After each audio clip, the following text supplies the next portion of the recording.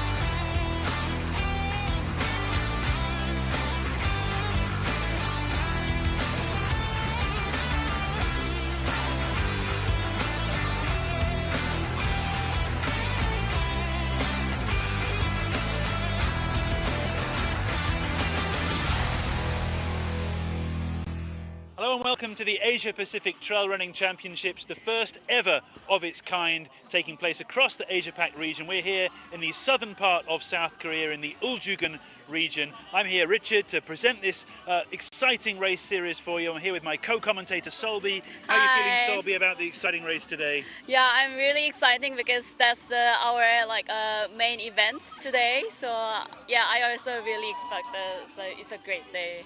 That's right, it's the big one today. It's the 80-kilometer whole course event for the top runners from around the Asia-Pacific region to take part in. We've already seen the youth of Asia-Pac take part in the under-23s race. We've already seen the short course 40-kilometer race take place. We've seen the winners of those races show their wares. Now we're looking for the big guns for the long course 80-kilometer race to line up for the start line. It's sure to be a competitive race. We've got runners from almost 20 countries and territories around the Asia-Pac taking part. Solby, this is a great chance for the runners to experience the Korean trails, but also for Korea to showcase to the Asia-Pac and the rest of the world what its mountains are like. And we're standing in front of many of them. Are you excited as a Korean to really have more people take notice of these trails? Yeah, I'm really exciting because this area is like the Korean Alps, we just call that. So that's why I think I know that it's a really like a unique and a different like from the other Asian countries. So it's very like you can just feel the Korea like among the like these mountains. That's right, it does feel very much like those Alps that you're talking about. It feels like being in Europe sometimes when you're around here. It's so different to, I think, the image that many people have in their minds of coming to Korea. It's really special to come and see this and to share it with everybody. So we're counting down now, as I say, to the start of the 80-kilometer race. Some top runners from around the region all taking part. We're looking forward to seeing what happens. Stay tuned. And welcome back, everybody, to the Asia-Pacific Trail Running Championships. Myself, Richard, here, and Solby back in the chair to take you through this long course version of the Asia-Pacific Trail Running Champs. You can see on your screen the course laid out in front of you. 76 kilometers, 4,870 meters of climbing, with 4 of the biggest mountains in this Ulju region for the runners to try and take on. Solby, this looks like a tough course. It's pretty much the entire Alps region of this area around Ulju. Yes, because they have the total 9 mountains in around here, and then they're gonna pass the, like a 4 mountains. So yeah, it will be gonna tough. It's certainly not a walk in the park today for the runners from around the Asia-Pacific region. Let's go back a few minutes earlier and see the start of the race. Our teams were there right at the start line to see all the action kick off as it unfurled early in the morning local time. There you can see the runners getting ready at the start line, all excitement, head torches on. This all kicked off at 5:30 a.m. local time here in South Korea. A lot of excitement. You've got runners from almost 20 countries and territories around the Asia-Pacific region all taking part in this race. And these are no ordinary trail competitors. These are the top-ranked runners in their respective countries and territories, all coming together for the first time for this first ever Asia-Pacific Trail Running Championships. You can see there the start list on the screen with the top-ranked runners according to the International Trail Running Association Index, all laid out with their country flags next to them. Teams from Australia, from India, from Japan, from Myanmar, from Malaysia, from Brunei, and so the list goes on. All over the Asia-Pacific region, the best of the best coming together for the first time ever to take on these beautiful trails here in South Korea. Some notable names already popping up on the screen there. David Simpak from Malaysia, Timin from China, some of the top Korean runners here. Any names stand out for you, Solby, among that list? Yeah, it is. I saw that like a 7 from the Korea, and then I already know them. And then they are really like a good athletes in Korea, and also I already like talk about yesterday, and then they already like really familiar with this area of the because of the 9 peak trail running. That's why I expect that we're gonna just have a good result in this race. Yeah, surely a bit of a home advantage for some of the South Korean athletes in this race, many of whom have raced on these exact trails before. Looking at the women's list here, Kanako Adamoto from Japan, a firm favourite. Also Yuri Yoshizumi there from Japan. Japan had a fantastic day yesterday in the short course, of course, going through the runners from the Philippines who received a huge amount of support online through our live stream chat yesterday, and also, of course, runners there from Vietnam and from Thailand. There are 80 runners in total taking part in this race. You can see it's a small field compared to some of the big races that typically take place at these types of events and that we're used to live streaming here with the Live Motion team. But the reason being, of course, this is the best of the best. This is not an open race to the public. It's not a free-for-all sign-up race. This is pitting the very best of each of the Asian countries against one another using their ITRA ranking, their International Trail Running Association ranking, to determine who's eligible to take part in this event. And that's why it's a smaller, thinner field. And that's also, of course, why it's such a competitive field. And we can expect, Solby, I'm sure, a pretty fast start, even though, of course, this is an 80-kilometer race. Yeah. Actually, I saw them like they actually start from there, and then they're really fast, like just a second.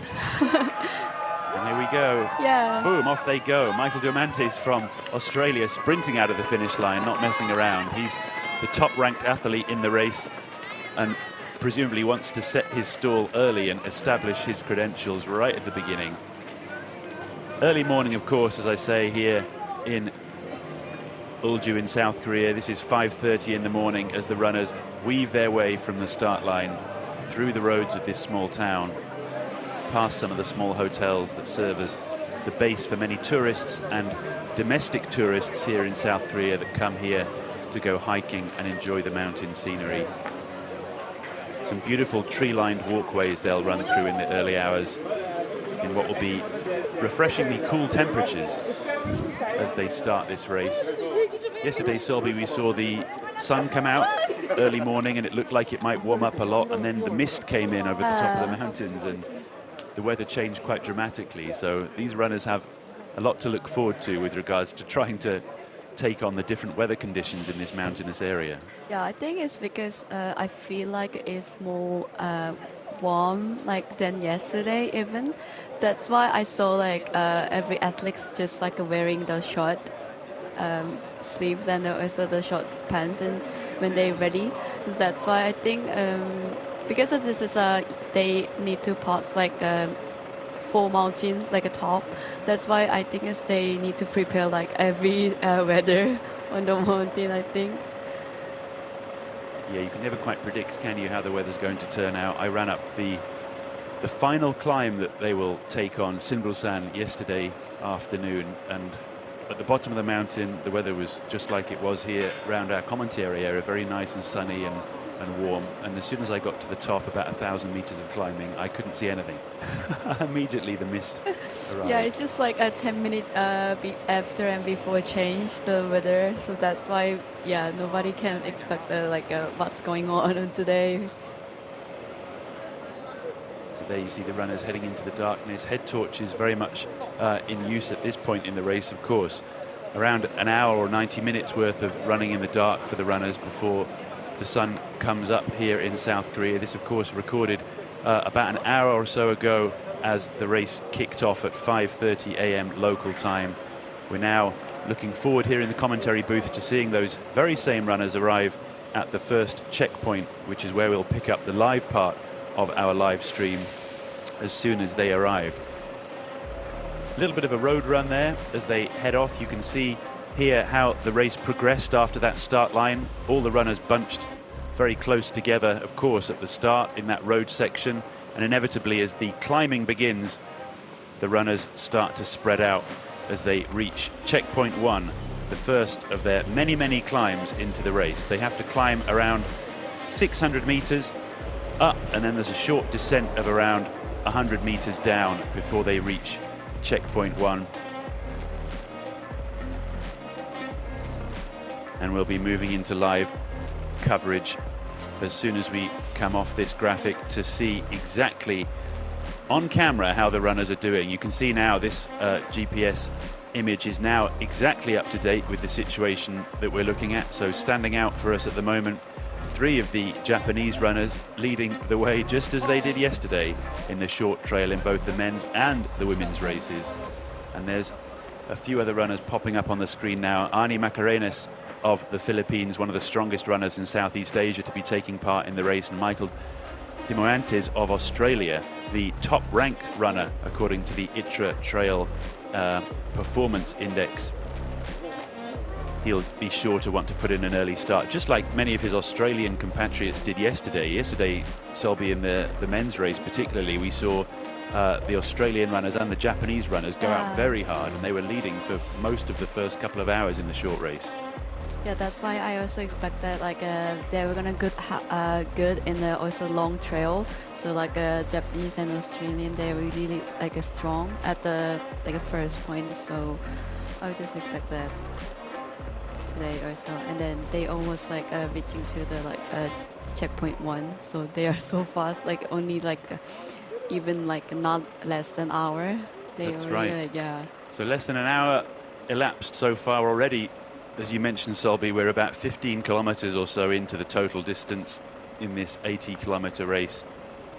Sun's still obviously down as they climb the mountain, but you can see there some of the head torches twinkling in the mountainside. A beautiful image, really, if you consider what's actually taking place down at ground level with those runners lining up on the mountain, pushing hard, and here they come, the headlamps. Yes. 10 points, Selby, if you can name a runner based on the headlamp alone.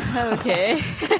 That looks like Michael de Morantes to me, just based on his long stride, long legs, tall frame. But even they are so fast, so just passing through, so I even can't see. It's like woman on the male or something.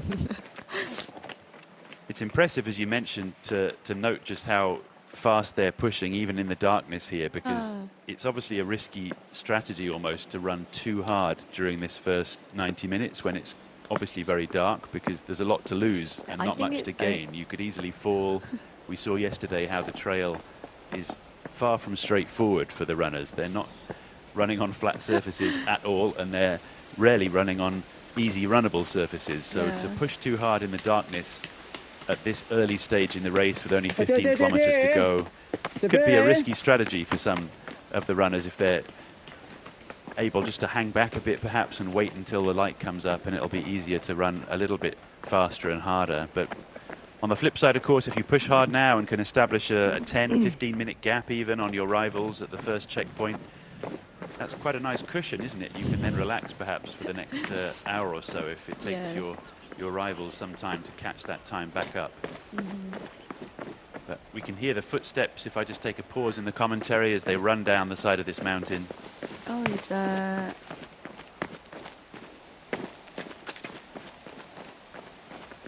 the heavy footsteps there of some of the runners.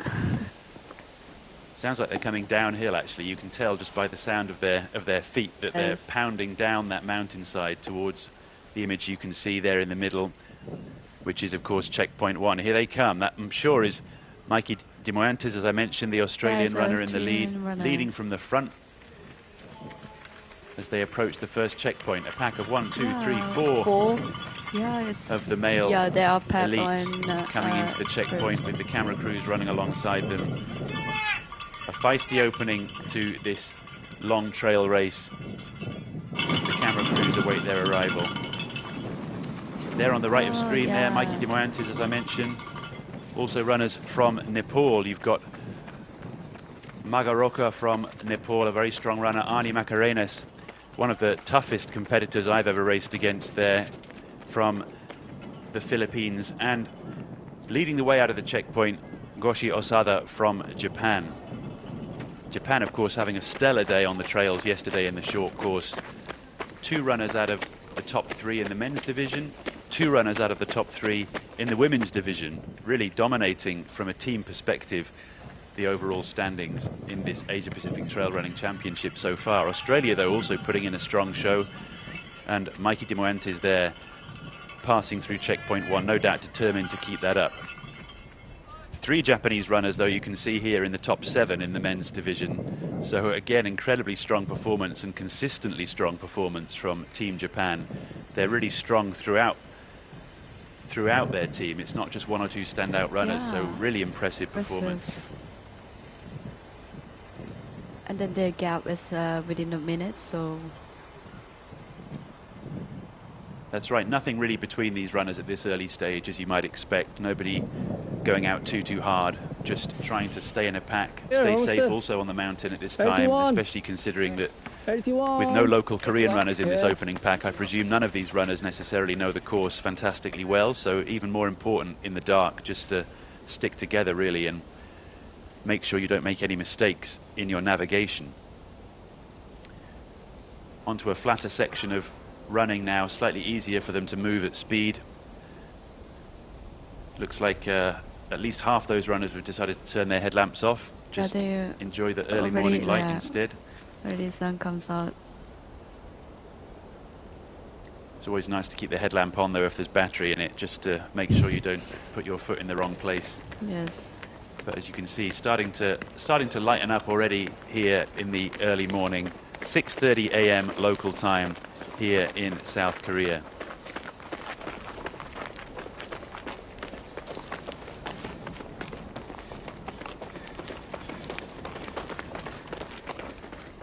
It's nice to listen to the panting sounds of the runners and probably the panting sounds of the cameramen trying to keep up with them.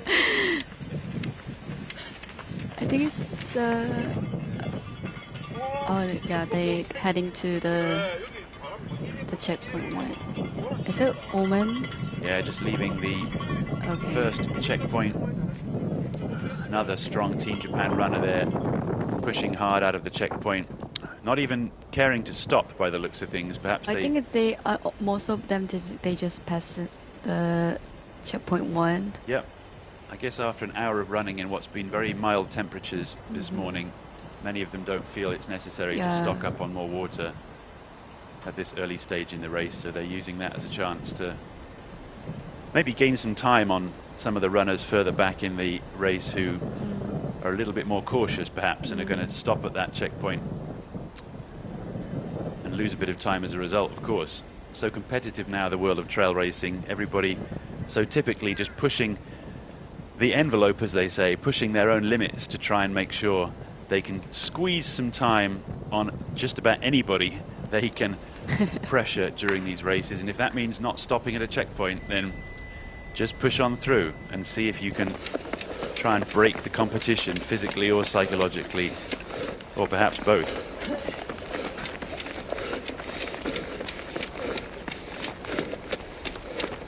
Great to get some sound here as the runners push hard up that hill. You can hear that heavy breathing. Going to uphill, so as I say, that heavy breathing might be the cameraman, not the runners, but still, it's fun to listen to, just to really understand the exertion of this gradient.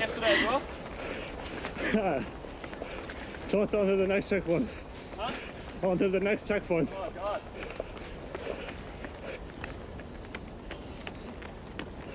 Nice bit of chit-chat there between the runners. You heard Mikey Dimoantes of Australia asking one of his rivals if he was recceing the course yesterday up this steep hill. The answer seemed to be that they did indeed recce the course and ran this entire section by the sounds of that interaction, which is impressive the day before the race, but just goes to show how many of these runners coming in from different parts of Asia have not had a chance to run on these trails before, and of course are very keen to try and educate themselves as best they can about the lay of the land. Just on the left of screen there, running through the shot, was Jantrabun Kyangchaipapana of Thailand, running with the cameraman alongside him there. He's Thailand's top runner in this race, an incredibly strong athlete, known primarily also as a mountain biker and adventure racer. Kayak, mountain bike, trail running, he's done them all. You can see him there in the purple shirt with the cameraman running alongside him. He's one of the toughest competitors I've ever filmed or run against in Asia, and also has, I can say with confidence, two of the strongest legs I've ever seen on a trail runner. He really has legs like tree trunks. And it's amazing when you're trying to climb a mountain against him in a race. I want to see. Just think about what that means when he's going uphill. Might not always serve him perhaps in the fast, flatter sections of the race, when he's up against some of the runners in the race who have a marathon running background and are perhaps more slender in their build. But this man is a mountain machine. Jay, they call him Jay from Thailand. Super Jay, he's often known in the trail running circles. He's really a powerful runner, especially on these hills. Spends a lot of time in the northern part of Thailand, Jay, where he's originally from, in Chiang Mai, where the mountains are really vicious, some very, very steep climbs up there, and obviously a famous trail running and hiking destination, Chiang Mai in northern Thailand. So he'll be very at home if these mountains get steep, which they will, and if it gets technical, which it will, that'll be no problem for him. On board now with Mikey de Moantis of Australia, still got the headlamp on, looking fairly smooth and relaxed. See his hair bouncing along there, that means he's not sweating so much. That's a good sign for him. It's not too hot for him there. He's not dripping with sweat like I probably would be at this same stage in the race. Shoulders fairly relaxed, looking strong.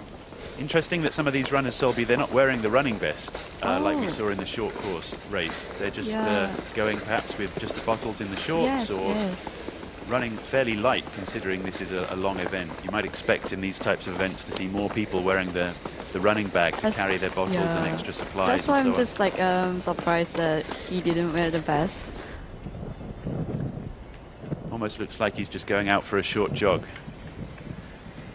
And here we have the first woman arriving in split one. This, of course, Hao Ha-Thi of Vietnam. She's an incredible athlete who's burst on to the running scene. Look at her flying through that first checkpoint. She, of course, is wearing a running vest, as we might expect, really, for a race of this distance. But goodness me, here she comes. Quick refill at the water station. Lots of interest in her participation in this event. Some very stylish arm sleeves here with the Vietnamese. I saw it and I really like it. The Vietnamese and even though like design. a flag, yes. Yeah, I like those. We've seen some great colors and fashion items being displayed, as many of the runners enjoy having their team outfits for the first time, for many of them representing their national team rather than running just as individuals. So she's certainly proudly wearing her Vietnamese colors there as she sets off really at a pace. Goodness me, hope those poles don't fall out. Look out. Wow, she just like a thumbs up. But yeah, she could be running a 10K park run. The speed she's heading out of that checkpoint on a mission. Wow.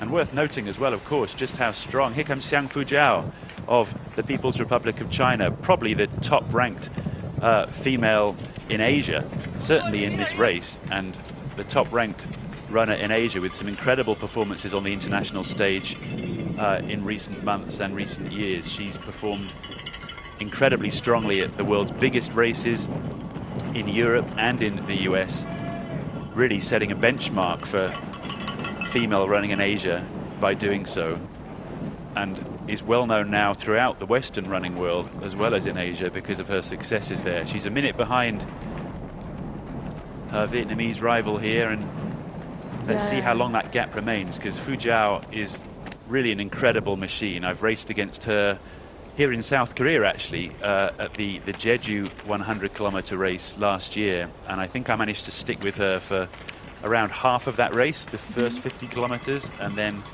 it's just the consistency of runners like her that really knocks us out, those that are not really at that level. They just never slow down. There are moments when you think you could run faster than them, but then they just never slow down. Yeah, that's why I think the Chinese the female athletes, she just passed the checkpoint 1, and then behind her, the third-placed female there, Kanako Edamoto, also a really strong runner from Japan. I've also run against her in Thailand last year at the big Doi Intanon race there, 100 kilometers also. Same thing happened. Stuck with her for the first half of the race. Second half of the race, had to wave goodbye, met her at the finish line. Otsukare-sama deshita. Very good job, Kanoko-san. Sorry I couldn't keep up. The standard of women's running, it's really worth explaining to viewers, is really so high, and it's no longer the case as it may have been 5-10 years ago when there were fewer elite female athletes in these races, that there would be a big gap between the male and the female performers. Nowadays, that gap is getting narrower and narrower and narrower, and more power to the female elites, because they're really showing their worth, particularly, it must be said, in these longer races where I think the pacing and strategy of the female athletes is really probably better than the men. We often see the men push too hard at the start, they often blow up, and many of the top men we've seen in the most competitive races have ended up dropping out because I think they've been a bit too aggressive at the start of the race. Happens far more rarely in the women's division. So Expecting some strong performers from the women's division to turn up in the top 20, perhaps even the top 10, perhaps even, and who knows, maybe even the top 5 of this in the overall standings. Such is the standard now of female running. Yes. Leading the front, though, we have Japan, Australia, and the Philippines, as we're running alongside them now on this fairly runnable trail, which the runners will be enjoying as they head up yet more mountain climb. We've now left checkpoint 1. There's a 13.5 kilometer section now before checkpoint 2. It's exactly half up and half down as the runners reach one of the highest points in the race. Yes. Halfway through this section, they'll reach around 1,200 meters of elevation at the halfway point of this section before starting a relatively steep descent into checkpoint 2. Even this early morning, we already saw the hikers there. That's right, so Yeah, you can coming see some of the hikers already, since it's a weekend here and the weather's very pleasant in this autumn season here in South Korea. So I think it's like today we can see like many hikers through this course.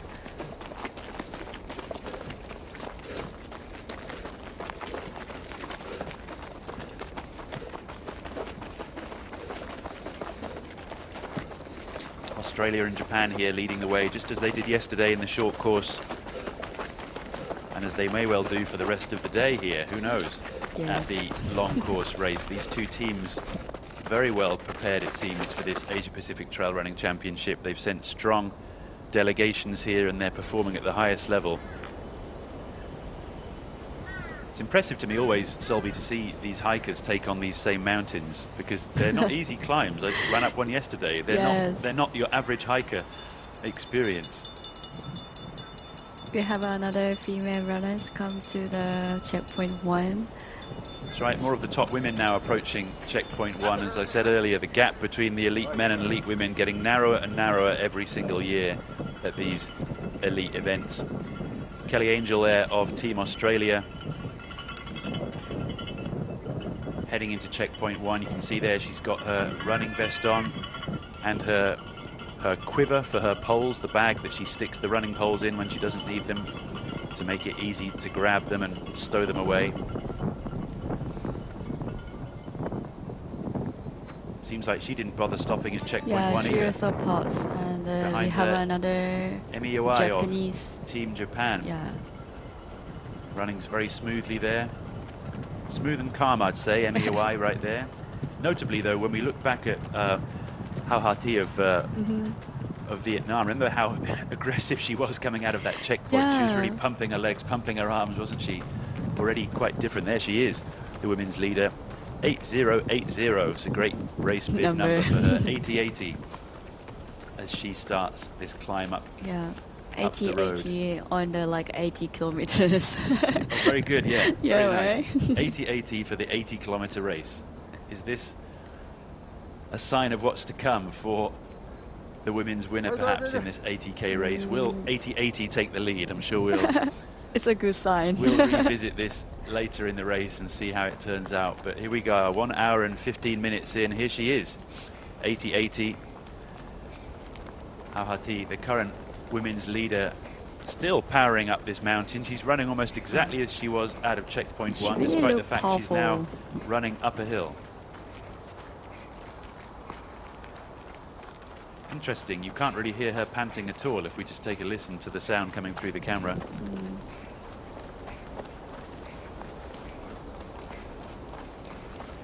Very smooth, very, very impressive. Poles look a bit more secure as well. She's tidied those up, I think, since she left the checkpoint. They were bouncing around a little bit, gave me some concern. Didn't want them to fall out and slow her down, but nicely stowed away there. Very important in these long races to take care of your equipment, take care of your nutrition, make sure nothing falls out, so you've always got everything you need. You can obviously play with your mind a little bit when you're worried about all these things in these long races. You start wasting mental energy worrying about something falling out of your bag or out of your pocket or breaking a running pole. Any of these things start to really tire you out.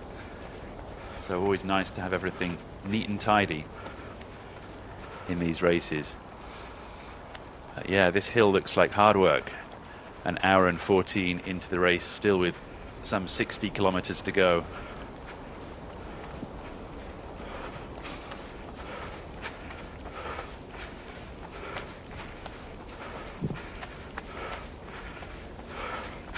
Welcoming viewers to our live streams from around the Asia Pacific region for this Asia Pacific Trail Running Championship. I can see messages coming in on our live chat already from viewers around the region. Do message us on the ITRA YouTube channel or the APTRC YouTube channel. Let us know where you're watching. Let us know who you're supporting. Send us any questions you might have about the race or about the runners. I can see here messages of support for runners from the Philippines yet again. A huge fan base in the Philippines for this race, which is fantastic. And of course, support from Australian viewers who have 2 or 3 hours on us in terms of time difference, a little bit later in their morning over there. Julian Schultz, say hello to him. Hi Julian, he's saying, let's go Mikey, for of course Mikey Dimoantes of Australia, who's pushing so hard at the front of the race. Also 1, 2, 3, 4, 5 messages at least for Team Philippines, and specifically Ani Macarenas of the Philippines, who I mentioned earlier, who's also in that leading pack. Xiang Fujiao of the People's Republic of China, the second place woman on our screen in the middle there. I think I heard somebody shout the immortal words of fighting, as we often hear here in South Korea. This is a very popular phrase, Solby, in Korea for encouraging people. Basically like the English word fighting, I think. Yeah, I don't know why, but it's like in Korea we just like cheering someone like a fighting. Yeah, if you have a chance to like step by to Korea, and then if you wanna like cheering someone, you can just use the word fighting, and then the Korean understand they are cheering you. One of my favorite things about racing in South Korea, having hikers or spectators cheer that when we run past. Yeah, even like for me, like when I just do the trail running in Korea, like every hikers, they just like cheering us, and then because like we are just like really fast, like passing through them. That's why I'm just like they are very surprised that we are actually like run in the mountain.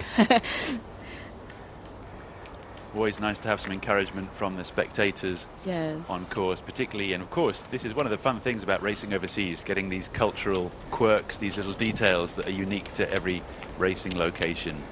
Certainly one of those here in South Korea. The sound of people cheering you on with that fighting and actually, rallying cry. Actually, this is a weekend, so I expect that there are more like hikers in today in this area. So they were gonna just more like cheering from them. Yes, that's right. We may see more hikers on the trail today than yesterday, since of course we're now at the weekend here in South Korea. Lovely Saturday for going out and exploring the trails. Many people will be enjoying that today, no doubt. This is the chasing group in the women's race. 2 Japanese runners, Kanoko Edamoto and Yuri Yoshizumi, both of whom are strongly fancied for podium places, possibly even for the win here in the women's long course race. We can hear a nice clickety-clack here that I think must be the running poles, and there they are, the running poles of Xiang Fujiao.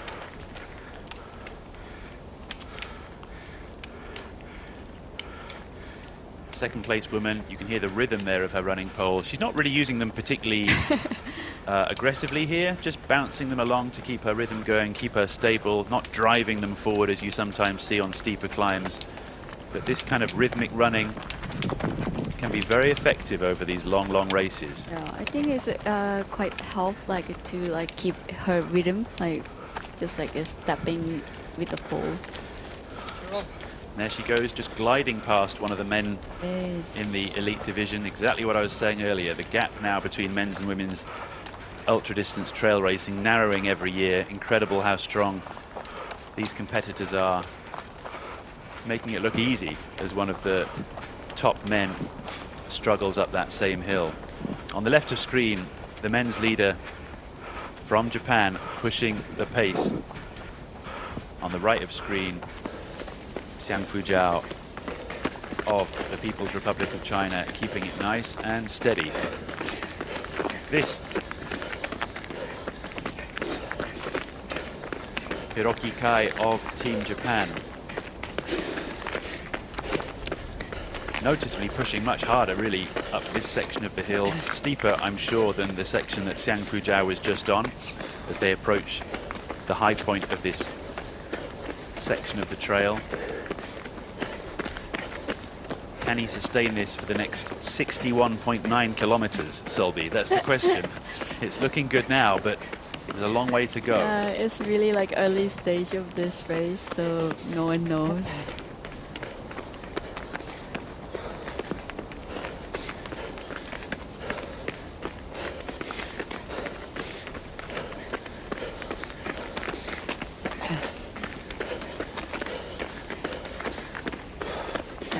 And also the first mountain is the Chanang San. That's actually the highest among these 4 mountains.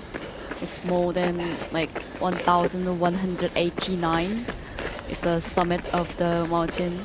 It's a very hot. You can see on the graphic. It's a Chanang San. Chanang San, that's right. So almost 1,200 meters. That summit, which is the one they're all approaching now. The chasing pack on the right of screen in the men's division, slightly behind Hiroki Kai of Team Japan. We have Mikey de Moantis of Australia in the foreground of the right-hand shot.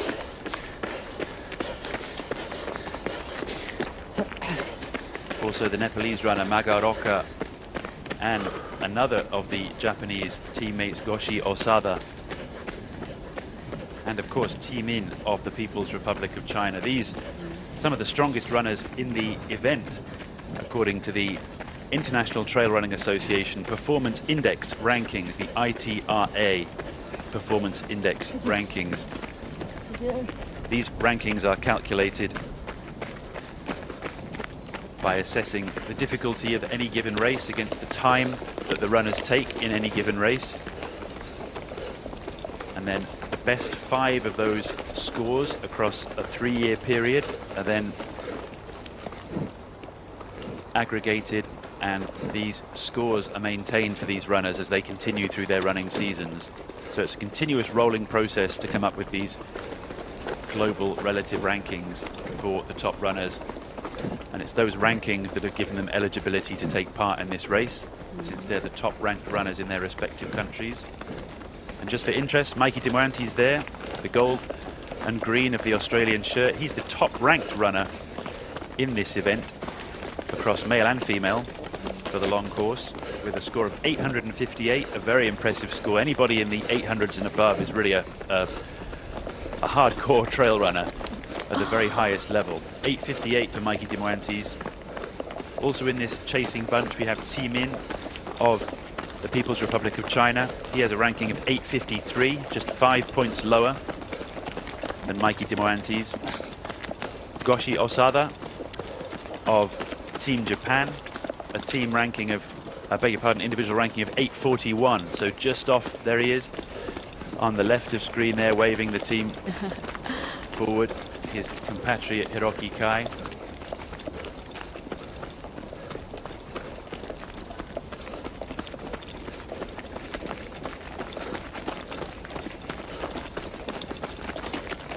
And Rokamaga of Team Nepal, a ranking of 776, just off the 800s, but he's holding his place very strongly in this chasing pack. The last of this chasing pack you can see on the left of the screen there, Yuya Kawasaki of Team Japan. He's actually the second highest ranked athlete in this event, just 1 point behind Mikey de Moantis. 857 his ranking, so just 1 point off Mikey de Moantis, who's now taken the lead in this chasing pack. You can see on the right of screen, he's pushed ahead of those other runners. The tall, lean frame of Mikey de Moantis stretching his legs, as we saw some of the Australian runners do yesterday, using that long cadence, long stride to open up a bit of a gap during these flatter sections.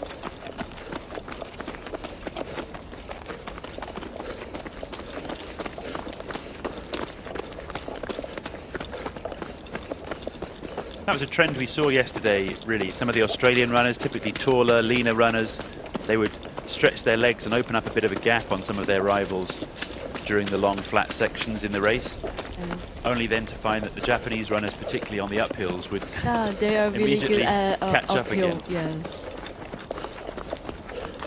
But I think probably the learning from yesterday was that if you can run downhill fast, you can do very well in this type of event, as we saw with, we saw like with John Ray Anifa of the Philippines, just he catching everybody really with good his at downhill like speed. downhill, and then he catching up everyone. On screen now then, the leaderboard for the women's race.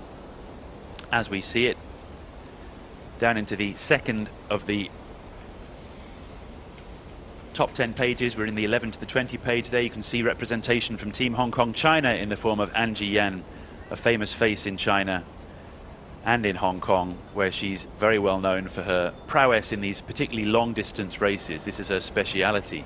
And we can see 1, 2, 3, 4, 5, all 5 of the Korean runners in this list too. Great to see them. And at the bottom of that list, Manny Chung, also of Team Hong Kong China, a very experienced and determined runner. I've raced with her many times. She's somebody you can always rely on to do well, never gives up.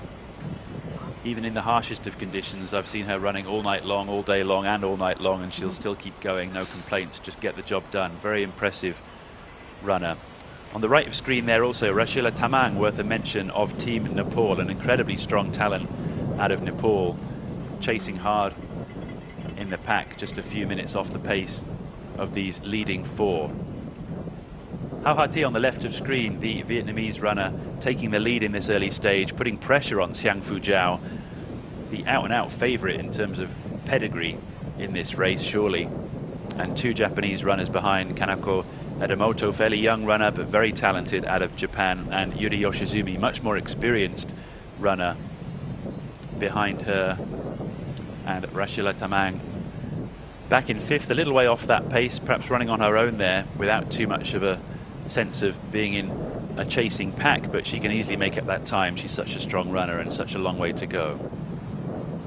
The men's leader on the left of screen, Hiroki Kai of Team Japan, pushing up this staircase. There's many staircases like this, aren't there, at the top of the summits here in Korea.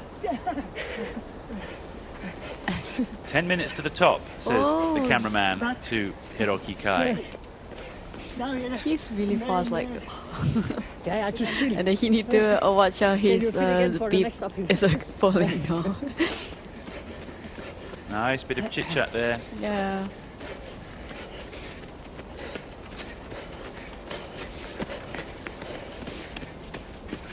Yeah, we've got a knowledgeable team among us on the live stream today. Our venerable director Rafa just telling me in my ear that he knows Hiroki Kai from the orienteering world, where Hiroki-san, oh, I beg your pardon, it's the camera runner, of course, who's even more impressive. Not Hiroki Kai, he doesn't waste his time orienteering. He likes to run fast and hard on a race course. But the cameraman, I beg your pardon, Rafa, is in fact, I presumed you meant the runner. The cameraman is a very experienced orienteering runner. There's a measure just of how tough and strong our team is on the course today. Even the cameramen are professionals. Yeah. In the world of mountain running. I always impressive by cameraman. How can they like chasing like a really fast runner in the mountain? It's very impressive. Yeah. I say that because I've done it many times. That's why it's very impressive. No, but seriously, this is a course that's not easy to chase runners on. We saw yesterday, most notably, I think, some camera operators flying down the side of the mountain, trying to keep up with the runners, while of course still filming and trying to keep a decent shot in the process. It's an amazing skill and an amazing commitment from them to try and race against these runners in these types of conditions. So chapeau, as they say in French. Hats off to the cameramen in this race, particularly just there. Our camera operator who was chasing our race leader, Hiroki Kai, up and over that first big summit, the 1200 meter summit, the first of the big climbs in this race. Looking now then at the GPS tracker for the women's race, with 1 hour 30 down in this long trail race. We have Hao Ha-Ti on the left of screen of Team Vietnam leading the way, Xiangfu Jiav, the People's Republic of China, in second. 2 Japanese runners, Yuri Yoshizumi fancied for the win here, and Kanako Adamoto in 3rd and 4th place. And Elizabeth Dangadang, I believe, of Team Philippines in number 5th place as they push on through this first long, hard section of the race as we move out of the darkness into the sunrise. And it's a perfect time for us to take a short break here and wish everybody who's watching the very best of mornings around the Asia Pac. And please tell all of your friends to join us on the live stream as we move through this long course race. Time for a short break.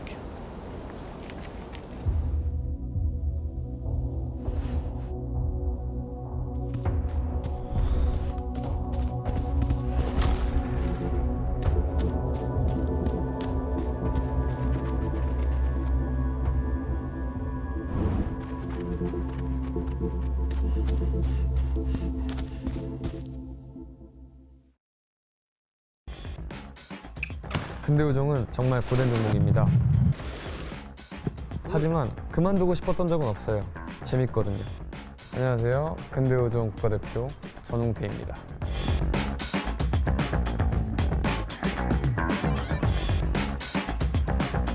파리올림픽에서도 정말 더 멋진 모습을 보여드릴 수 있도록 노력했던 것 같은데 결과가 조금 아쉽게 나와서 다시 한번 또 할 수 있다, 나는 된다, 되게 긍정적인 생각을 많이 했던 것 같아요. 5가지 종목이다 보니까 정말 힘들거든요. 아, 잠깐 올 스톱하고 싶다 라는 생각이 들 정도로 육체적, 정신적 이런 고통이 함께 하는데 근대우종을 하면서 아직까지는 그만두고 싶었던 적은 없는 것 같습니다.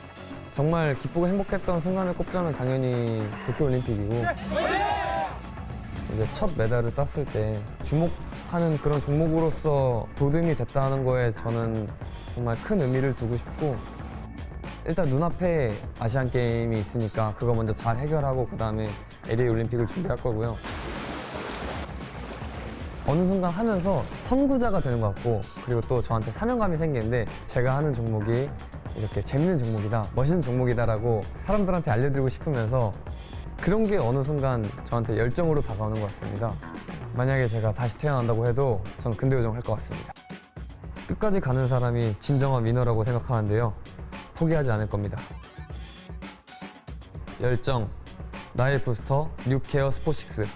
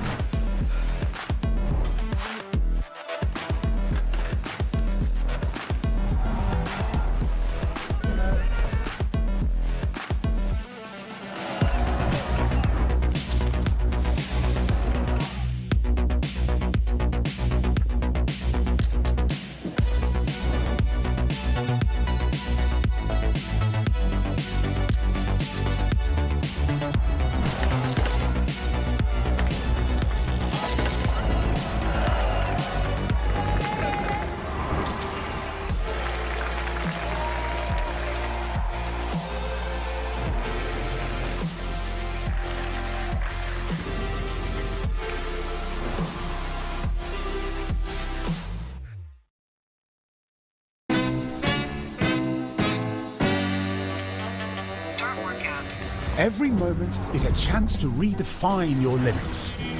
It's a decision to grow. Every drop of sweat, every beat of your heart. So let us remind you of you. Your pain, your sweat, and every goal you've already met. Workout completed. Amazfit T-Rex 3.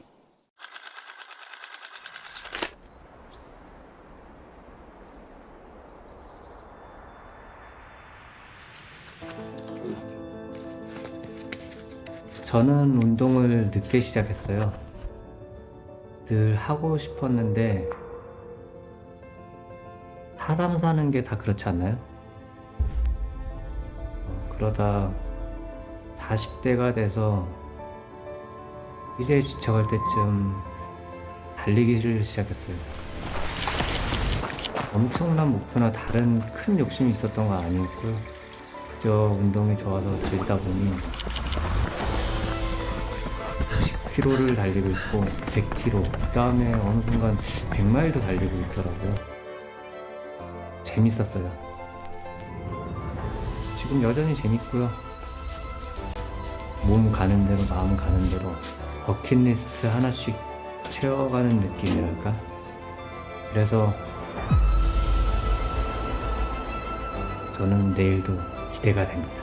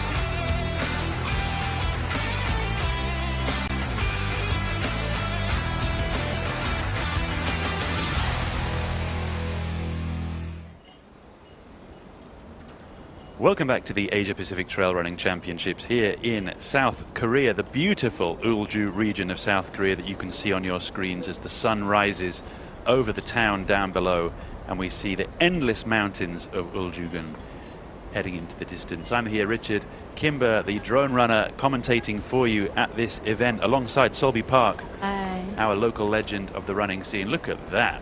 Oh, it's a moon. Beautiful. Hi. Almost in touching distance from the top of the highest point in this race course. Of course, the moon there looking beautiful in this autumn season here in South Korea. We're here watching the long course race, the 80-kilometer race in the Asia Pacific Trail Running Championships that has brought together the very best of the best of the best of the trail running talent in the Asia region, thanks to the International Trail Running Association, ITRA, whose logo you can see behind us here and on our t-shirts, and the Asia Pacific Trail Running Championships here in Ulju in South Korea. Yesterday we saw the short course race, the 40-kilometer race. Today we're watching the 80-kilometer race, the long course race. It's been a dramatic weekend of running talent. Let's take a look back now at what happened yesterday in the 40-kilometer short course race, and we can tell you all about the top runners in that event. But first, let's see the highlights.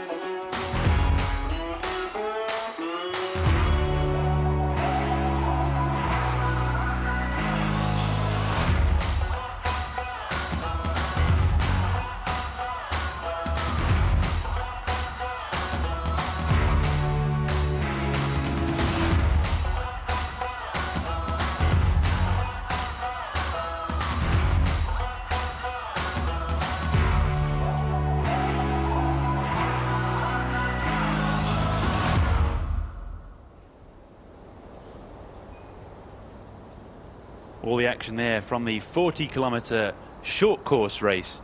And let's take a look at the runners and riders in that race who showed themselves to be so strong. In the female division, of course, Takako Takamura of Team Japan leading the way pretty much Solby, from start to finish. Yeah, we saw that like she never like let her position like through the course, and then she really like pushed herself like from the beginning to the like end, and then she just like I saw her crying like after she crossing the finish line, and that's the thing that she her best on the race. Really incredible performance from Takemoto-san. She looked under pressure at times from Priya Rai, as you saw there in the second place position, but never really let go. And her teammate Akiyama-san there, Honoko Akiyama, came in third. So 2 Japanese runners in the top 3. Looking down further into the list, you can see runners representing the Philippines there. You can see runners representing Hong Kong, China, more runners from Japan, more runners from the Philippines. You start to see some runners from Vietnam, from Southeast Asia, and a full representation across the board from some of these leading nations in the Asia Pac in the women's division. But Japan really took top honours in the first 3 placings, with Australia coming up second in the overall team rankings after that first short course race for the women. Let's take a look at the men's division with some more beautiful background scenery here from the Ulju region. The star of the show really, John Ray Onifa, Stingray as they call him, on the trail scene of the Philippines. He held back at the beginning of the race, which was probably a smart move on his part, and only really attacked about halfway through, using his incredible downhill speed to take out the Japanese runners Koken Ogasawara and Hajime Kasagi, who finished in 5th eventually, who were leading the way through most of the race. Blake Turner in 3rd place of Australia there, Wu Arting of the People's Republic of China in 4th, and Randolph Gonzalez, another Philippines runner, forcing his way through injury almost and pain, it seemed, at the end to make himself 6th place. A really impressive run by him, and you can see how close it was there between himself in 6th, the runner ahead of him, Hajime Kasagi, in 5th, and Sunua Bahadur of Team Nepal in 7th. A very exciting finish between 5, 6 and 7 in the men's division. But John Ray Onifa of the Philippines leading the way with the standout performance there. Moving down the list, some other runners to mention, notable performances. Chun Kit Sang, known as Ying Ying in Hong Kong, of Team Hong Kong China, coming in 13th. A strong performance from him. Mwa Hei of Team Hong Kong China also in 16th place. Another strong performer from the Hong Kong China region. Mira Godwin of Team Malaysia in 17th place, along with Wilson Singin in 19th. Some very strong performers there also. They hail from the Sabah region of Malaysia, putting in some very strong performances there. We'll mix nicely out of the beautiful floral scenery, the flowers there of the mountains here in Ulju-gun, onto the live tracking of the men's race as they go over the top of Chonghuangshan. Is that right, yes. Solby? Kai Hiroki of Team Japan, Hiroki Kai, leading the way. Oh, yeah. And there he is, running so fast over the top. He's easy to recognize, Solby, because his race bib is hanging off the back of his there it is, 8028, perfectly on cue. Thanks, Hiroki-san. You can flip it back down now if you like. Yeah, he already passed the top of the mountain, and then he just really fast to go to the downhill. Very impressive running from Hiroki Kai, and very impressive running from the cameraman behind him. Yeah. Here he comes. Excuse me. Beep beep on the left, and past the hiker there, past another hiker there. This could be a challenge for some of the runners in this race as more and more hikers come out and enjoy the trails. Oh, yeah, that's, of course, everybody's welcome on these trails. It's certainly not exclusive to trail runners. That's one of the most important things about trail running, sharing the trails, making sure they're available to everybody. But certainly in this race with such high intensity, it could be a problem in a couple of hours from now, perhaps, when I presume there might be more local hikers coming out. Not everybody's as keen as those hikers getting up so early to enjoy the sunrise. But Hiroki Kai here, passing over the top of Chonghuangshan and making these stairs look easy as he flies down them, 2 at a time, 3 at a time.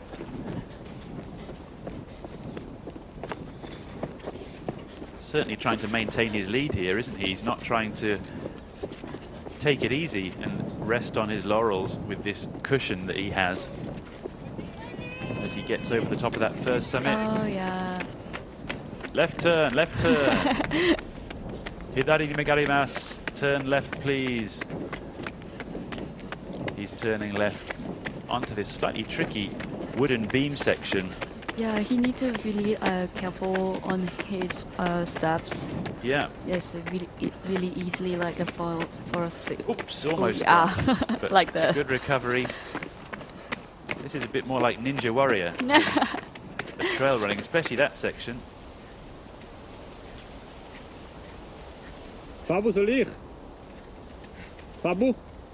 Fabu. Here they come. Salir. Hiroki Kai in the lead and a world-class orienteering runner in second place. Oh no, that's the cameraman.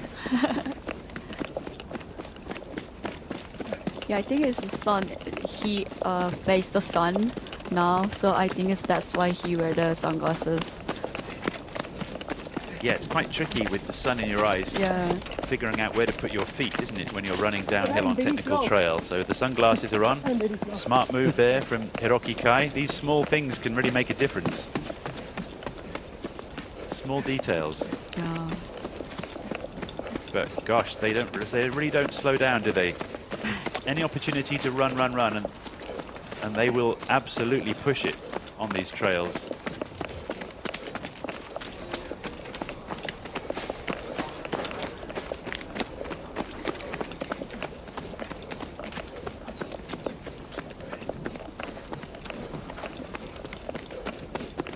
Beautiful to see the sun passing through the trees here. So on the right of screen we have Hiroki Kai of Team Japan leading the way in the 80k race. On the left of screen, Mikey Timoantes. Oh, he's the first.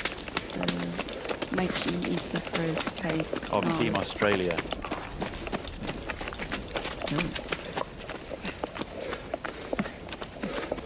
Now it's correct. It's just the 1 and the 2 of the... Okay. Almost the wrong way around, but looking very smooth there. First place man, thank you there. Yes. We go, perfect. My AI assistant is doing the job. Look at the sun pass through the trees there for Mikey Timoantes. They really like face the sun. Beautiful morning here in Ulju. So great to capture this on camera. Fantastic job by the team here to manage to get access to these trails in difficult circumstances and be running so well alongside these top runners. Bouncing as Hiroki Kai is here through the water. Let's listen to the splash.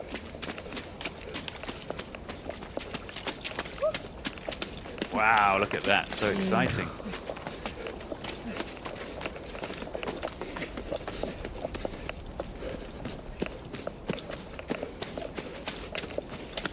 Really amazing to be up close and personal with these elite runners as they fly through this difficult terrain. It makes it look so easy, but really when you're running on this trail as I was yesterday... Yeah, it looks easy, but very you know easy it's not. to make a mistake.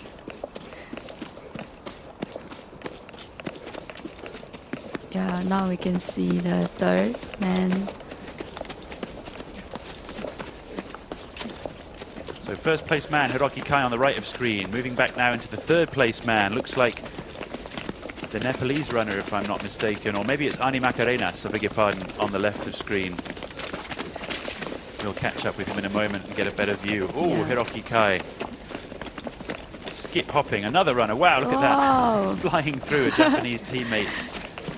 That looks like Goshi Osada on the left of screen. He almost got it. Oh, Japan. Okay. Indeed, yes, the Nepalese runner ahead of him. Rokamaga flying past the camera on the left along with Goshi Osada, chasing hard the lead 2 runners. Yes. On the bottom left of screen there, you'll see the name of Chi Min of the People's Republic of China in 5th place in the men's division, also pushing hard in this chasing group. But interesting, Selby, that chasing group in the men's, they all used to be together, didn't they, at the checkpoint? Now already we're seeing them all spreading out. Only Goshi Osada and Rokamaga of Team Nepal are still running together. Everybody else now starting to spread out a little.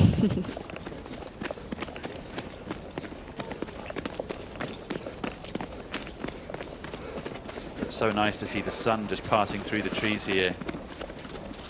Headlamps are off now, Yeah. stashed back in the bags. Won't need those again today for these top runners. They're all likely to finish well before sunset. We recognize this scene, I think, on the right from one of the races yesterday, the short course race. Yeah, we remember. But Hiroki Kai really setting the pace here on the right of screen as they see a long descent ahead of them, which they'll no doubt be enjoying. You can see on the bottom of the screen here the elevation profile of the race. It's a long, relatively smooth descent at this point towards the second checkpoint after their strong efforts to get to the top of Chonghwan-san. The highest point almost on the race course, almost 1,200 meters.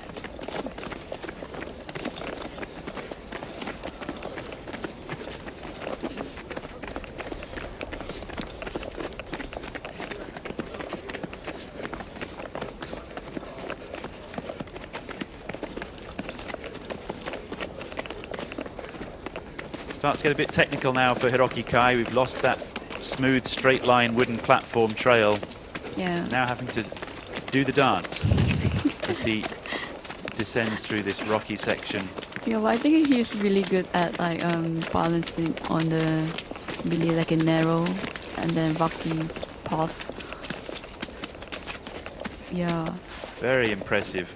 And of course, very impressive camera work. Just dancing down the trail here. Through the bamboo.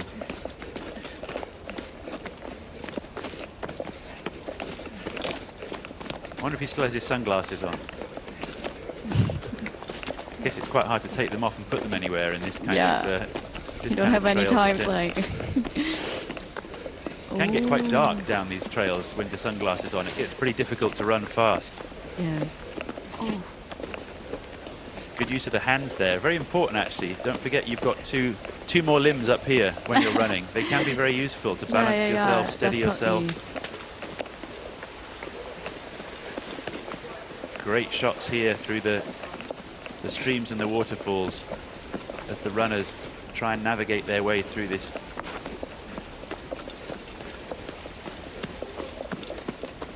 Highly technical terrain. Come on, man. And here comes Mikey de Moantis right behind him. Gosh, look at that. He's somehow made up time.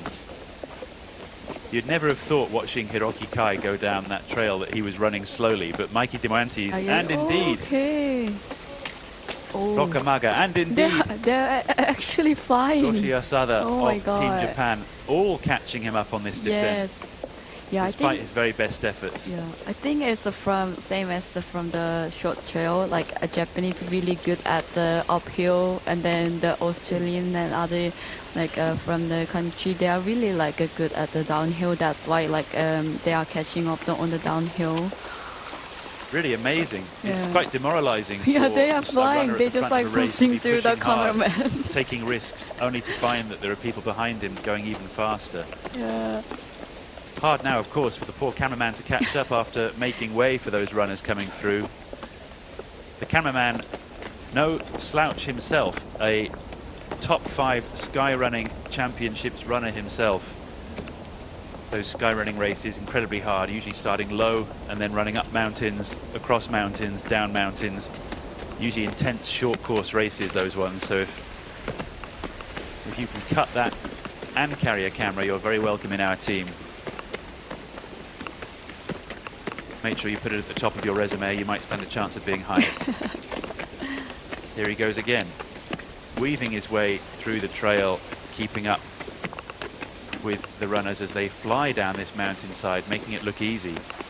But gosh, the speed of those chasing pack in the men's division, just taking out Hiroki Kai on this downhill. Be interesting to see how that affects the strategy of a runner like Hiroki Kai as he sees what just happened to him on this downhill. He knows that the runners behind him are probably faster than him on the downhill.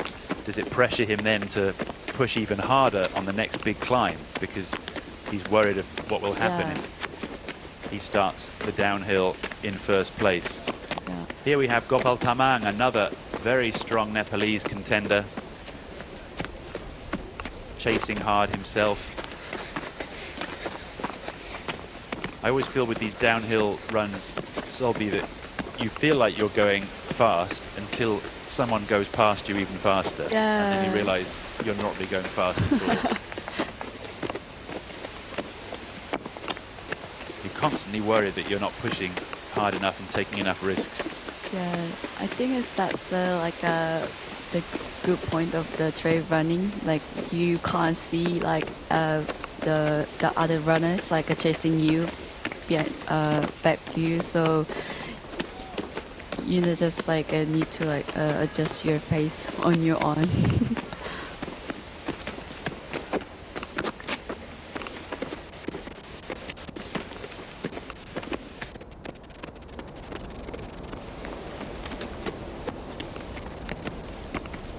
Just having a look at the overall elevation of the race course here, the beautiful scenery of the mountain ridge lines. And let's have a look at this graphic here on the bottom of screen. This is the race leader, as we saw it earlier in the race, Hiroki Kai, compared to Mikey Dimoantes of Team Australia, who has now really taken over the lead. You can see here Hiroki Kai lost about 25 seconds in the approach to checkpoint 1. He was somewhat behind as Mikey Dimoantes pushed the pace. He then clawed back that time and some by adding 26 seconds on Mikey Dimoantes, basically making up a minute of time between checkpoint 1 and checkpoint 2 on the climb. So interesting here, you'll see this trend, as we've talked about over the last couple of days, of the Japanese runners dominating on the uphills, pushing so hard, getting to the top of Chonghwan-san, the 1200-meter summit, one of the highest points in the race, possibly the highest point after Simbril-san at the end of the race on the right of screen. But he made a minute on Mikey Dimoantes during that section, only tragically for him to probably then lose it on the downhill between the midpoint where you see that line and checkpoint 2, as we just saw Mikey Dimoantes fly past Hiroki Kai on the downhill. So pushed so hard to get a minute of time on him, only then to lose it on the downhill.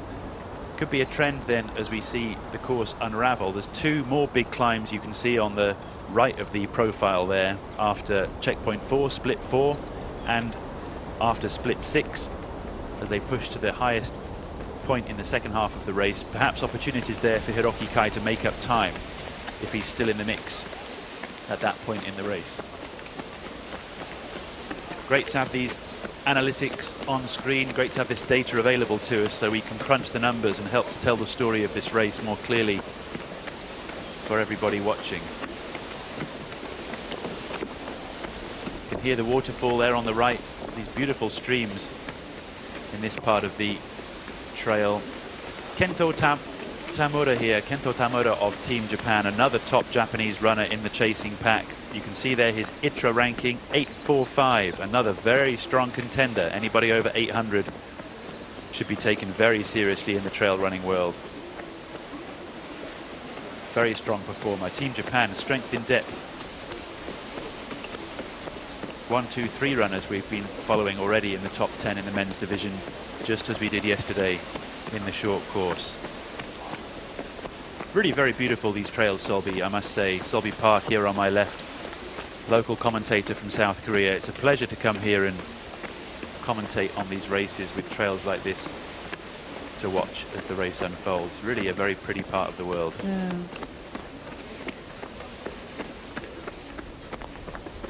Let's see how many more runners come along to the races in Korea after this live stream.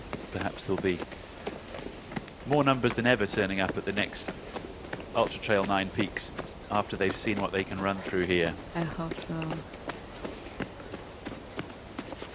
And Lovely also, bit of forest here.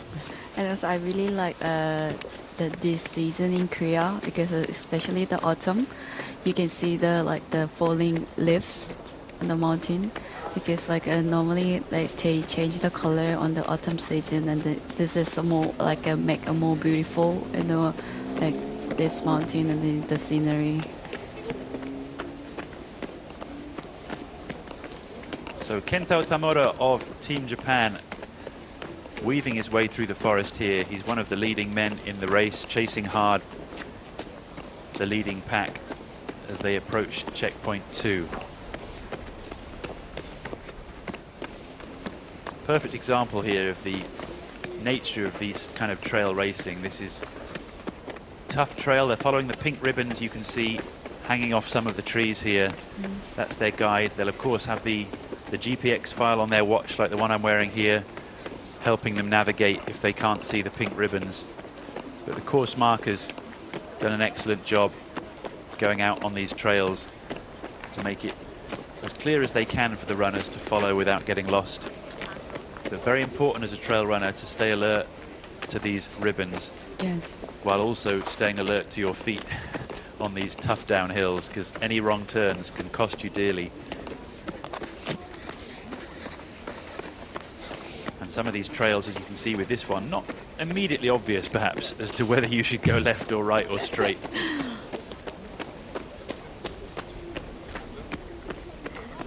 Yeah, that's the thing. It's like for me, I can just like stop and then go looking around like where is the ribbon. But like for like the top athletes, they don't have the time to like look at it, so they just like quickly catch it. Where is it? And then go. And look and listen to this. The beautiful waterfall of checkpoint 2. Just take a minute to breathe this one in if anybody's waking up early and needs to relax. It's a really nice sound. Let's take a pause and do some mindfulness. Deep breath. Very beautiful.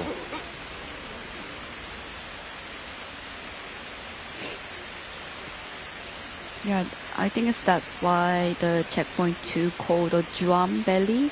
It's the name of the valley, and this area is a very nice valley side of between the mountain. Yeah, what a lovely scene for a checkpoint.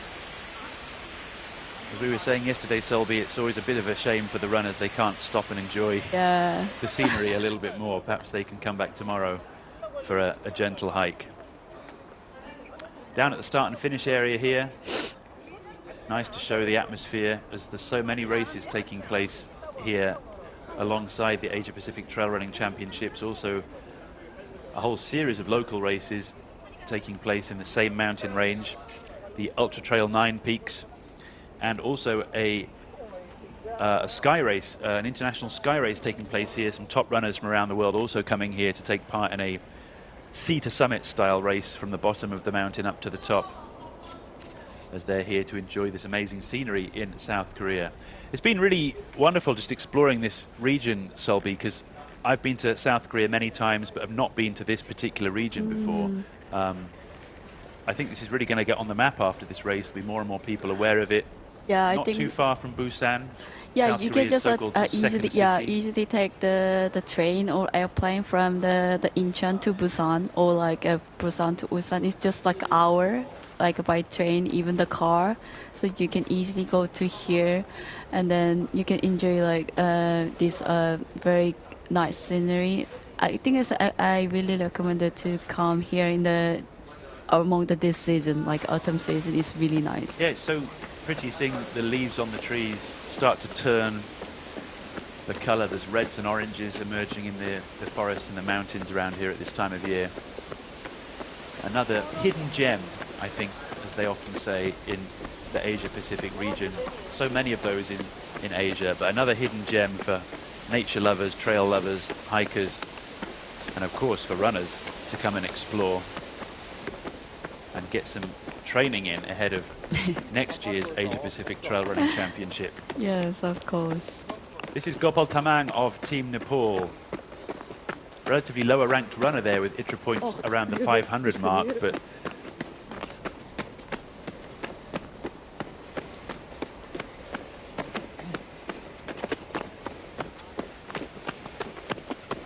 as he comes down this mountainside, don't let that number fool you with Gopal Tamang. These Nepalese runners can take on the very best.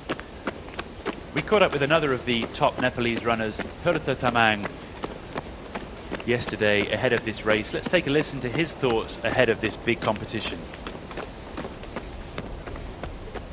नमस्कार, म तीर्थबहादुर तामाङ, म नेपालबाट र मैले चाहिँ जस अब यो एसिया Pacific trail running च्याम्पियनशिपमा 80 किलोमिटरमा भाग लिँदै छु र मैले अहिलेसम्म एचिभ गरेको भनेको SK 100K मा गोल्ड मेडल, चाइना डाल सिटी गोल्ड मेडल, त्यस्तै गरी म खेल्दै चाहिँ अहिले UTMB त्यस्तै लगातार धेरैवटा गेमहरु खेल्दै यहाँसम्म आइसकेको छु। र मैले यो गेम खेल्दाखेरि विशेष गरी अब सम्झाउनु पर्दाखेरि अहिले यो गेम खेल्नका लागि मलाई चाहिँ SK 100K त्यस्तै नेपालमा रहेका पोखरा ट्रेल सिरिज रेसका अर्गनाइजर हाम्रो राजीव सर, त्यस्तै अल्पाइन ट्रेल सिरिजका सर लगायतले मलाई विशेष गरी एकदमै सहयोग गरेर अहिले यो ठाउँमा म चाहिँ खेल्न आइरहेको छु।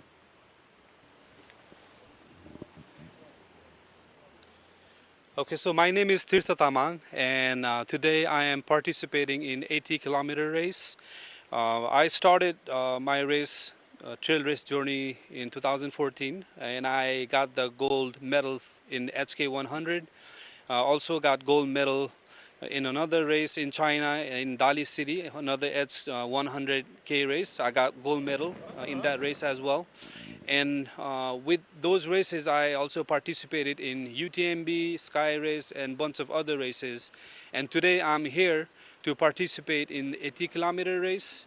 And you know, regarding this race, I do have to mention some of the names that helped me to get here. HK 100 has played a major role to bring me here to participate in this race.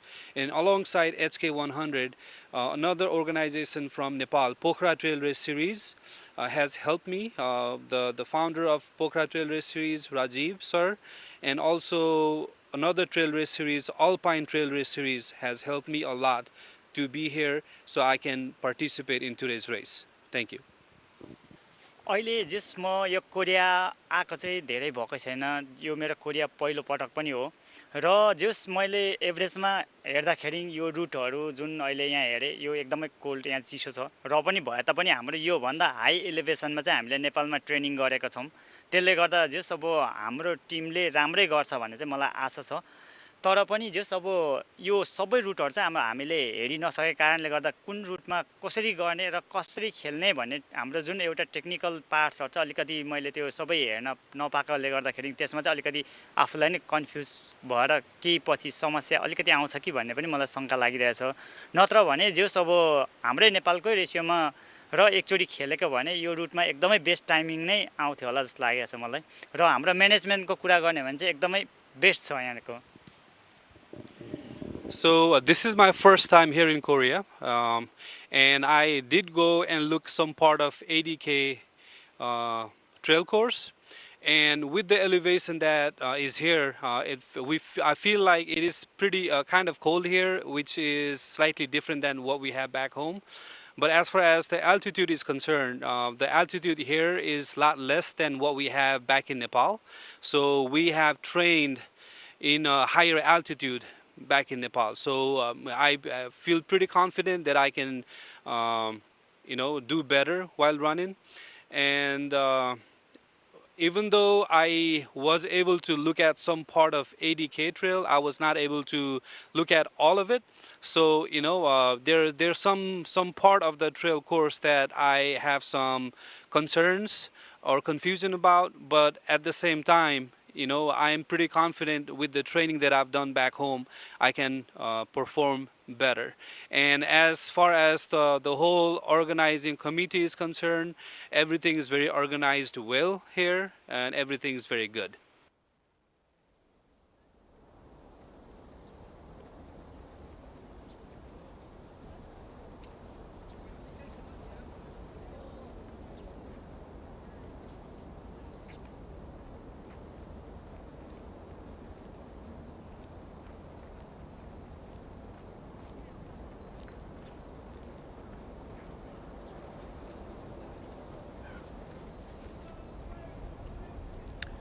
There we had Tirtha Tamang of Team Nepal sharing his thoughts ahead of this race.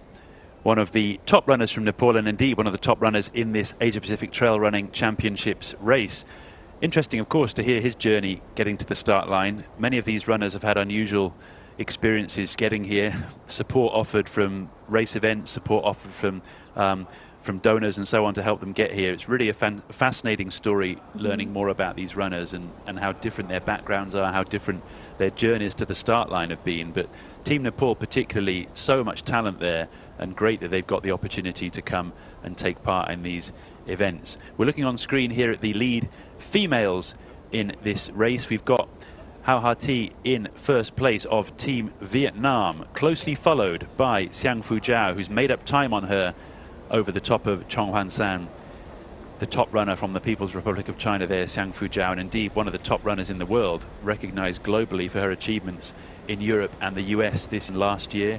Behind her, Yuri Yoshizumi of Team Japan, one of the highly fancied females for the win today, with so much experience under her belt. Behind her, Kanako Edamoto of also Team Japan, much younger competitor from Team Japan, but incredibly talented runner, and high hopes for her in this race also. Worth mentioning a little bit more information about some of these top female runners, because there's some great characters among their number there, just as we see some of the men descend into checkpoint 2 at the same time on the left of screen. Let's take a break. We'll come back to the graphic for the women in a moment. But there's Mikey de Moantes, Team Australia, sticking his tongue out, nice and cool, but perhaps a little bit tired as he approaches the checkpoint. There's one of his teammates who was racing yesterday. Oh, yes. Standing at the checkpoint, helping him out with some advice. Interesting, Selby, watching the runners come through this checkpoint. They're certainly a little bit more relaxed, aren't they, taking their time relative to the 40-kilometer runners who just blazed through this same checkpoint yesterday. The race leader coming into this section then, what is that on your lip? It literally looks like lipstick. Rokamaga of Team Nepal. Bit of a chit-chat there between Mikey de Moantes and his support crew. Taking it easy. Hasn't taken much with him, has he? As Rokamaga of Team Nepal still fiddling with his drinks flask, checking it's not leaking. They're swapping the bottle tops there to make sure they've not got a leak. Much more relaxed in the 80-kilometer race at this stage, and probably rightly so. No need to rush. Make sure you don't make any mistakes. One of Team India on the right there, in the blue tracksuit, supporting Team Nepal as well. Nice to see, catching some video of him in action. And off he goes, looking strong. Leaving the checkpoint in second place. He arrived in first, he's leaving in second after taking a little longer than Mikey de Moantes to leave the aid station. But it's early days in this race. Sometimes it's sensible to take your time. Early, so I think it's more important like to make sure that you got enough water and also nutrition from the checkpoint 2, because they only have the total 6 checkpoints from this long race. So you need to make sure that everything is he got from here. Yep, exactly right. Good advice, Selby. They need you at the support crew station to help out some of these runners. Encourage them, as we see Goshi Osada of Team Japan enter the corral for the aid station. He's trying to find his... I was going to say he's trying to find his teammates at the aid station, but no, he's not. Oh, yeah. He doesn't care. He's going straight through the aid station. Okay. Take that, Mikey de Moantes and Rokamaga, who both had a bit of a chit-chat and a bottle refill. Goshi Osada is coming to get you. Look at that. That's the kind of racing we like to see, although I hope he's okay. He's carrying enough water. That's very interesting. But God, I mean, that makes a difference. I mean, if you're worried about pushing too hard on the downhill because the runners are ahead of you, the simple solution is just don't stop at the aid station. You've just gained a minute on them, just like that. It's a risky ploy, but if it works, no problem. Team Japan coming through the checkpoint here. Good support there from the team at the CP. As we see more of the top runners entering into the aid station to get the help they need to move themselves forwards. Very steep descent off the stairs here into the aid station, but it's always great when you can hear the cowbells. Yes. Letting you know that you're not far from receiving your top up. That bell sounds is really help, like, and get more energy, like, to going to the checkpoint. Exactly right. It'll always help, won't it, if you're struggling on that downhill, wondering when will it ever end, and then you hear the cowbells, you hear the cries of support from your teammates as more of these top runners arrive into the aid station. This must be Ani Macarenas of Team Philippines with his T8 champion hat on there, sponsored by the T8 brand, the Typhoon 8 brand out of Hong Kong. Ani Macarenas, a very strong competitor from Southeast Asia, entering the aid station there with huge amounts of support from the viewers who are watching. We're receiving messages after messages after messages on our live chat, cheering on Ani from supporters in the Philippines. Laban Pilipinas is what I'm seeing on our live chat commentary. Please keep those messages coming. Let us know where you're watching. Let us know who you're supporting. And let us know if you have any questions or anything you'd like us to focus on.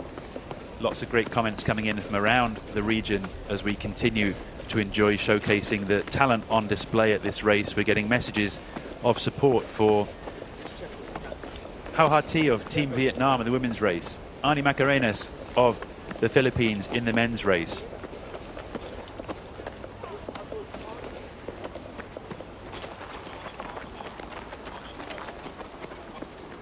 Message of support for Team Japan as well coming through on the live chat, also for Team Malaysia and for Team Australia. Lots of people tuning in now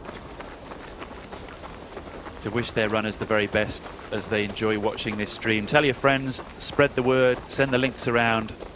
Let's get more and more people enjoying the sport of trail running and enjoying this beautiful scenery in South Korea.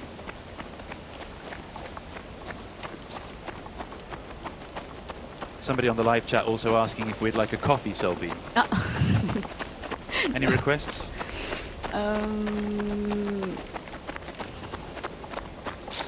Oh, I have no idea. Think about it. Nice to know people care. Thanks, Steve. Very kind of you. I think we're okay for the moment.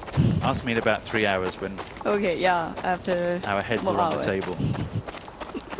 But so far, so good. I'm sure we're not as tired as the runners. They've been pounding the trails for just over 2 hours now as they weave their way through this stunning scenery in South Korea. The lead men coming into checkpoint 2 now.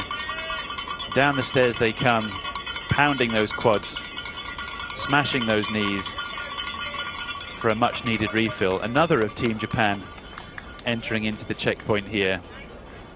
I'm trying to work out if anybody in Team Japan is not in the top 10 because they're such a strong team. There's the team manager of Team Japan chasing after his runner who either missed the aid station or deliberately didn't stop because he wants to gain time on his rivals. Who knows? His team manager there running after him to try and ensure that he does at least take something, perhaps a new bottle of water for the next section rather than just ignoring it completely. Just a measure of how much these runners are pushing at the front of the race in their effort to gain time on their rivals. But great to have these top-down shots from the drone of the aid station as the runners weave their way in and out, trying to gain as much time as they can on their rivals. Another top Team Nepal runner coming in here, getting a refill. Let's see what they're doing. It's water in the cup first, then the electrolyte drink mix goes in. They've got this very well organized Team Nepal at the checkpoint. One bottle into the running vest.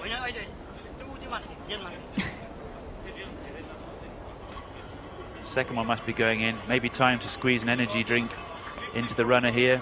Yes. If they're willing to take it. He's already looking nervously up the trail. Just shows how intense this competition is. Even at this early stage in the race, the runners really dialed in to trying to make sure they don't lose time. at these checkpoints, even with so much time still to go. Yeah. And the Philippines really representing here, with yet another of their top runners coming in as well. It's banana time for him. See how much food and electrolyte the team boss can get into their runners, but these runners so focused on trying to get moving as quickly as possible.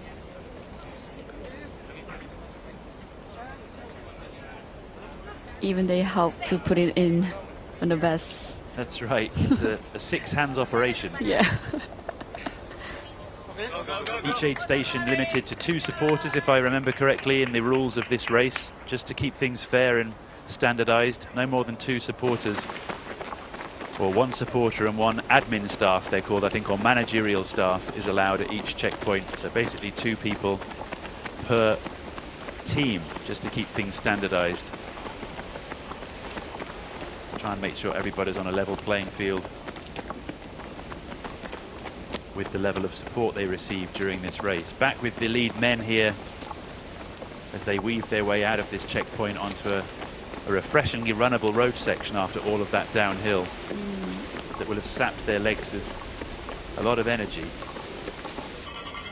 as they navigate their way. Here, Jantrabun Kyangpapana of Thailand, Super J as he is known, the top runner from Thailand, one of the top runners in Southeast Asia, entering into the aid station, looking for his support station. Let's see how he's doing.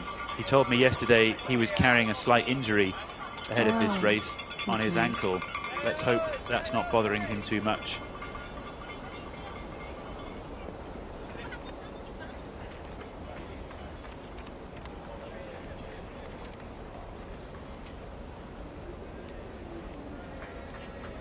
We have a Korean athlete moving here. out of the checkpoint as he comes into the CP with a pack of runners, including Minchul Ko of Team South Korea, Team Korea. Minchul Ko, another top runner in the race from South Korea.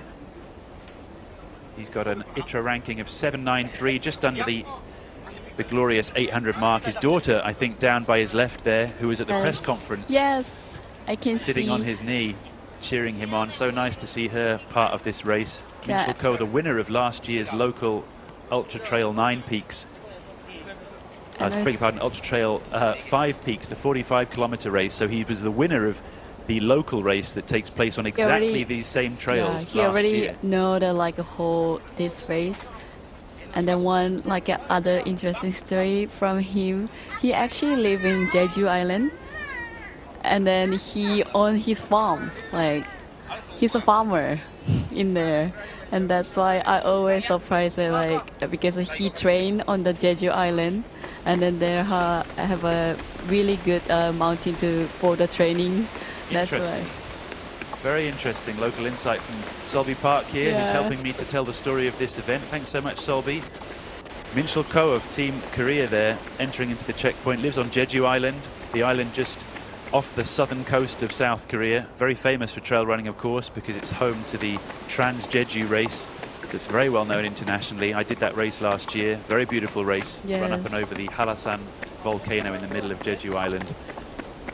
The trails here somewhat similar.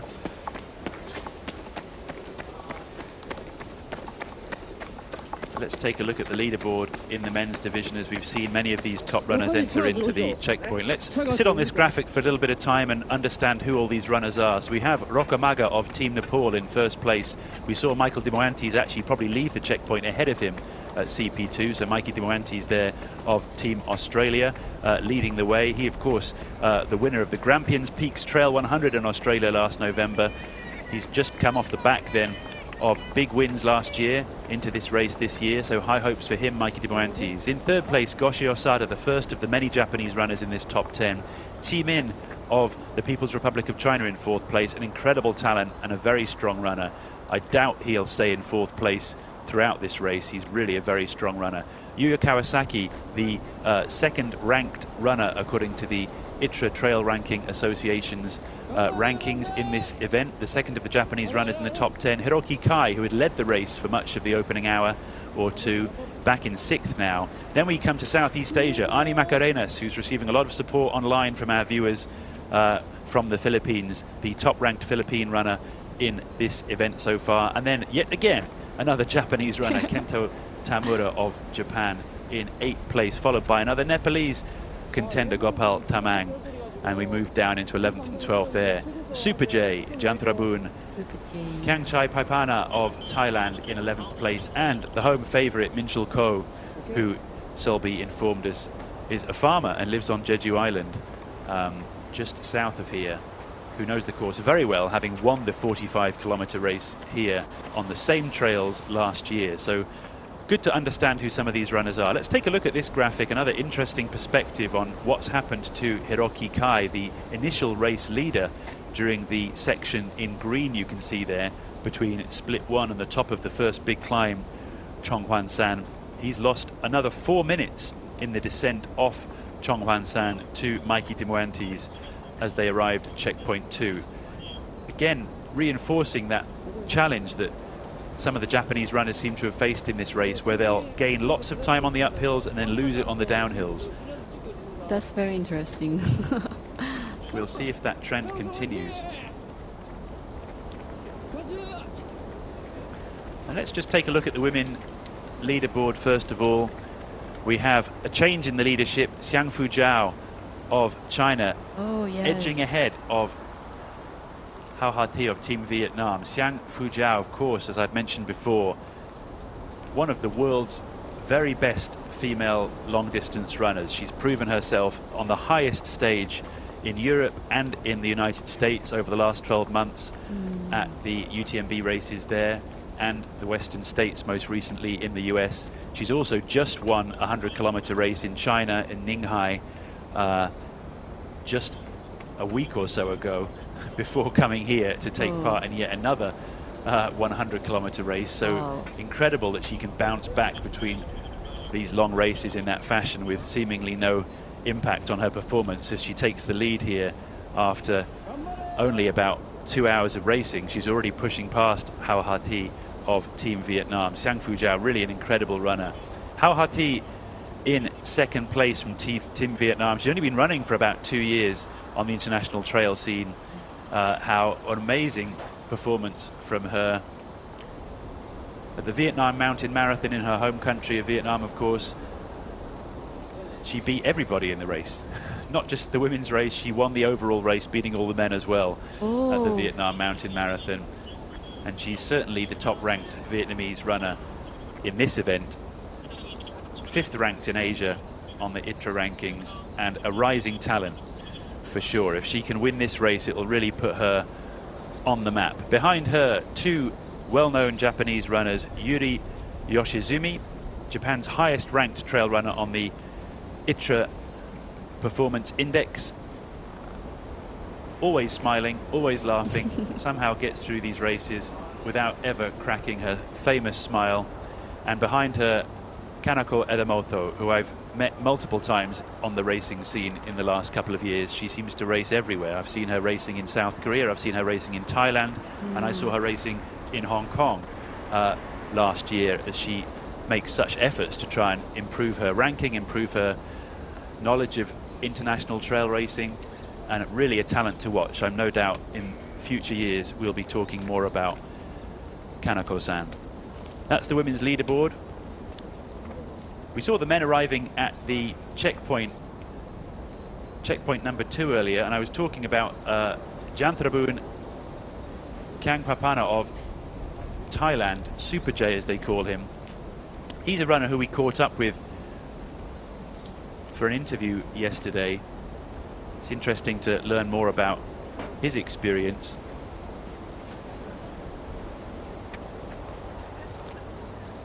We can line up the clip with Super J of Thailand as he shared some of his experiences arriving here in South Korea. He's raced all over the region as well. I've seen him racing not just in his home country of Thailand, but also he's had the chance to race in Europe. He's done the big UTMB races there. He's raced in Hong Kong many times, also having been picked up by one of the leading athlete teams in Hong Kong under the auspices of Ryan Blair, who's helped him develop his running career.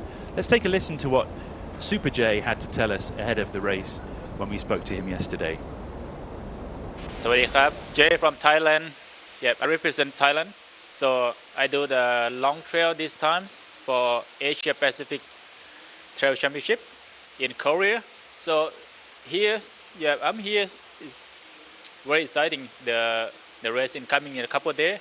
So this because all of like a strong athlete from Asia and Pacific coming here. So ready for the game. So race win on Saturday for long course. So I just arrived this morning. I think it's good for me. Shows a challenge for me to see like okay, like I'm not like expected or not survey the course yet. So I think this is another challenge for me. So just got it. So Thailand, we have 4 athletes to race for Asia Pacific Championship. So we have 2 for long trail and then 2 for short trail. They all look very strong. So we'll see on Friday and Saturday. There, Super J, as they call him, from Thailand. Thailand's top runner in this long course event, and certainly one of the hopes for a top 10 finish potentially. Perhaps not a podium this year, but certainly a top 10 finish for Super J if he can power through those last mountains. One of the strongest competitors I've ever raced against and seen on the trail running scene. A super talented adventure racer as well as trail runner. He's actually off to Ecuador next year to take part in one of the world's biggest adventure races, he told me yesterday, to measure of how much demand there is for his talent overseas as well as here in Asia. We'll take a short commercial break now as we take pause amid this 80-kilometer race, and we see some more runners enter into the checkpoint, and we'll come back with you and give you the full lowdown of what's taking place in this exciting Asia Pacific Trail Running Championship from checkpoint 2 as more runners arrive and the top female athletes are shortly due to enter into the checkpoint. Everyone waiting for her. In fact, how dare we take a commercial break when we see those runners arrive right now. Let's hold our horses right away, because I can see Hao Ha Thi arrive of Team Vietnam and Xiang Fu Zhao. Let's take a moment to enjoy this experience as we see the top female runners arrive as well. There we see her, Hao Ha Thi. Let's take a listen to what she's saying at the checkpoint. Yeah, get the chocolate.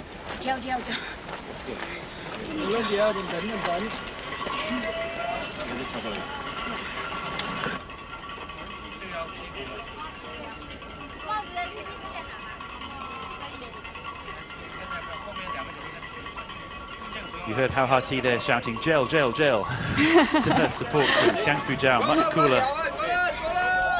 Wow. Hao Ha Thi, off she goes. Wow. Nobody leaves a checkpoint like Hao Ha Thi, I've got to say. That's a lesson for all of us. Next time I race. Listen to this. Xiang Fu Zhao, much cooler, much calmer. Much more relaxed in second place, still eating her banana. She's confident. She's strong. But she's also now in second place. Thanks to Hao Ha Thi's aggressive departure. You can see on the left there, Casey Chan, atop of one of the top male runners in the 40-kilometer race from Team Hong Kong, China. He knows Xiang Fu Zhao well. He's running alongside her to give her some Jiao support as she leaves the checkpoint. But Hao Ha Thi has left the checkpoint first, thanks to her determination to put some time on Xiang Fu Zhao and keep up this pressure. This is really exciting, honestly, to see that level of competitiveness. You enter into a checkpoint together and you make sure you're the first one to leave.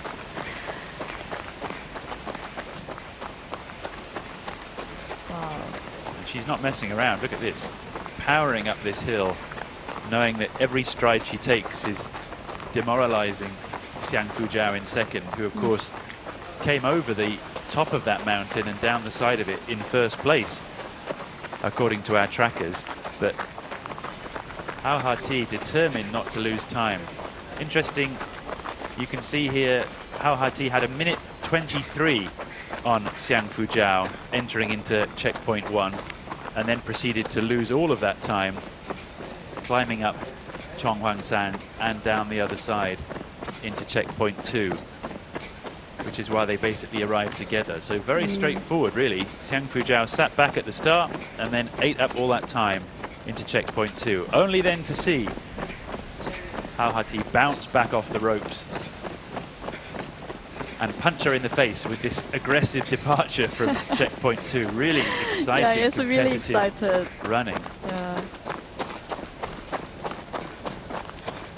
It's still early days in this race. We're only at the 22-kilometer mark. There's still another 60 or just under 60 kilometers, 55 or so to go. But she is not messing around.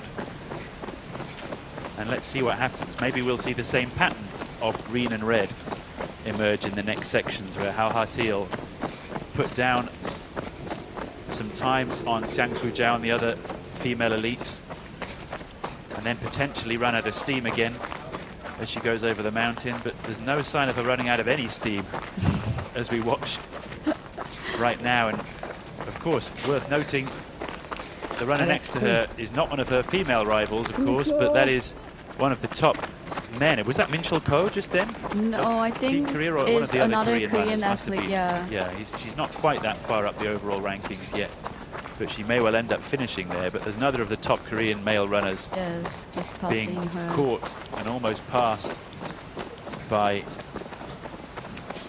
Hao Hati of Team Vietnam there. We heard her shouting at her supporters, didn't we, at the checkpoint? Gels, gels! As she was determined to load up as quickly as possible. She's got 2 soft flasks in her running vest there, 500 milliliters of water in each. That gives her a litre of water between now and the next checkpoint. She's not touched it, I don't think, since she left the checkpoint. So she's running with two 500-gram weights strapped to her bag at the moment.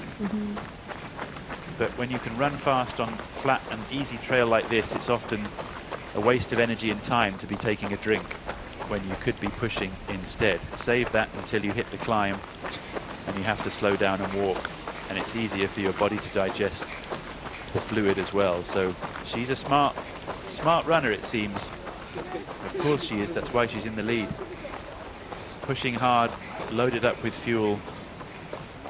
And if you look behind her, I can't see Xiang Fujiao anymore in the distance. Oh, yes. Interesting.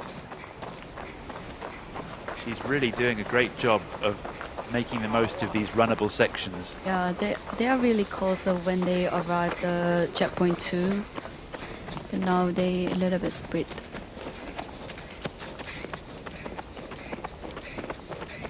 This battle arousing a lot of interest on our live chat. Say hi to Scott Pugh in Singapore. He's messaging in to note just how fast these runners are going. Absolutely hammering it, he says, in the live chat with regards to Hao Hati, who he knows well, I'm sure, from his races himself in Vietnam. Scott's an accomplished trail runner out of Singapore, messaging to say how exciting this battle is going to be with Xiang Fujiao in the women's division. And he's absolutely right. This is one to watch. I don't know which way it's going to go. I can't believe Hao Hati can keep up this level of proactive pacing throughout the race. It's such a tough course, but she's a machine right now. I pity anybody trying to race against somebody who's racing with such determination and confidence to leave those checkpoints in the way that she is. It's really amazing to see. I cannot believe he already ran like a 30 kilometer from the start, but he's still like very energetic on her roll. That's why I'm just like surprised. Quite right. And you can see the gap there opening up also between first and second and third in the form of Yuri Yoshizumi, who is such a consistent runner but probably doesn't lack the power and aggressive pace of Hao Hati and Xiang Fujiao. But that gap getting wider and wider between first and second and third. Kanako Adamoto in fourth. I fancy to make up some time in the latter half of the race. The last couple of times I've raced against her, I've seen her do a very good, what we call like a negative split in racing, which is a lot easier to manage in a road race compared to a trail race. But she's done a very good job of making up time in the second half of the race through very efficient pacing. So I think she could do the same in this race and perhaps start to close the gap a little on first and second.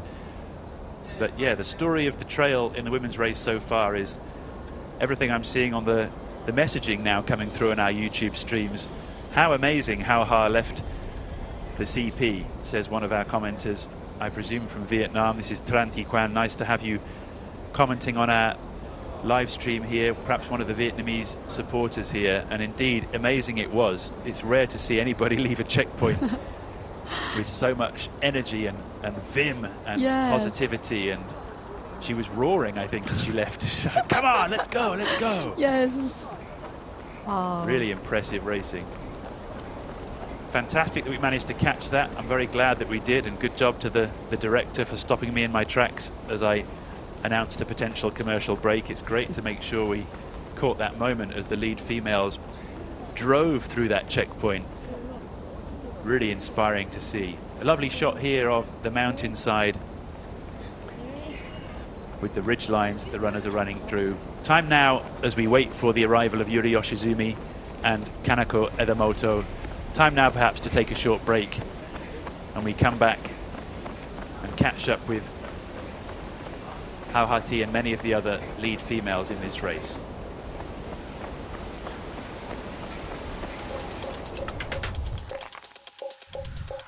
In nature's embrace we'll find inspiration. Born from elite project where the world's best athletes shaped ultimate souls for their paths and one of the Vibram soul system. With Colin, you can experience the great outdoors with confidence in every step. Featuring Vibram Mega Grip rubber compound, light-based and traction lock technologies, and SLE midsole for a fever light feel and comfort. The result is a shoe that can grasp the wild. Adventure awaits. Your journey begins here.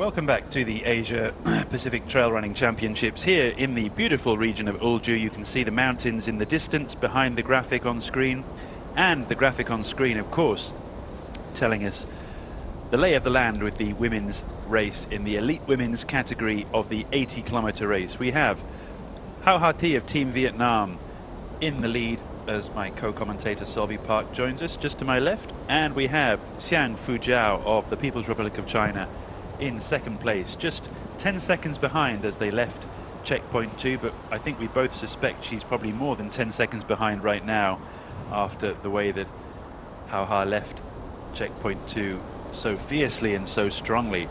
Behind them, 2 Japanese runners, Yuri Yoshizumi and Kanako Edamoto.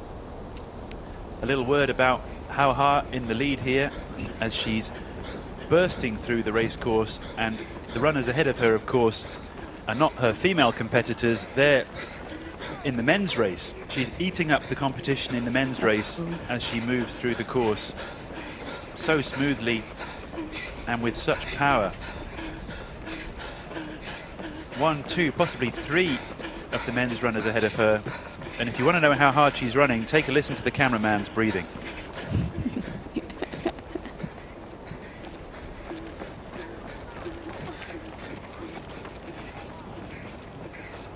Yeah, good job. The cameraman, to his credit, carrying a heavy bag on his back with the streaming technology needed to help us bring you these exciting live pictures from the roadside. So a massive effort by the camera team. He's putting his hand up there to acknowledge our applause. Good man. Great to get a front-on shot of how high you can see she's leading a pack of the men's division behind her. At least 1, 2, 3, perhaps 4 of the male runners behind her, and 3 or 4 ahead of her. No doubt she's probably overtaken all of them since leaving checkpoint 2. That's why she's in the position she's in.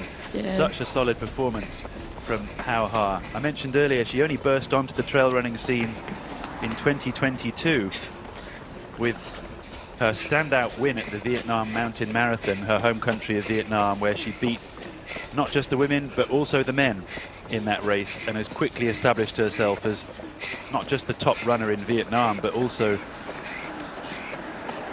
one of the top women in Asia.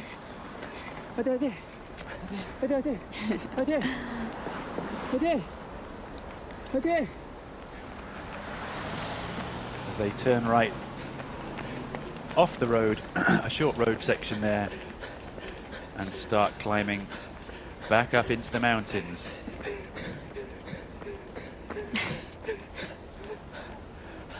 What an effort from our camera team here. Yeah.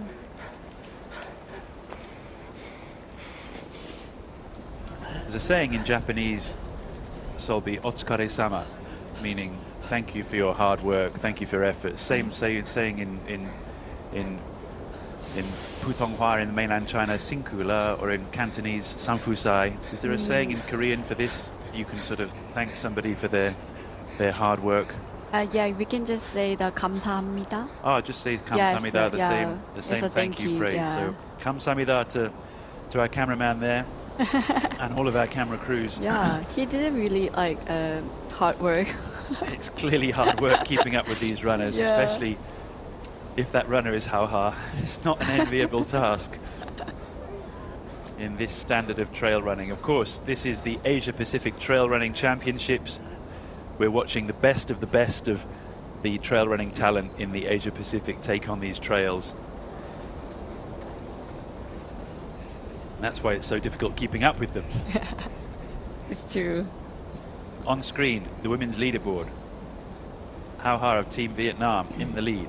Xiang Fujiao, a household name on the international trail running scene of the People's Republic of China, in second place. Yuri Yoshizumi in third, Kanako Edamoto in fourth.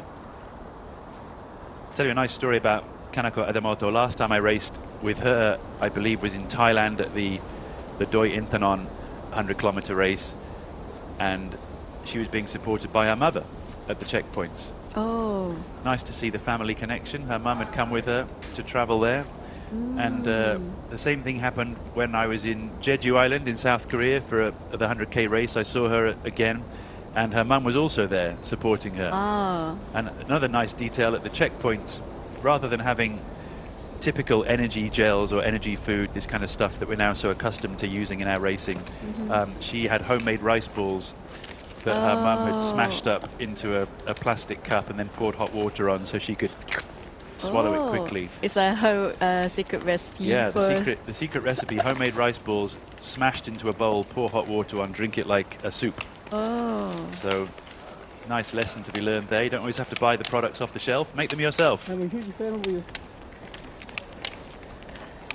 Now, of course, we have Xiang Fujiao with the famous poles. Let's take a listen to the rhythm of the poles.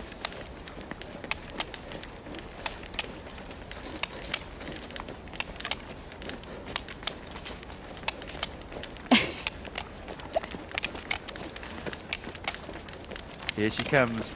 Tick-tock, tick-tock. It's the warning sign. If you hear that sound behind you, you know you're in trouble, because it's Xiang Fujiao coming for you up the road. But I really like look at the mountain biker behind her, pedaling like crazy in first gear, just trying to keep up. Feel bad for our cameraman, should have got him a mountain bike.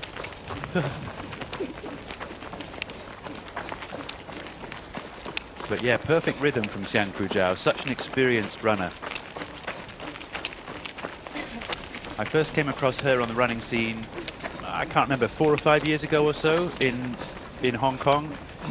But since then, she's really just established herself as one of the world's greatest. She's finished on the podium at the UTMB in Chamonix. She's finished on the podium at the Western States Endurance Race. Really, alongside Courtney Dauwalter, she's, I think, the standout female ultra-distance runner for long trail races at the moment. And there's high hopes in Asia that she can take first place in some of these European and American races in the coming years. An amazing talent, such a consistent runner. She's in second place right now, but with that level of experience, she's going to be a hard competitor to beat over an 80-kilometer distance. We'll see how Ha can cope with having to take on that level of expertise in the form of Xiang Fujiao. Although, as I mentioned earlier, worth considering that Fujiao has just done a 100-kilometer race in China a week before this one. I cannot believe how can she do so it. We'll see if that weighs on her a little bit in the latter stages, because it would be quite an achievement to do back-to-back long races like this. Yeah. But looking very smooth at the moment. Making good use of those poles to keep the rhythm. As we saw earlier, she's not really driving the poles, not really pumping the shoulders and the arms as you might do on a steeper uphill, but still finding them to be very useful for her on these uphill road sections. Many runners might not bother using the poles in this scenario, but it can really help to give you some rhythm.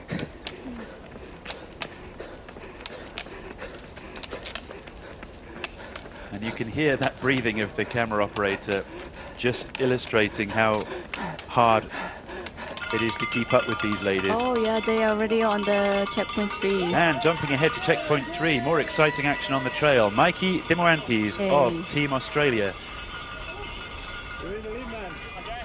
Looking solid. There he is again, tongues out. That's his signature, I think, for, hey, it's all cool. No problems here. All golden for Mikey Dimoantes in his golden green. Run round the traffic cones, and off you go. He just passing the checkpoint 3. As the lead runners in the men's race pass checkpoint 3. Oh, it's a... Looking very smooth. Team-in of the People's Republic of China. I mentioned that he would be in the mix earlier, and indeed he is, up to second place. Incredibly strong runner. He didn't even stop, if I recall, at checkpoint 2. Mikey Dimoantes, notably, as we mentioned earlier, not wearing a running vest. Yeah, that's just very running impressive. with one bottle in his hand, one bottle in his shorts, and who knows what else. maybe nothing. I'm sure there's some mandatory gear he's carrying in his waist belt. Yeah. Probably a windbreaker, headlamp, of course, a whistle, I imagine, emergency blanket, possibly. But it's all stowed away in those shorts, and the rest of it, he's just carrying in his hands. Two schools of thought, really, for long-distance running with regards to the running bag these days. You can carry it in your hands and wear it on your waist like this to avoid having that extra weight on your shoulders and on your back and the heat of wearing the running vest. That's why he didn't wear.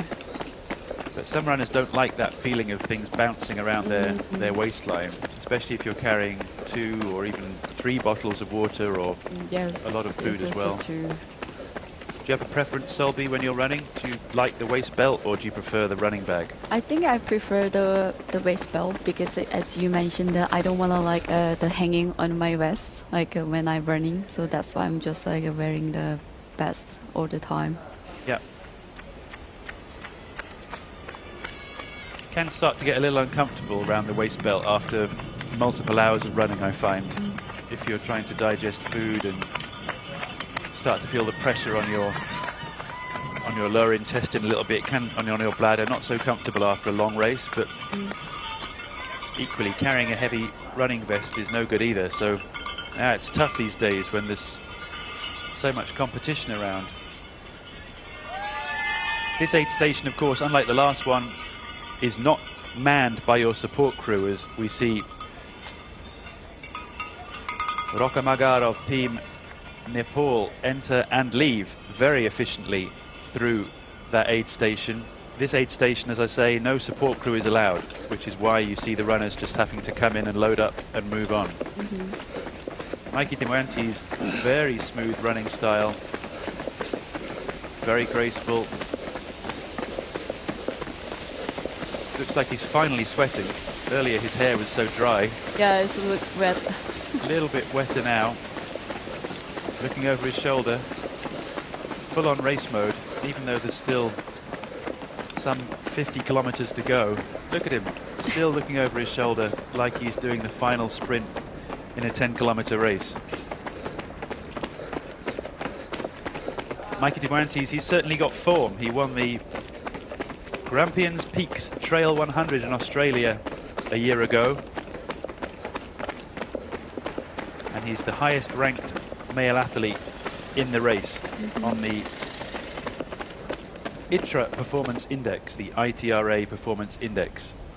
So he's showing his form in this race by taking the lead early on, as we see more of the top runners enter in to checkpoint 3 in the men's division.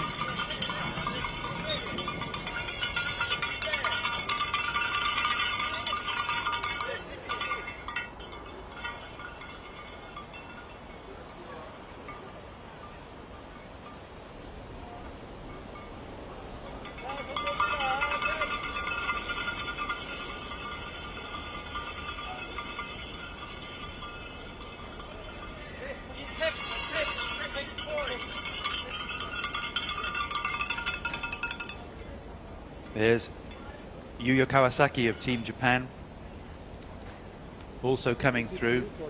He's the highest ranked Japanese athlete in this race.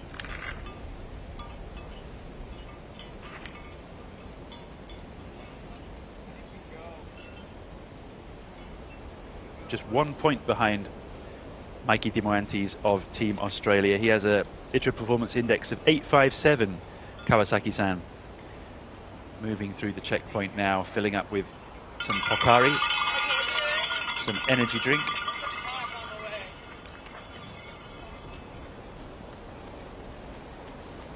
And there we see 3 Japanese runners, Goshi Osada there as well, moving out of the checkpoint. 3 Japanese runners in the top 6. Another highly impressive performance by really Team Japan. Impressive. They're really good at on the train running.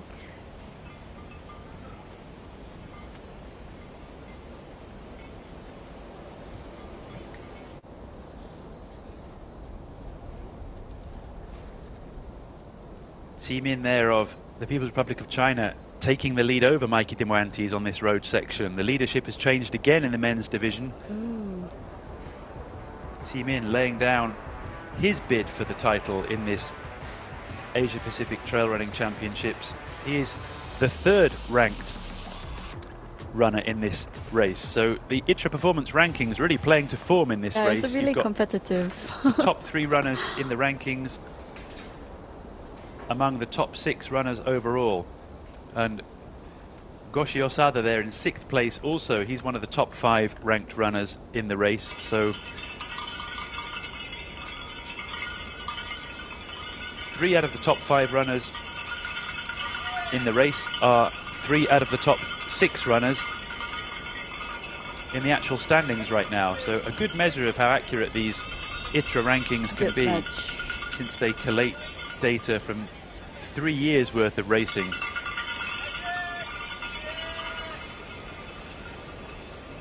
No need to stop again at the checkpoint. The men and the women both racing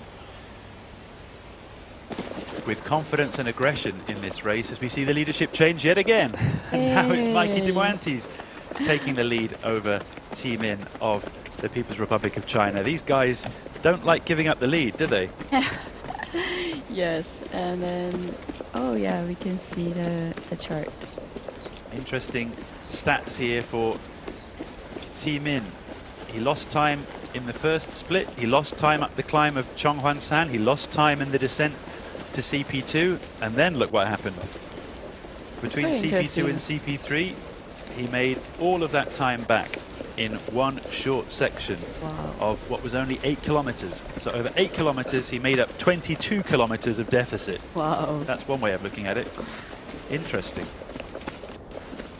Looks like he was just warming up in the first red section on screen, and then within 8 kilometers, he made all of that ground back up, shaking out his wrists here, shaking out his shoulders.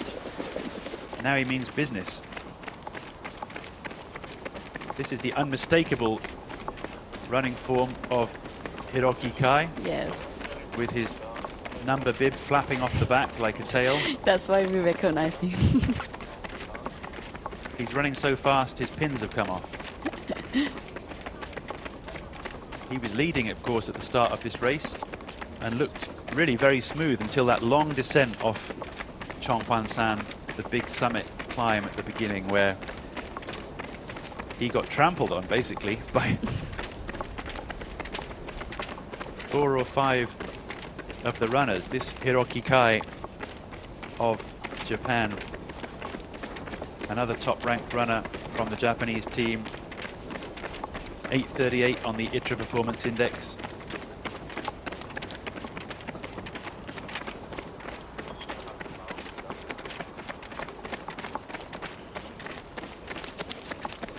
We can see how his time splits have emerged through the race. As we saw, he was doing very well on the uphills there and then lost it all. You can see that 4-minute chunk on the downhill off Chonghuan-san that I was just referring to.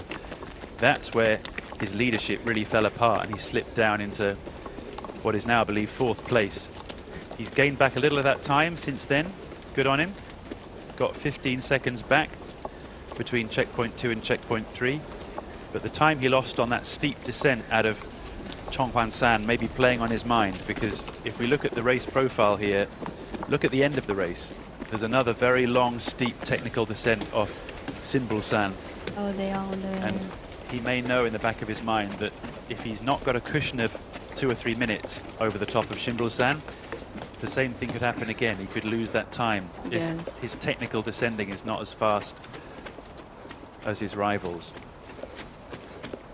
So up front here with the men's division again, the golden green of Australia, Mikey Dimuantis in 2nd place. Team In of the People's Republic of China setting the pace in this men's race. They're really like a back and forth.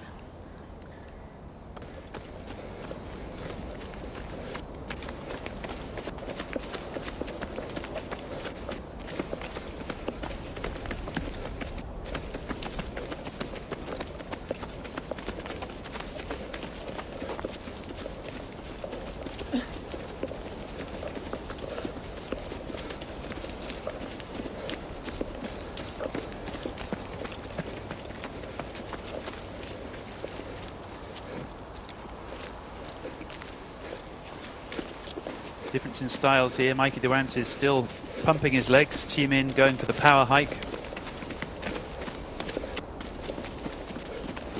Interesting that Min is packing poles in his quiver on his backpack. Mikey Durante's running as light as possible. But we're yet to see the poles come out. It's hard to bring the poles out when the pace is so fast.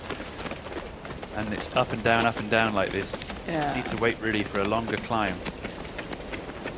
The chaser on your left, Hiroki Kai of Japan, crossing over that same bridge we just saw the lead two men cross over. Yeah, it's not that far from the reading group. I think that he has a very high chance to chasing them.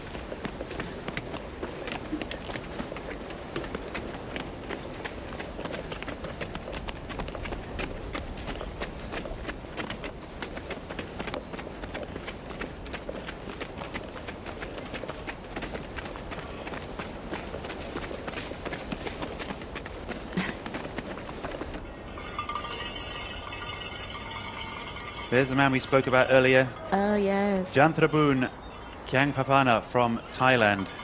Super J, as they call him, on the running scene, the adventure scene. He's also entering into checkpoint 3. Yes. A real trail warrior, Super J. No support, of course, at this checkpoint, so he's filling up the bottle on his own. Very experienced runner. He's not going to be fazed by the competition around him. Just taking a moment, cool himself down, calm the breathing. Takes a snack and off he goes. Looking strong.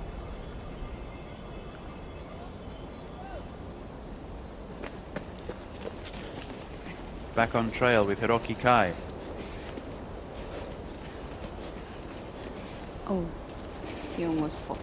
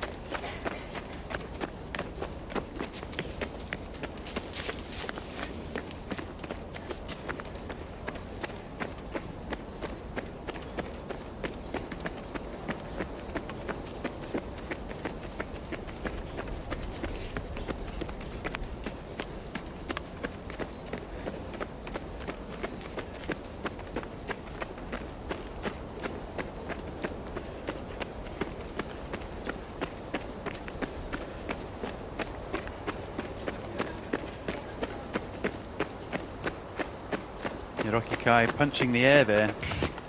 He's been smiling and laughing all the way through this race, chatting with the cameramen.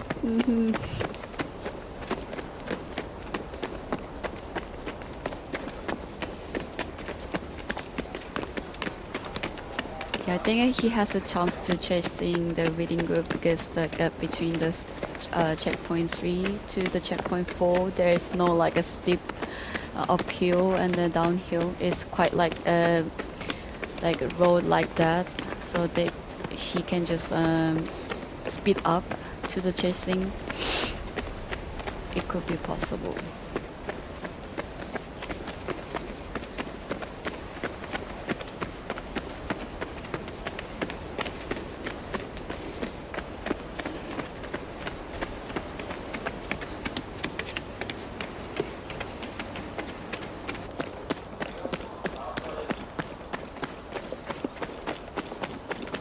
Yeah, and then still they are reading group. Back with the men's leaders, almost at the halfway point now. 40 kilometres to go for the men we have. On the left, Mikey Demoantes of Team Australia. On the right, T Min of the People's Republic of China. They really learn together now. Yep, they seem to have settled into accepting that they can run as a duo rather than fighting back and forth for the time being, helping each other to push the pace. T Min on the right of screen here of the People's Republic of China. He is from Yunnan province in the southwestern part of China, a famous province for its mountain ranges, its high altitude opportunities for training. Some beautiful old towns in Yunnan province and some delicious food also. But Yunnan famous for its mountains. Many of the top runners in China are from Yunnan province. Such an enormous country, of course, with so much geographical diversity, China. If you meet a runner from China, always worth asking where exactly they're from, because there are certain provinces that are basically flat and city-like, and there are certain provinces that are incredibly mountainous, like Yunnan and Sichuan, Guizhou. And you'll often find that if you meet a trail running Chinese athlete, they're likely to be from Yunnan, Sichuan or Guizhou. It's hard for a runner in other provinces necessarily to get that access to trails of high altitude nature, but many of those athletes have grown up in those areas, and for them the big mountains are nothing. And that's why perhaps we have Ximin, or Min Qi as he's probably better known in China, with the names the other way around. He's in second place today and looking very strong. For him, of course, these mountains of around 1,200 meters are child's play. They're not really mountains for him if he's from Yunnan province. We're looking at 3, 4, even 5, even higher 1,000 meters in Yunnan. Last time I was in Yunnan was filming an expedition. I think I was at almost 5,000 meters. Minchul Ko of Korea still, he's still on the pushing for the top 10 spot there. Good to see him doing so well for South Korea.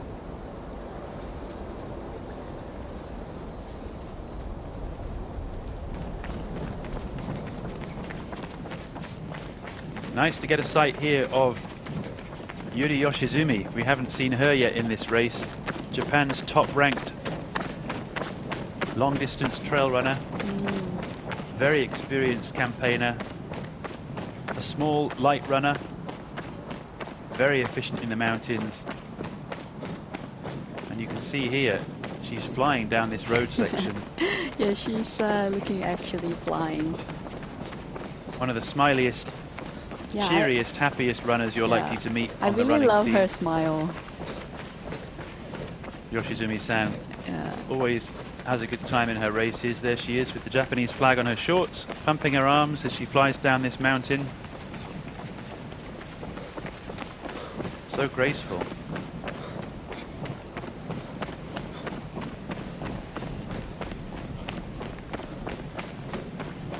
As I say, the highest ranked long distance trail runner in Japan, Yoshizumi-san. And behind her, that looks to me like Kanako Edamoto, who I've seen many times on the trails. I mentioned her before. Her mum will likely be around on the racecourse somewhere, if previous history is anything to go by, making the same rice balls. Can we expect that, like her mom is on Let's hope so. A race? This time perhaps not, I suppose, because the Team Japan machine may have organised its own support crew for her. But when I've raced against her in other races in the region where she's running as an individual without the Team Japan organisation, then her mum's always by her side with those homemade rice balls at the checkpoints. But she's also looking very smooth, very calm and collected, very much like I've seen her when I've been racing. Doing a very good job of conserving her energy. So on the left of screen, Japan's Kanako Edamoto. On the right of screen, Japan's Yuri Yoshizumi. Both approaching checkpoint 3. Yes. Both somewhat behind the first and second place ladies, who now seem to be right together only 10 seconds apart on our live tracker. Yoshizumi-san on the right in third place, 7.5 minutes behind. Kanako-chan on the left, flying down the mountain in fourth place, some 2 and a bit minutes behind her teammate Yuri Yoshizumi, both wearing the sky blue of the Japan team colours, and both looking very smooth at this stage in the race. Yeah.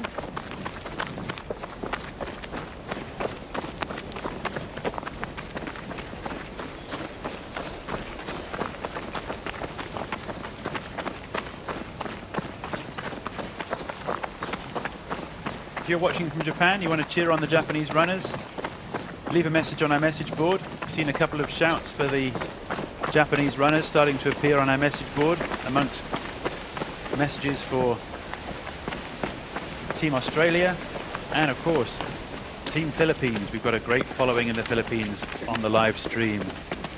Salamat to everybody there. It's great to have you on board. Laban Pilipinas, everybody's saying, for Ani Macarenas in the men's division as he challenges for a podium place.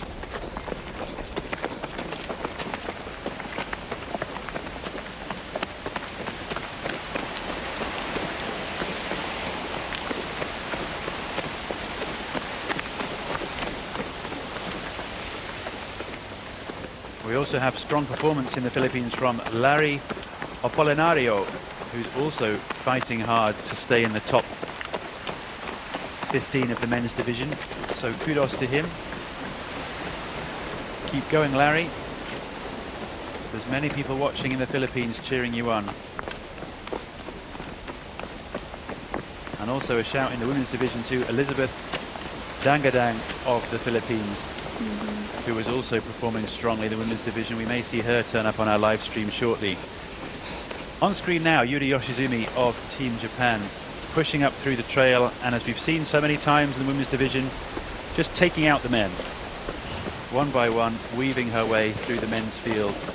Yes. I've no doubt we'll see 3 or 4, possibly 5 of the top women inside the top 20 of this race by the end of the day. Just as we saw at the women's short course race, they took out many of the men in the second half of the race and ended up taking up many spots in the top 20 overall. Such is the standard of female racing these days at the elite level. Yes, that's true.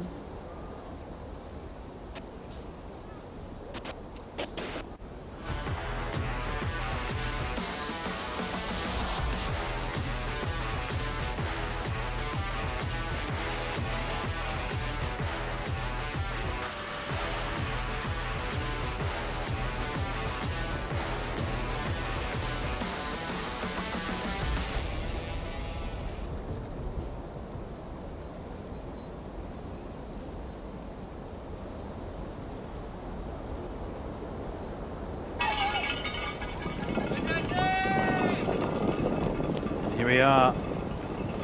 The epic battle continues between the women on your screen. Xiang Fujiao of the People's Republic of China. Yeah, they are rich to the And the Japanese woman ahead of screen. her on screen, literally ahead of her on screen, Hao Hati, barely 20 or 30 meters ahead. Fujiao's poles have gone back into the bag. You can see that long thin bag on her back where she stows her poles, just behind her race bib. And there she is with her familiar short, precise, rhythmic strides. Nothing flashy about Xiang Fujiao, running on her toes, nice and light, nice and steady, nice and cool. And ahead of her, Hao Hati of Vietnam. Fujiao again doing a great job with her experience of just clawing back that gap. The timing split says 27 seconds. Don't believe it for a minute. She's staring at Hao Hati at the end of the road ahead of her. Still less than a minute. Like a predator, she knows exactly where the prey is. It's literally just right in front of her on the road. Just keep it cool. She's keeping her locked in. Some of the top men running alongside Xiang Fujiao. I wish them luck. I've tried that myself. I believe that's Milton Amat in the front of the screen. He's got a really recognizable running gait, Milton Amat. That must be Milton. I'm certain of it, the way he runs. One of the top runners from Malaysia, from the Sabah region of Borneo, Malaysia. Very hot and jungly in Malaysia, in that part of the Sabah region. Milton is a specialist in that kind of terrain. This terrain is completely different. Nothing like his hometown running in Sabah, Malaysia. But he's a solid competitor. I raced against him back in February this year. He came second, I came third. Oh. That's it. Enough said. That's the story of that race. Well done to Milton. He knows what he's doing in these long races. I thought I might catch him at one point, and then I realized it was Milton Amat. So kudos to him. Great to see some of the Malaysian runners on our live stream here. On the left of screen, Yuri Yoshizumi of Japan. On the right of screen, you just saw Xiang Fujiao and Hao Ha-Ti, the leading female athletes, just moving their way through the men's field as the men desperately try and keep up with the lead females.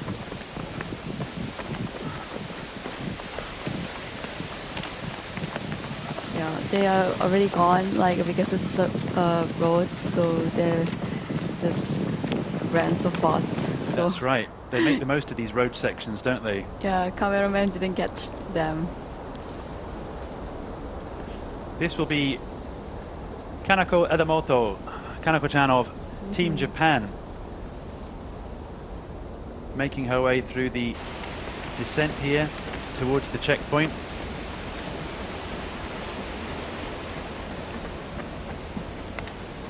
Ahead of her, this will be Yuri Yoshizumi. The picture quality a little bit broken here because the signal's so hard inside the running gorge, but you can always recognize Yoshizumi-san.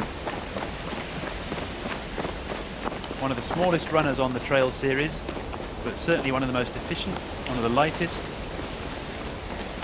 and one of the most consistent.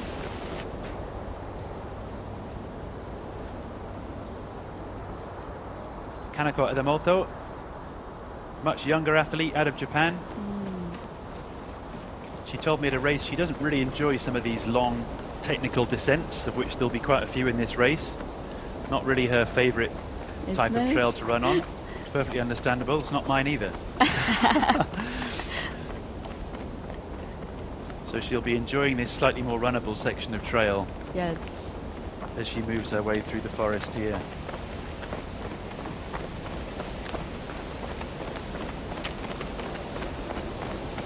But certainly one of the friendliest runners you'll meet on the trails as well. Always enjoyable running alongside her. Looks like she's got the same arm warmers that we saw being used by a few of the female racers yesterday. Oh yes.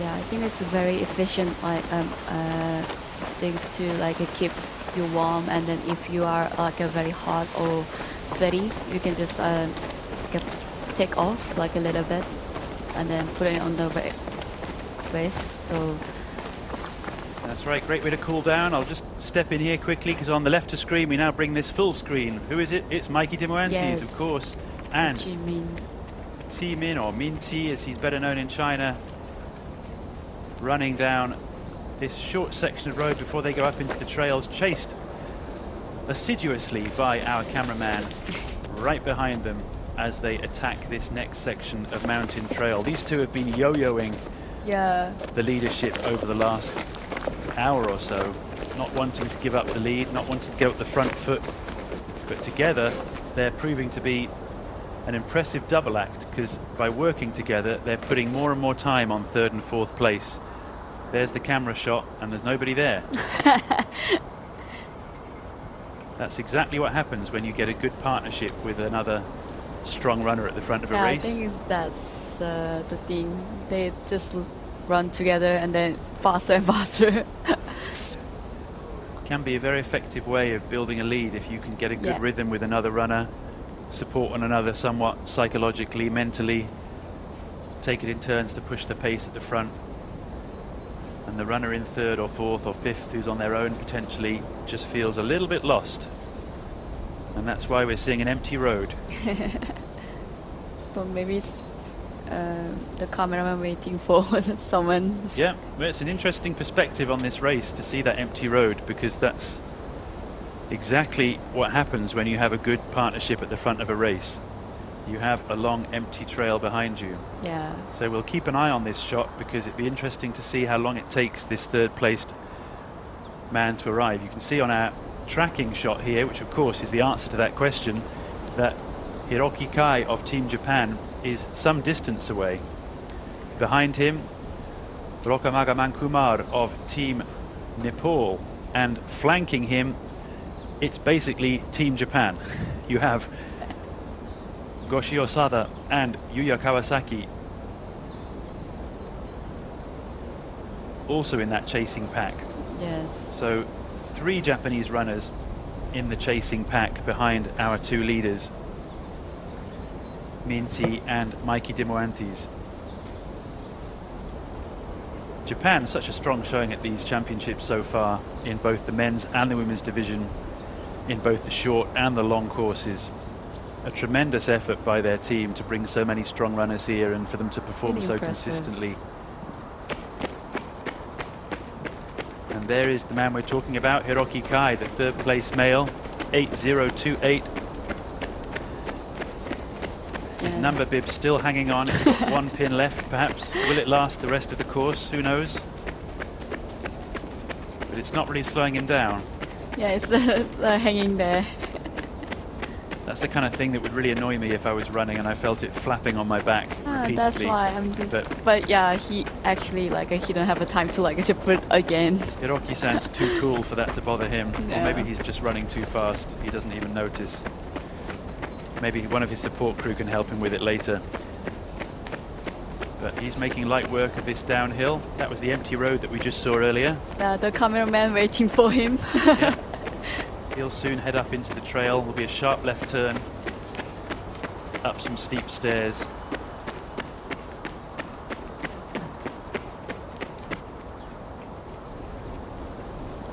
Yes, and here's here that he reverse is. angle.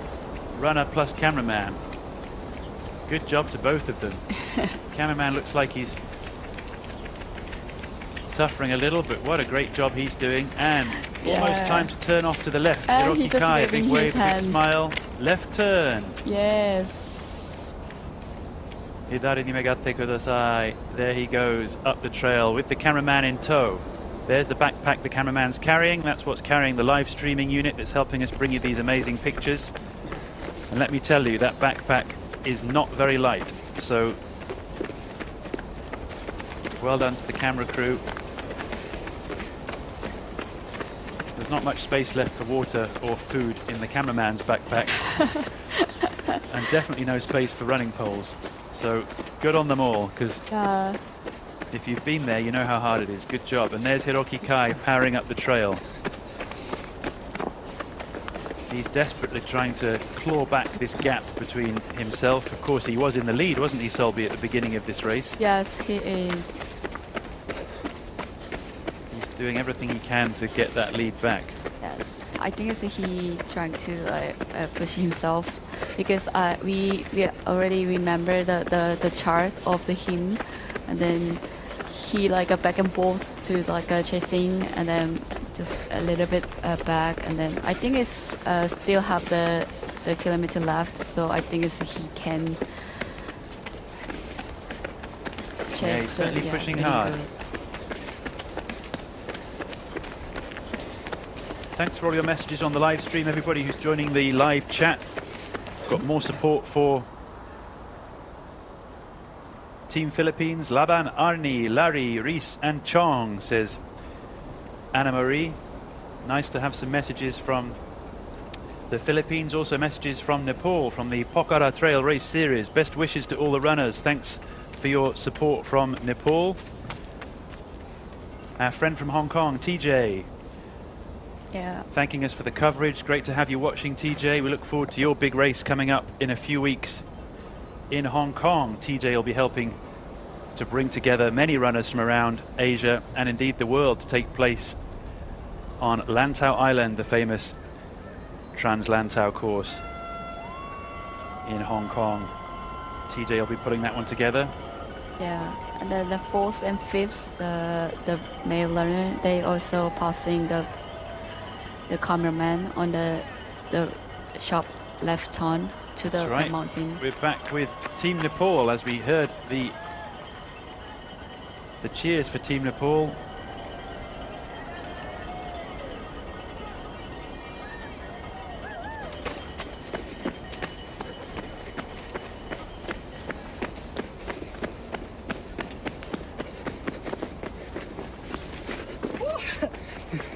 Wow. There's Hiroki Kai flying down the mountain.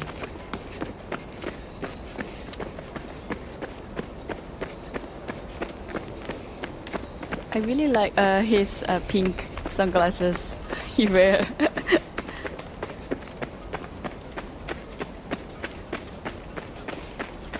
That's right, always stylish, the runners from Japan. Yes.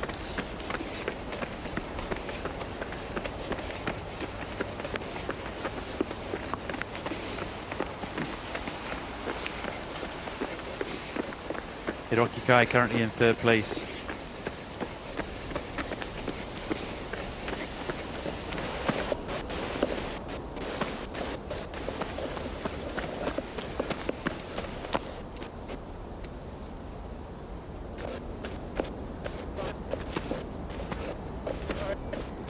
And then the men's reading groups, they are still to run together.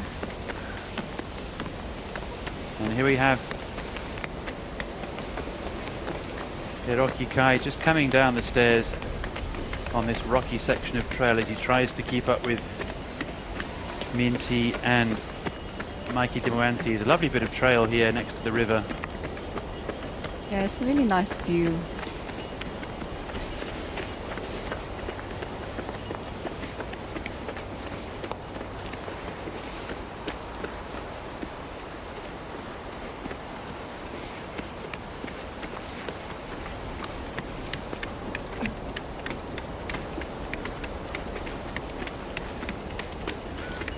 Lovely shots through the forest here.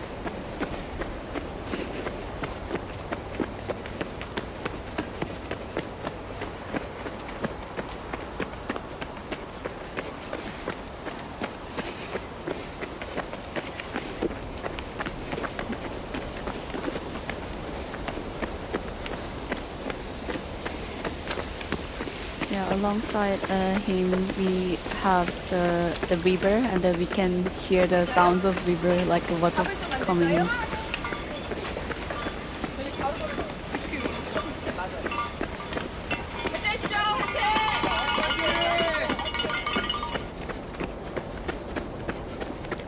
So more of the male runners passing through the checkpoint there. We've already seen the lead athletes pass through that checkpoint already. A lot of very strong athletes still coming through in the middle of the field through that same checkpoint.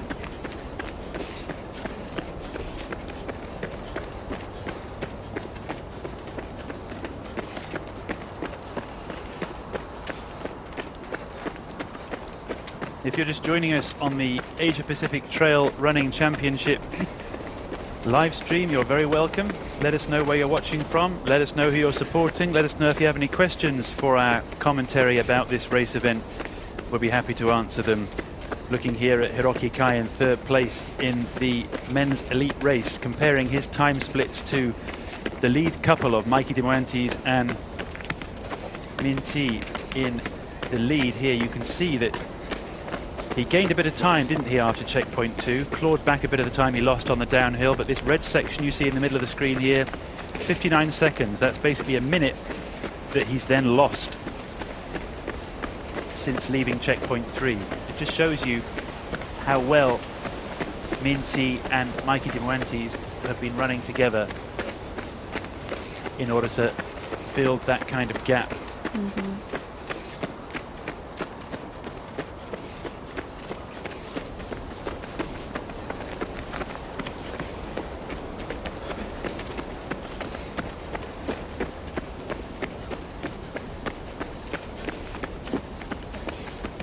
That's the demoralizing effect it can have on the runners further back in the field if you have a strong pair of runners up front. On the right of screen, joining the latest runners to be leaving the checkpoint in the women's race, you can see here Australia's top runner in the race so far, Cecilia Matas, there on screen in 5th place. Somewhat off the pace with the lead women. Behind her, Rashila Tamang of Team Nepal, an incredibly strong runner out of Nepal, also leading the checkpoint. These women now in the mid-pack of the overall races. They're taking out many of the men in their travails. Cecilia Matas here of Team Australia doing her best to catch up with the lead females. We've seen Hao Ha-Ti, we've seen Xiang Fujiao leading the way. Cecilia Matas of Team Australia doing her best to claw back that gap. Cecilia Matas, 701 is her ITRA ranking, the International Trail Running Association ranking. Again, just as a summary of that ranking for anybody unfamiliar, the ITRA rankings calculated over a 3-year period using your race results from the best of your performances and calculating your time versus the difficulty of the race. And these rankings proving to be quite accurate for this race so far. So we have Hao Ha-Ti leading the women's race. Xiang Fujiao, a strong competitor from the People's Republic of China, in 2nd place. 2 Japanese runners, Yuri Yoshizumi, Kanoko Edamoto, behind her. Cecilia Matas, we just saw on screen there, wearing the gold and green of Team Australia.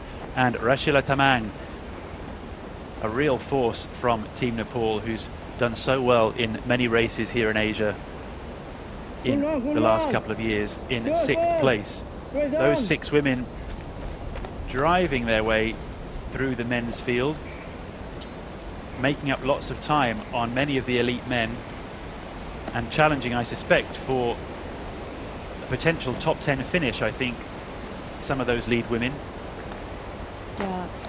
Certainly top 20 finishes, I think, for some of the lead women. Looking at the GPS tracker now for the men's division, we can see Mikey Dimuantes, Minci, neck and neck. Yeah, nothing between them. They run together. Not even a second. Yeah. Hiroki Kai of Team Japan, 4 minutes off the pace. Yeah, he do. Followed by his teammate Yuya Kawasaki and Roka Magar of Team Nepal in 5th place. Nepalese doing well today, the Japanese doing well today, Team Australia doing well today.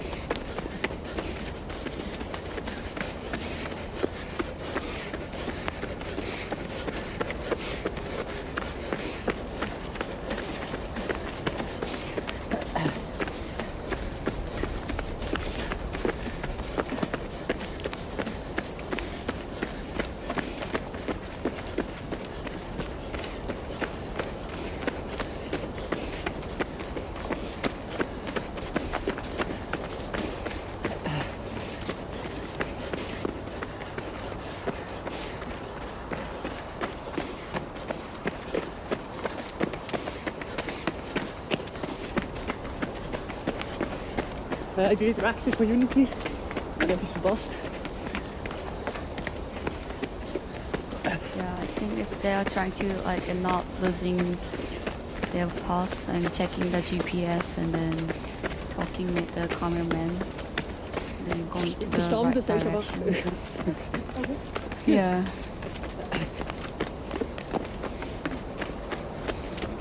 So we're following Hiroki Kai of Team Japan as he plows his way through this forest trail.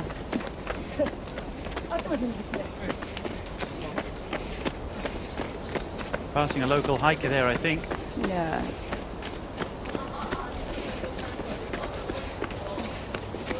Sunlight just shining through the trees here. Beautiful morning here in the Ulju region of South Korea. The pink ribbons on the trees there indicating the trail that they need to follow. Today's weather is very great. The like it's sunny, not that hot. And hop, skip and a jump. Ooh, ooh.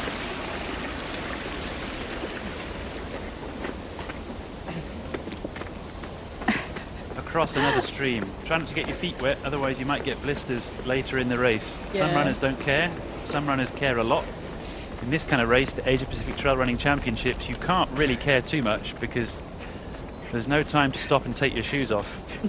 But I've seen it happen many times in races where runners do exactly that to try and protect their feet. They worry about blisters. The shoes come off, the socks come off, they dry their feet on the other side with a towel or with their t-shirt or something, and then they really try and protect their feet. But when you're at the Asia Pacific Trail Running Championships, there's no time for that. Just get on with it. The runner there may be in one of the local races here that are using the same trails this very same weekend, so as to not confuse the viewers or the runners indeed themselves who are part of this race. The elite race taking place at the same time as a local race, so there may be some local runners out on the trails as well.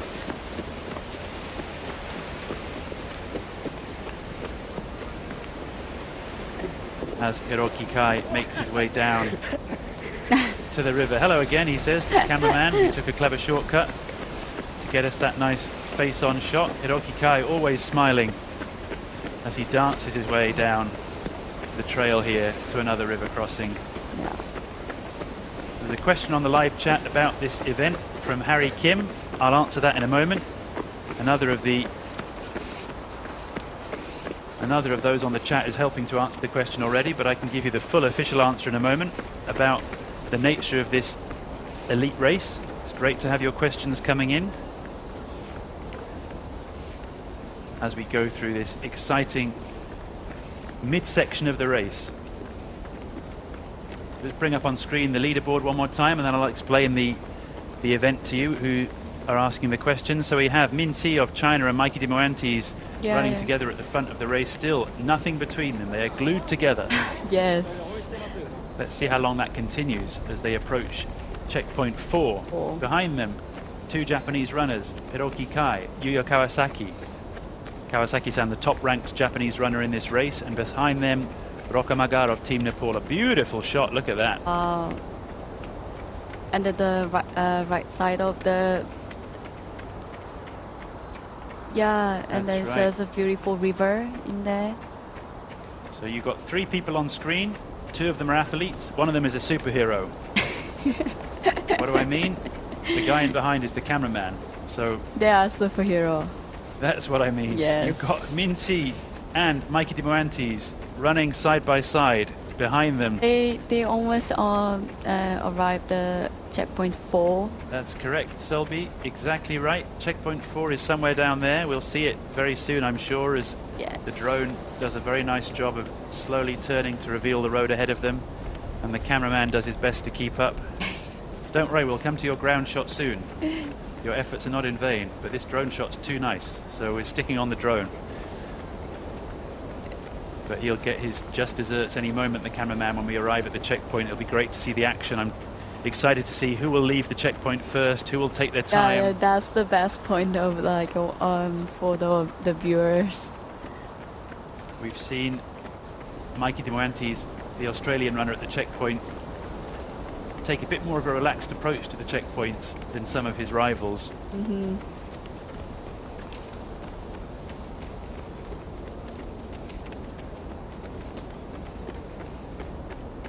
Let's see if he can afford to let that continue. Or if at this stage in the race, with the halfway point already behind them, he feels he has to push on more aggressively than before.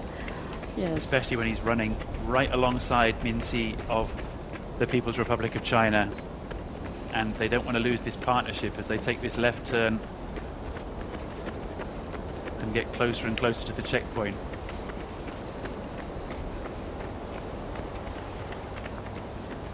Good chance to answer the question posed to us about the nature of this event, the Asia Pacific Trail Running Championships, the first of its kind. The first time we've assembled the best of the top-ranked runners from all the countries and territories in Asia, all in one place, all for one race, in a winner-takes-all scenario as these runners arrive. There are 80 runners in this event, in the long course 80-kilometer event. They represent the top-ranked runners from all of the countries in the Asia Pac.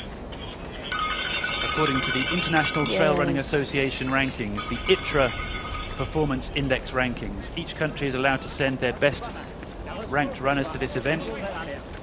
Oh, they are at the checkpoint. Only those runners who are taking part in today's race, just as was the case yesterday at the short trail. Let's see what happens at this checkpoint as the leaders arrive. So Minxi arrived like second before. You'll see the teammate there spraying down Mikey Demoantes with water to help him cool down.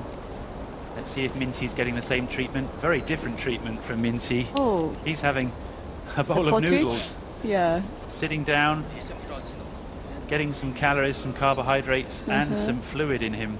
And no doubt a healthy dose of sodium from he cup just noodles. left. Mike is off on his way. This time he's not messing around. Let's see what happens to Minxi. I wonder if he'll be panicked by that or if he'll just finish his noodles. I'm sure he'll finish the bowl once he's started. It's so important at this stage in a long race to have the patience and the confidence to get that food down you, even if your competition is running ahead without it. How come he just pass? Yes. Minxi, a highly experienced racer. I first came across him 4 or 5 years ago when he came to Hong Kong from his home province of Yunnan, China, and he won the Hong Kong 100 race. So Minxi, I'm sure, will not be fazed by that. On screen now we have the third place male runner, Hiroki Kai, approaching the checkpoint. Behind him, our cameraman. Again, doing a great job to keep up. Yeah, I think so it's the gap is narrowing perhaps yeah. between these lead runners, in fact, and Hiroki Kai. He lost time, didn't he? Ooh. But he's not that far behind now. Yeah, I think it's like it's the chance of him, like because like we are watch the Minxi still like staying on the checkpoint 4.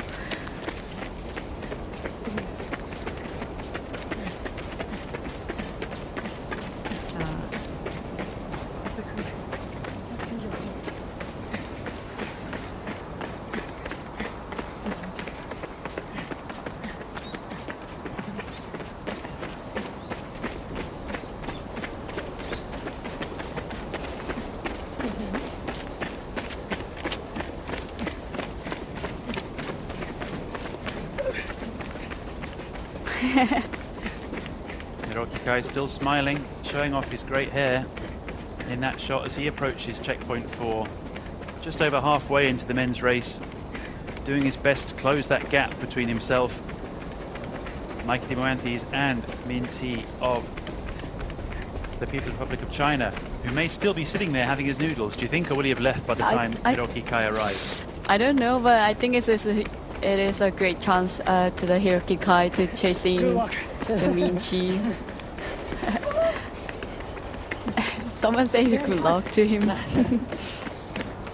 Perhaps much will depend on whether or not Hiroki Kai also sits down at the checkpoint. If he does and he also has some food, then I guess this time gap will stay the same. If he's aggressive and he leaves immediately, yes, he may make back a minute on Minxi, at least at this stage in the race. But in my experience of running these types of distances, if you can, just take a breather, get some food down you. Not too long, of course. We're talking about 2 minutes, maybe max, maybe 3 minutes, but get the food in. Yes. Because There's a long way to go. And It's if you're very only important. fueling on gels and electrolyte drink, just having one moment in a long race where you get something else inside you, a little bit more substantial, some solid food, potentially make all the difference.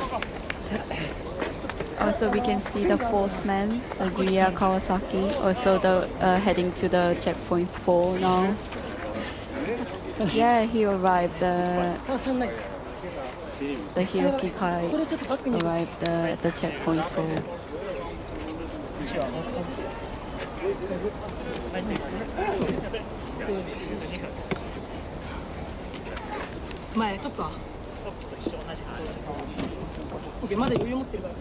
I can take off.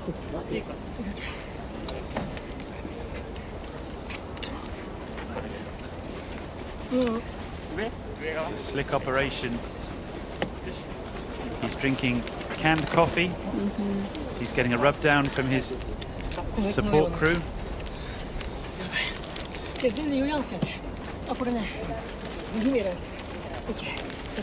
talking about his muscle fatigue there to his supporter. You can see how much stuff he's got stashed in his waist belt there. 1, 2, 3 empty gel packets coming out. A fresh one going in. A bit more canned coffee. It's water full. Cold water. Water on the back of the neck.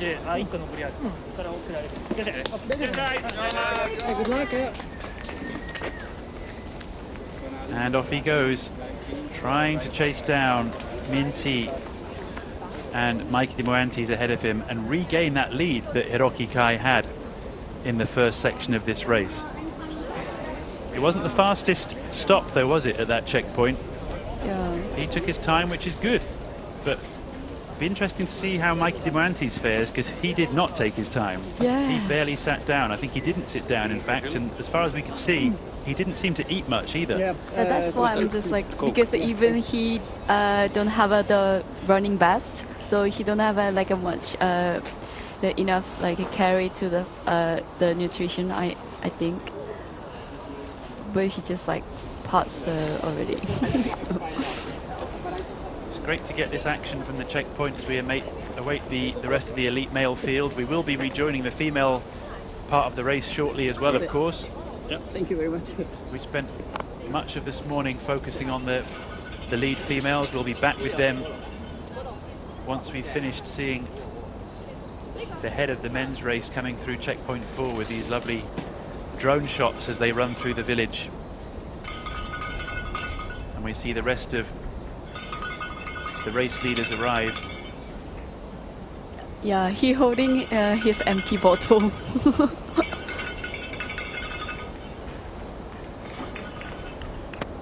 That's right, these runners so experienced in these races, preparing for the checkpoint. They know they've got support at this checkpoint, unlike the last one, so in they come with their empty bottles, drop them on the table. It's a busy time for the Japanese support crew with 2 runners back to back. Their bottles, of course, already filled for them by the support crew. Yes, and then put it for them.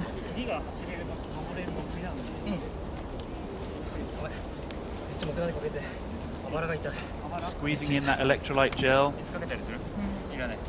Looks like one of the Japanese brand protein recovery gels. They're very easy to swallow, very easy to digest. Best taken as he is here with a bit of water just to help it go down easily. And take the gel and eat. One more gel in the mouth. It's slightly disgusting how much they are able to put through their body at these checkpoints, but it's exactly the right strategy because your heart rate's slightly lower, your breathing is slightly more controlled. Yes. Take the chance to squeeze in as many calories and carbohydrates as you can before you start moving again. But notable here that Minty is the only runner who sat down to actually eat something. Yeah, the rest of them relied pretty much interesting. on gels, Yeah. no solid food. Minty preferring to have a small bowl of cup noodles. But it's not frozen. Can be very good for rehydrating. Also, they're very salty. How do you do that? I do orienteering normally. and I just stood on some stone and it flexed my toe up. And then it was but yeah. Did you finish the... No, there I had to stop. But yeah, it was now, what is it? 5 days So ago. rejoining some of the women's competitors here, we're watching not good at all yet. But Cecilia Matas of Team Australia. Oh, yes. Day, she says. Wow, she's so lovely. She still has her energy.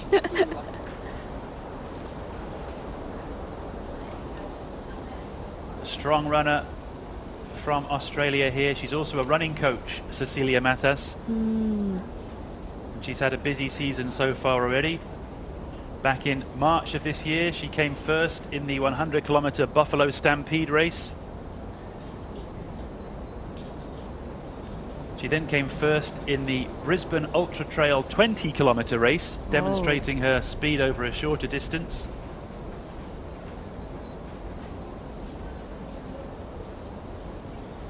But she had a tougher time at the famous TDS race, the UTMB TDS race back in August. She didn't manage to finish that one. 145-kilometer race, highly technical race, known as probably the hardest of all of the UTMB races in terms of technicality. That was a rare DNF for her. So she'll be determined to make up for it here at the Asia Pacific Trail Running Championships.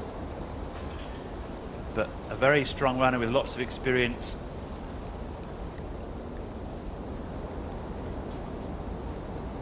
And as I say, a running coach as well as a runner herself.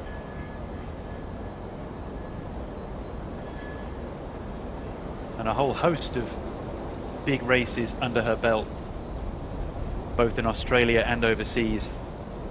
Looking back through her recent running resume, taking her time though over this bridge, staying strong and steady at this point in the race as she works her way up through the middle of the field to catch some of the leading men and catch up with, of course, the female runners ahead of her, who will be approaching this same checkpoint 4 not too far from now. We see now the 5th place runner from Team Nepal, Rokamagar, who's been so solid throughout this race, holding that position. Let's see how he does at the checkpoint.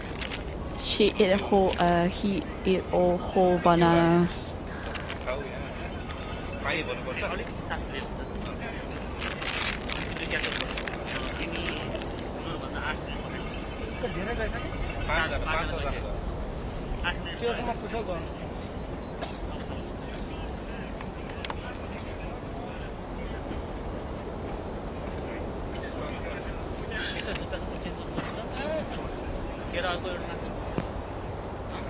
And also two other Japanese runners also came to the checkpoint 4 that we can see like a little bit here.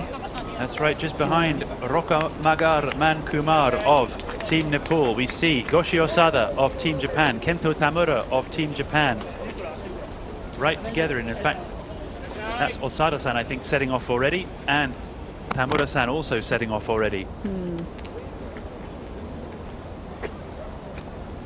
All three of them now together as they leave checkpoint 4, another checkpoint where support is allowed from the support crews. No more than 2 supporters per runner as the runners enter this aid station, knowing that they've got their teammates or their team manager or their team physio, whomever they choose to be there, waiting for them and supporting them.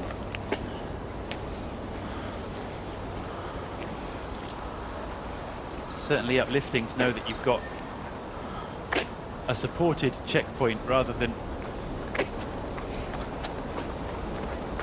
having to look after yourself at these checkpoints. It's an uplifting feeling to know that's the case.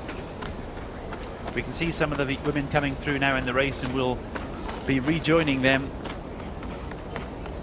and catching up on the latest standings in the women's event after this short commercial break.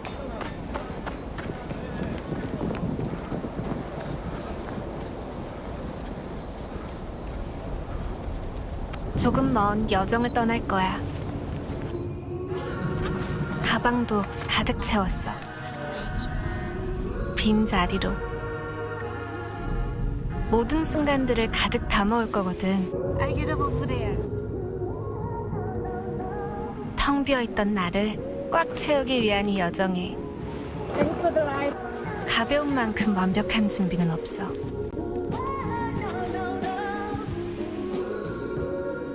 준비된 가벼움, 소초다운, 코오롱 스포츠.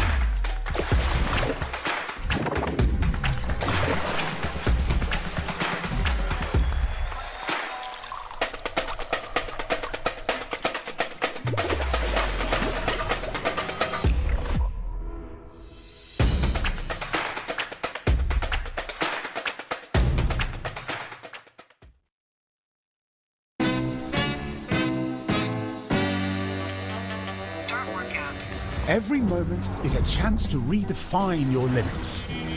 It's a decision to grow. Every drop of sweat, every beat of your heart. So let us remind you of you. Your pain, your sweat, and every goal you've already met. Workout completed. Amazfit T-Rex 3.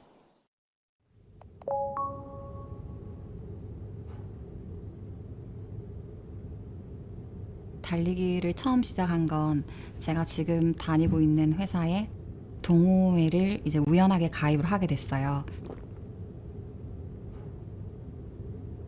전에 뭐 달리기 경험이 있던 것도 아니어서 그 쉬지 않고 달리는 것 자체가 너무 힘들었고, 나는 이렇게 힘든데 옆에 같이 달리는 사람들을 보니까 너무 행복해 보이는 거예요. 재밌어 보이고.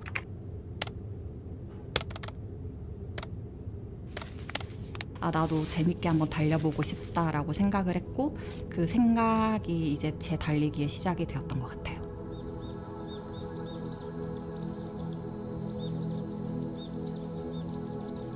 저는 곧 UTMB CCC 코스 출전을 앞두고 있거든요. 예전에는 상상도 못했던 일인데 작년에 이어서 올해도 또 CCC 코스를 한 번 더 출전을 하게 됐어요. 저한테는 정말 꿈 같은 일인 것 같아요. 제가 달리기를 처음 시작하고 얼마 되지 않았을 때 UTMB 100마일 대회 출발 영상을 본 적이 있었거든요. 아, 나 언젠가 저 선수들과 함께 달려보고 싶다는 상상을 했었는데, 이제 머지않아 100마일 완주의 꿈도 이룰 수 있을 거라 생각하고 있습니다.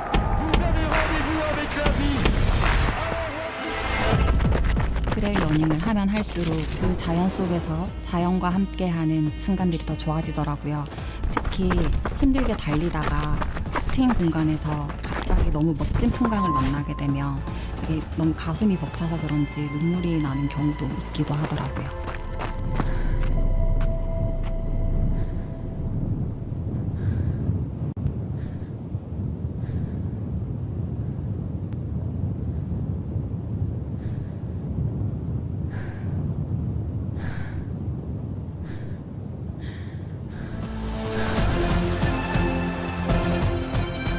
달리기를 왜 하냐? 트레일 러닝을 왜 좋아하냐?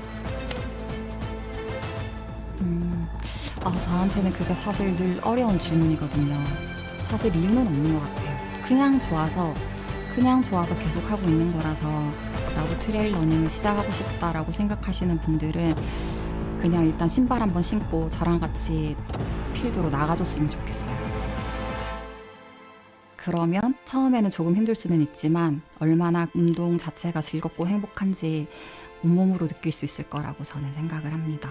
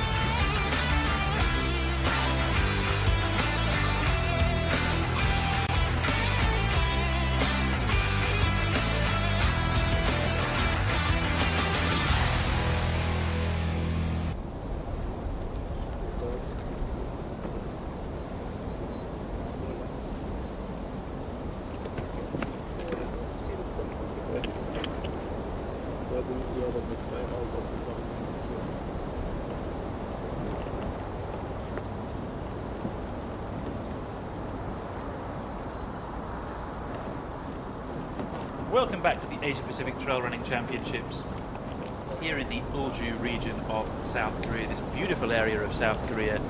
We are in the middle of the 80-kilometer long trail race here at the APTRC. This is the standings. Michael Dimoantes of Team Australia in the lead alongside Min Si of the People's Republic of China. They've been running alongside one another for most of the last hour, building a lead on the runners behind them, who include Rokamaga Mankumar of Team Nepal, doing so well today for Team Nepal. Hiroki Kai, Yuya Kawasaki, Goshi Osada, Kento Tamura. They all share one thing in common. They're all from Team Japan, and they're bringing up the rear of this chasing pack, all looking for a podium spot. One of them may well get it. Beneath them, representation from the Philippines in the form of Ani Macarenas and Larry Apolinario, as you can see in 11th place here. The two Korean runners, Minchul Ko, Junkyun Lim behind them, and then another Nepalese runner, Turta Tamang, in 14th. The runners sticking together in some cases with their nationalities. You see Milton Amat and David Simpat, two very strong runners from the Sabah region of Malaysia, Malaysian Borneo, that is, very strong runners from that region. This is a completely different kind of geography for them to race in South Korea. It's not the hot jungly territory they're used to over in Borneo, but they're doing very well, holding on to places 15 and 16. Another local runner, Ki-Hun Jo from South Korea, in 17th place. Another Philippine runner, Riz Pawid, down in 18th. And then we start to see the Hong Kong China team appear, dominating the entire 20s, led of course by Wong Ho Chung, the most experienced of all of them in the Hong Kong China team, only a few seconds ahead of Wong Wai Hung behind him. Team Hong Kong China has the most number of runners in the Asia Pacific Trail Running Championships, and that's why they're making up so many of these spots in the mid-pack of the race. Only squeezing in here another runner from the Philippines, Roberto Kane, Juhu Kum from Korea. Down to the bottom of the men's division, you'll see Kiran D'Souza representing Team India. Great to have Team India on board at these championships, and representation also from the Philippines and from Team Vietnam. That's the men's side of the division to bring you fully up to date. You can see the standings there. Let's check out the same for the women in a moment, as we see the beautiful floral scenery of the Ulju region behind us. So many flowers in bloom at this lovely autumnal time of year here in the Ulju region. Running through the women's division, Hau Ha Ti of Team Vietnam has been blazing her way through this race so far. Fantastic to watch her in action as she's been firing her way through the checkpoints, putting pressure on Fuzhou Xiang, or Xiang Fuzhou, as she may be known on the international racing scene of the People's Republic of China. Such an experienced runner, Xiang Fuzhou, but she's under pressure today from Hao Ha-Ti of Team Vietnam. Behind them, the two Japanese runners, Yuri Yoshizumi, Kanako Adamoto, both doing very smooth sailing through the forests here, looking very in control. We'll see if they can put pressure somehow on the two leading females. Maybe tough, but they'll certainly try. Cecilia Matas of Team Australia in 5th place. Rashila Tamang of Team Nepal in 6th, doing a very solid job of holding on to that top 6th spot. Then the first representation from Team Philippines, Laban Pilipinas, say all the messages on our message board for Elizabeth Dangadang, and then another Australian runner, Kelly Angel, before Japan again proving its worth with strength in depth. Emi Iwai, Arika Ito in 9th and 10th place. It's rare to see any Japanese runner of any distance outside the top 10 so far at these championships in both the short course and the long course races. Incredibly solid performances from Team Japan. They're also, of course, as you can see there, taking up 11th spot before we see the two strongest runners from Team Hong Kong China, Mani Chung and Anji Yan in 12th and 13th, before we see Ji Young Park of South Korea in 14th. Mani and Anji, two very famous faces on the Hong Kong China running scene. A huge amount of support for them at these championships. As I say, the Hong Kong team, the most represented of any team at these championships. I can give you some insight into the stats for that across the short course, the 40-kilometer race, the long course, the 80-kilometer race, and the youth championships, the under-23 races that took place yesterday. We have representation from 19 countries and territories in the Asia Pac. Hong Kong China has got the most athletes at the race, with so many of theirs eligible to take part. They've sent 38 runners to take part across these championships. The next most represented country or territory is, of course, the Republic of Korea, South Korea, where we're based today. Suji Park beg your pardon, Selby. Selby Park alongside me. I keep confusing you with your friend the runner, who of course is taking part in the race, because I've seen both of you on and off over the last it's quite honored, like, it's a confused. The Republic of Korea, the second most represented country at these championships. Third is Japan with 20 athletes in the race, and then it's Australia and the Philippines, 15 and 16 each. There's also countries we should mention who are taking part, many of whom have never been able to take part in events like this on this kind of scale before. We have representation from Myanmar, from Sri Lanka, from New Zealand, from Macau, China, from Brunei, from Cambodia. A whole host of nations taking place on the stage at these championships, and it's so nice to welcome such a diverse range of runners, so many languages, so many cultures, so many geographies all taking part in this event. And that is, of course, what makes these races in Asia so interesting, because people are coming from such different backgrounds, such different geographical locations to come and race together. And it's what's making this race so constantly interesting, with some people traveling 2 hours to get here, some people traveling 12 hours to get here. Some people traveling from cold places at altitude, some people placing from incredibly hot places in the dense jungle of Borneo, for example, where we saw two of the Malaysian Sabahan runners running in the men's division earlier. So a fascinating opportunity to pit the best of the best in Asia against one another. Here we have some of the top runners in the women's division. Let's focus in on the women's race for a little while. We have Hao Ha-Ti of Team Vietnam, who's been leading the way since the early stages of the race and looking incredibly strong. Behind her, as we said, Xiang Fuzhou, just a few minutes behind. And there's a fairly big gap ahead of the two Japanese runners in 3rd and 4th, Yuri Yoshizumi and Kanako Adamoto. And then a little bit more of a gap before we see Cecilia Matas of Team Australia. So the 1st and 2nd places look potentially already sealed at the halfway point of this race, but anything could happen with at least 35 kilometers to go for the women and at least 2 big mountain climbs still to go. So let's see how things progress. Focusing on the women's race for a little longer, we had the chance to talk to one of Hong Kong, China's most recognizable faces on the ultra trail scene, Angie Yen, earlier before the race. She's taken part in some big events over the last couple of years, really helping to put Team Hong Kong China on the map and raise awareness of how strong the running community is in Hong Kong. Let's take a listen to what Angie had to say about her preparations and expectations for this long trail race. Hi everyone, my name is Angie Yan. I'm from Hong Kong, China, doing the ATK in the Asia Pacific Trail Running Championships. It's my first time racing on the trails of Korea, and actually from a trail running perspective, I'm quite new because I started during the pandemic. I have been a road runner since school age, representing my school at 400 meters or 4 by 400 meter relay, as well as cross country, but that was a maximum of 4 kilometers. But since everything indoor in Hong Kong were closed during the pandemic, I got time and the space to explore running outdoor further away from my road training avenue, which took me to the trails, and that's how I began. I'm very excited to be part of the first edition of the APTRC because it's my first time representing my hometown to race overseas.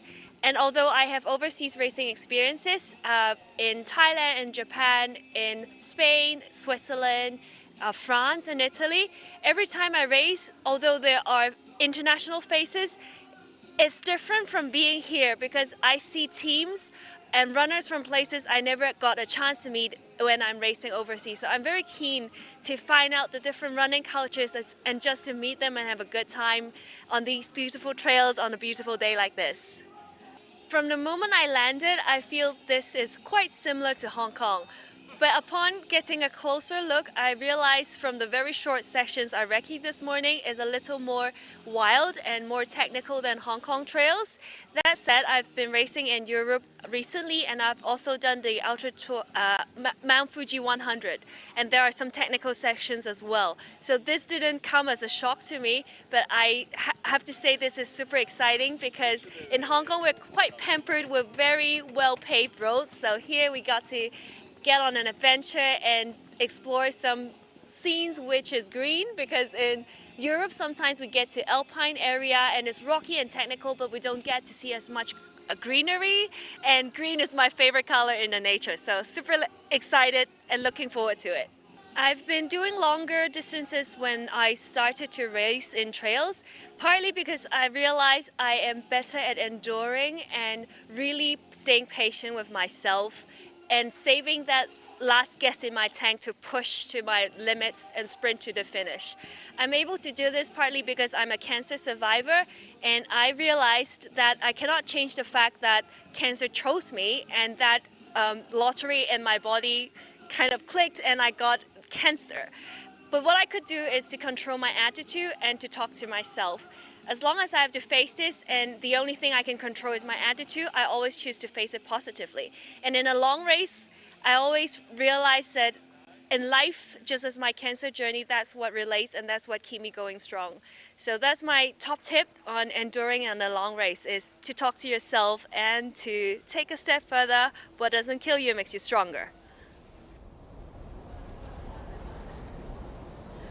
Some inspiring words there from Angie Yen, a very famous face on the Hong Kong, China trail running scene, and really an experienced trail runner herself now, having taken part in so many of these races. And for her and for many of us, I think it's the journey more than necessarily the result that makes us drawn to this sport.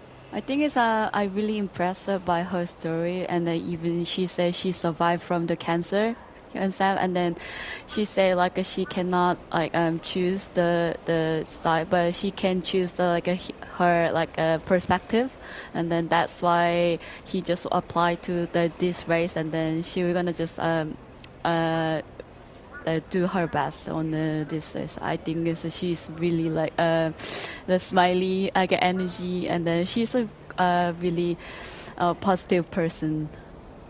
Fantastic messages from Angie there, helping us all to get some perspective on these races as we compete, as many of us do, through the mountains, all with different backstories, all with different inspirations, all trying to achieve our very best. And fantastic to get to know her story a little better and to understand a little more about all the characters that make up this amazing Asia Pacific Trail Running Championship. Looking here then at the lead women as they also approach checkpoint 4. Just before our commercial break, we saw the men leaving checkpoint 4. The women also now arriving there. The gap between the lead women and the lead men, really not much these days at the elite level. And it's a fantastic celebration of the way that the female side of the trail running category is improving and advancing so fast that we're seeing more and more women finish overall winners in races, and if not, then overall top 10 finishes. And we'll surely see the same again if Hao Ha-Ti and Xiang Fujiao keep up the pace that they're running at with their level of skill and consistency. I wouldn't be surprised if they manage at least a top 15, if not a top 10 finish overall. Behind them, the two Japanese runners, Yuri Yoshizumi, herself incredibly consistent and experienced campaigner on the trail scene, and Kanako Edamoto of Japan with Cecilia Matas there in the 5th place in the women's division.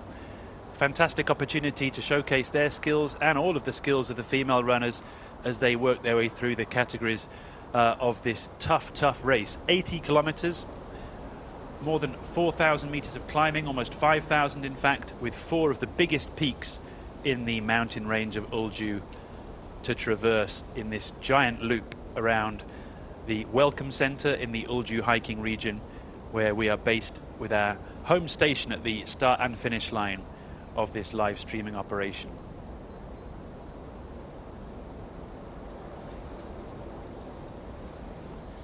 It's great to get some feedback on the live chat from some of the comments that Angie made, really inspiring some of our viewers, and important just to take a chance to reflect on some of these stories from the runners. You mentioned to me earlier that one of the top runners in the race from South Korea, Min-chul Ko, in the men's division, lives not too far from here across the water on Jeju Island, and you were saying he's actually a farmer by trade.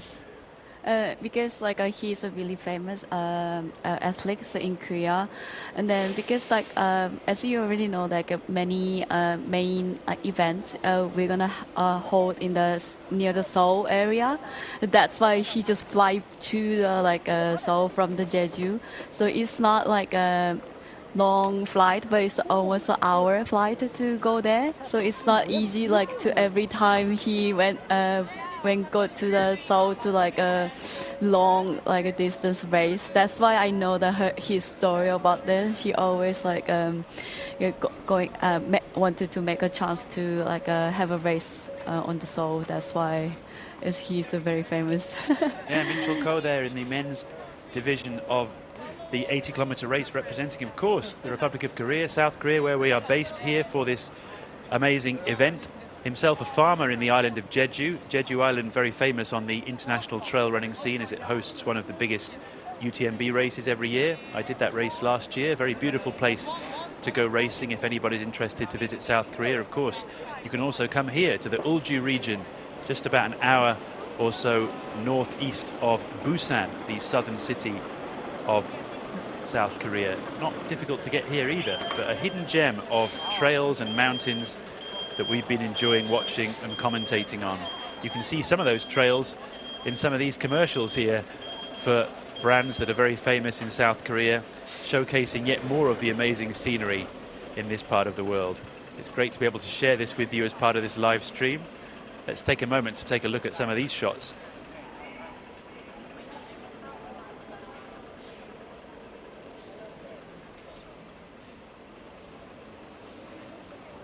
Certainly always a pleasure to come here and look at some of the races here in South Korea. As I mentioned, this Asia-Pacific Trail Running Championship taking place alongside a well-known and established race in Ulju called the Ultra Trail 9 Peaks. You can see the logo of that one just behind us on the wall up there. That race has got multiple distance options, and it's been nice to see so many local runners from around the country come and enjoy that race. Yeah, and also I think it's because it's a great chance to like get experience for of the trail running, because they are starting from the 1 peak to the 9 peak. So 1 peak is just like a 10 kilometers. So it is very good to chance to like get used to it for the trail running. And if you are like have a confidence to you can do it like a longer distance, you can just challenge it to yourself to the like a 9 peak. It's almost like 126 kilometer, and then this is the longest one in Korea. And then I heard that this is almost like 9,000 meters to escalate it. So this is also the hardest one in Korea. And then they already start yesterday. So they are still on the mountain, and then they are struggling on to the a 9 beautiful mountain. And then we're gonna just came maybe this afternoon, and then this night. Then we're gonna just arrive here. So exactly it's right. Yes, amazing. the 9 Peaks race kicked off at 2 p.m. local time yesterday. The runners had about 4 hours of daylight before they were plunged into darkness, and they have all of the mountains in this region to overcome before they can work their way back to this finish line. Hopefully in daylight if they're at the fastest end of the field, or possibly sometime this evening, having run all night and then all day the next day. A famous race here in the local Ulju region, the Ultra Trail 9 Peaks, and it's playing host to the Asia Pacific Trail Running Championships this year.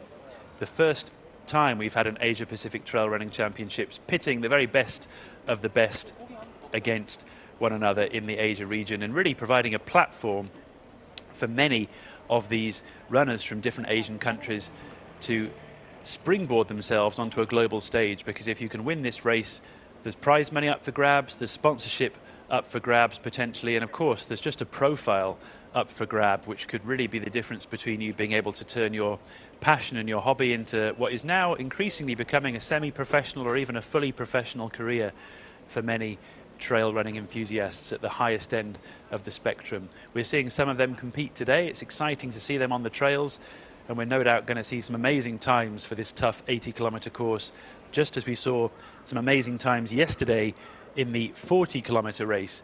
Yes. We may see some highlights of that race in a moment. We can go back and have a look at how the 40-kilometer race unfolded yesterday in dramatic fashion. It'd be exciting to go back and look at that in a little bit of time and celebrate some of the successes in the short course. That was no easy race either, though, Solby. I mean, that was 40 kilometers of mountain crashing, and they had, I think, 2 or 3 of the big mountains Yes, to I get through as remember well. 3, a 3 big mountain in there. And then the thing is, I didn't expect that it's that fast, because the first man, he just finished within 4 hours, more than 40 kilometers. So I'm just very impressive. And then also I heard that you mentioned that only 20 athletes from the Japan, but there are so many Japanese athletes got within the top 10, both the men and women. That's why I'm so impressive for the Japan athletes.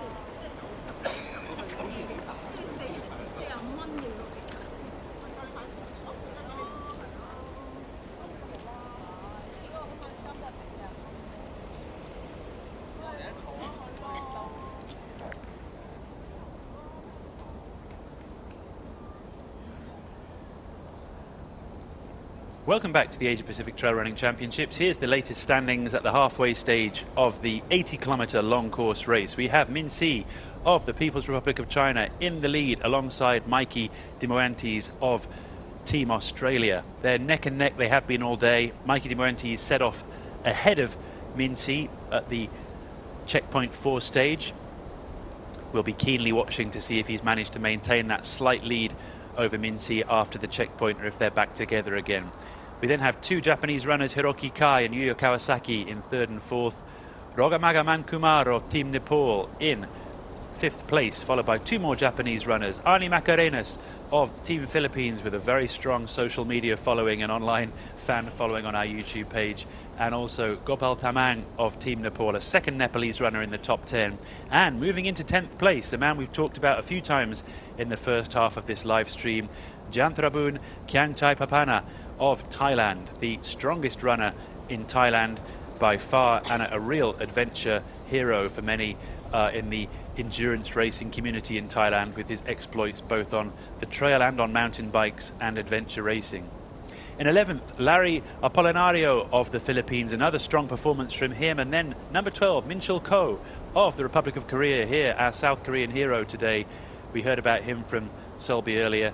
He's been representing Korea many times in these international races and hails from the island of Jeju, just south of here, where of course many people will be familiar with the Trans-Jeju race that takes place every year over the mountain there. Milton Amat in 13th, David Simpat in 15th, his compatriot, both from the Sabah area of Malaysia, a hot and jungly, humid part of the Malaysian Borneo territory that I've raced in many times. A tough place to race, but very, very different to the cooler, colder, rockier mountain scenery here in South Korea. Splitting them apart, another South Korean runner, and then we have Thirutha Tamang of Team Nepal in 16th, another Japanese runner in 17th, more Philippine representation in 18th, and in the end of the top 20 leaderboard currently, Dongguk Jang, also of the Republic of Korea. So a nice spread of runners across the board here in the men's division as we move towards them approaching checkpoint 5 later in the race. You can see that on screen right now. They'll be approaching split 5 or checkpoint 5 in around an hour's time. Chimin, Minchi, better known in China, taking the lead at the moment ahead of Mikey de Morantes. They are still packed together. They still look like they're very close. You'll see if they've managed to stay together after that checkpoint 4.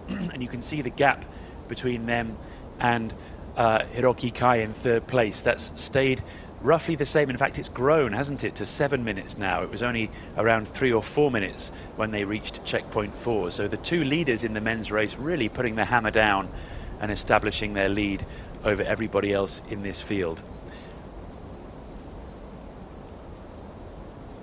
The section they're in right now involves a steep, sharp climb up to the 3rd of the big peaks in this race, and then a long, gradual descent before they reach checkpoint 5.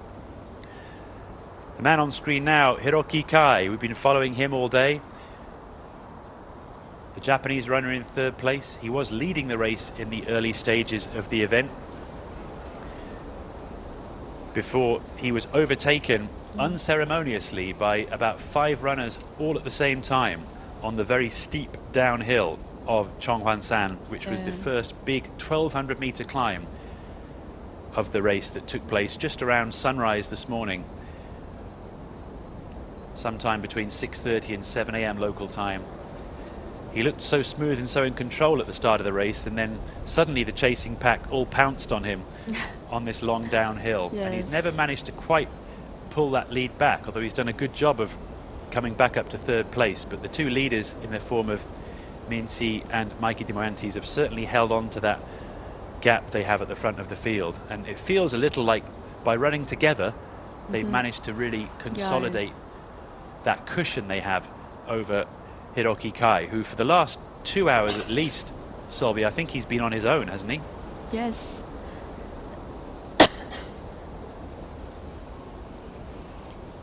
And also, I also expect curious like our two reading the men's athletes, how they manage like to the end, because I remember that yesterday for the short trail, they packed together like 3 athletes are packed together at the first, but they just split, and then like some in the last minute, just like a Philippine athletes just like won the race. That's the thing happened.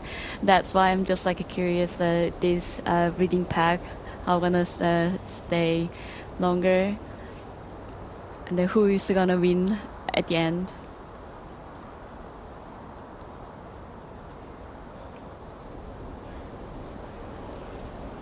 That's right, Hiroki Kai running on his own for so much of this middle section of the race. I wonder perhaps if he may be caught at some point by his two Japanese teammates behind him, Kento Tamura there and Yuya Kawasaki, and if perhaps that might help Hiroki Kai pick up some pace. He seems like he's slightly dropped his intensity in the middle of the race, as well he might, considering what he's already had to run through, some 50 odd kilometers of tough mountain trails. But having a bit of support from some of the runners behind him could be what he needs to help him pick things up, and perhaps together they could mount a challenge on first and second. But at the moment in the men's race, it seems like it is Mincy and Mikey de Moanti's race to lose rather than the others' race to win. They've built up a sizable gap now at the leader at the front of this race, and it's very much a case now of figuring out which of these two men at the front will end up winning the race. On board now with Yuya Kawasaki in 4th place in the men's division. He's exactly part of that chasing pack I'm talking about, catching up with Hiroki Kai, who may give Hiroki-san the boost he needs to kick on. Yuya Kawasaki, the top-ranked Japanese runner in this race, and in fact the second-ranked runner overall in this race, according to the International Trail Running Association Performance Index. That index based off of your best 5 results over the last 3 years, and those results themselves analysed according to your time in the race and the difficulty of the race. And all those numbers are crunched, you end up with your performance index according to ITRA, and that index has proved to be pretty accurate both today and yesterday in the short course. We've seen the top ranked runners in both distances and in both male and female races ending up taking the podium spots, or at least being in contention for the podium spots. There haven't really been any great surprises in terms of the rankings so far, and it looks like the same might play out today, with Mikey de Moanti's the top ranked runner overall in this race, currently obviously in the joint lead, along with Mincy, who himself is the 3rd ranked runner overall. The only person splitting them is the man in 4th place, Yuya Kawasaki, so you get the idea. The top 3 runners in the men's division are 3 out of the top 4 runners in the race. Yes. So things playing pretty much according to the playbook of the ITRA rankings at the moment. But we've been enjoying seeing this battle take place between Team Australia and Team Japan over the past couple of days. Yes. Both teams have had very strong representation and strength in depth. Not just one runner doing well, but all of their runners doing well in both the male and the female categories. Just taking a look at the splits here to understand what's happened to Hiroki Kai's lead since the race began. This is his time compared to Mikey de Moanti's time on the bottom of the screen. You can see that he gained a lot of time in that first big climb up to Chonghwan-san, giving him the lead that we were watching him enjoy. But then after that, that big red chunk of 4 minutes and 8 seconds on the downhill from Chonghwan-san really put paid to his hopes of holding on to the lead. He lost a lot of time on that descent. He made up a little bit of time between checkpoint 2 and 3 and has then gradually been slipping away ever since then. Now just a question of whether or not he can turn it around in the second half, find a second wind, and perhaps on the climb up to the last summit of Shimbulsan, that might be where his strength lies. We've seen repeatedly in the races in the short course the Japanese runners accelerate on the uphills and put in a lot of time on their rivals who have struggled comparatively on those long steep climbs. And there's one of those coming up, as you can see, at around the 55-kilometer mark before checkpoint 6. That's the climb up to Shimbulsan, the final big mountain in this race course.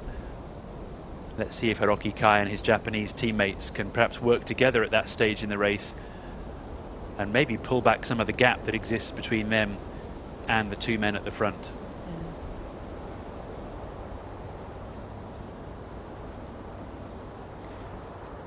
We're switching the analytics now. You can see on the bottom of the screen the name Yuya Kawasaki. That's the man in 4th place. We're now comparing his time to Hiroki Kai. You can see on the right-hand side of that chart, there's a green section between split 4 and the top of the mountain there. What we're learning here is that you can see that Yuya Kawasaki in 4th place is pulling back time on Hiroki Kai. edging him back towards third place. So Kawasaki-san, as I say, the top-ranked Japanese runner in this race, if he can keep that trend going, keep pulling back some of that time, keep that section in the green, he will take third place. And we could see, just as the rankings suggest, Kawasaki-san ending up as the top-ranked Japanese runner at the end of the race. It's interesting to check out these analytics as we try and understand the movements in this race in more detail and see exactly what's taking place down on the trail below. Yesterday then, as I mentioned, we had the 40-kilometer short trail race, a really exciting day of racing. Let's take a chance while we have a break in the live streaming options for the 80-kilometer race. Let's take a break and check out yesterday's highlights action from the short trail, the 40-kilometer Asia Pacific Trail Running Championships race.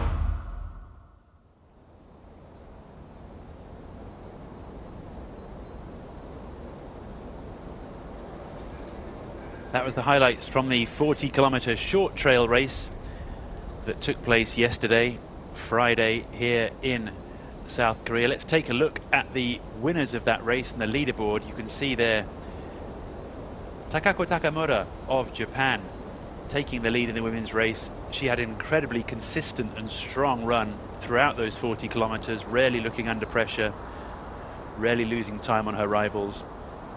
Priya Rai of Team Nepal in second place. She pushed hard to make sure she kept that second place after it changing hands many times during the middle part of the race.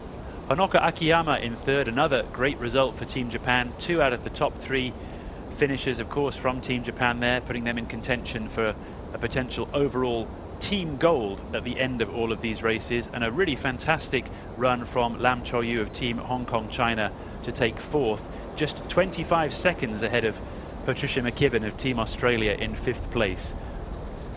Behind them, worth a mention, Xiong Binbin of the People's Republic of China. She had a tough day out. She was basically in second place for the entire race until the final mountain climb, where she twisted her ankle. It was an injury she already had from a previous race earlier in the season, and unfortunately it happened again, and she lost an awful lot of time in the last 10 kilometers or so that really put paid to her hopes of landing on the podium, and she was understandably quite emotional at the finish line. But a fantastic effort from her.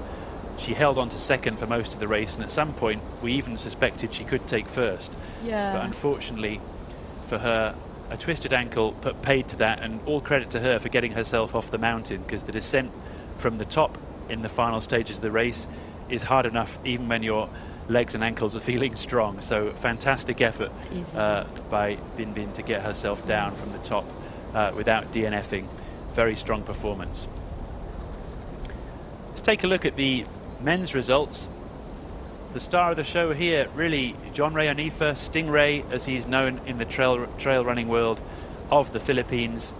He ran, for him, a strategically perfect race.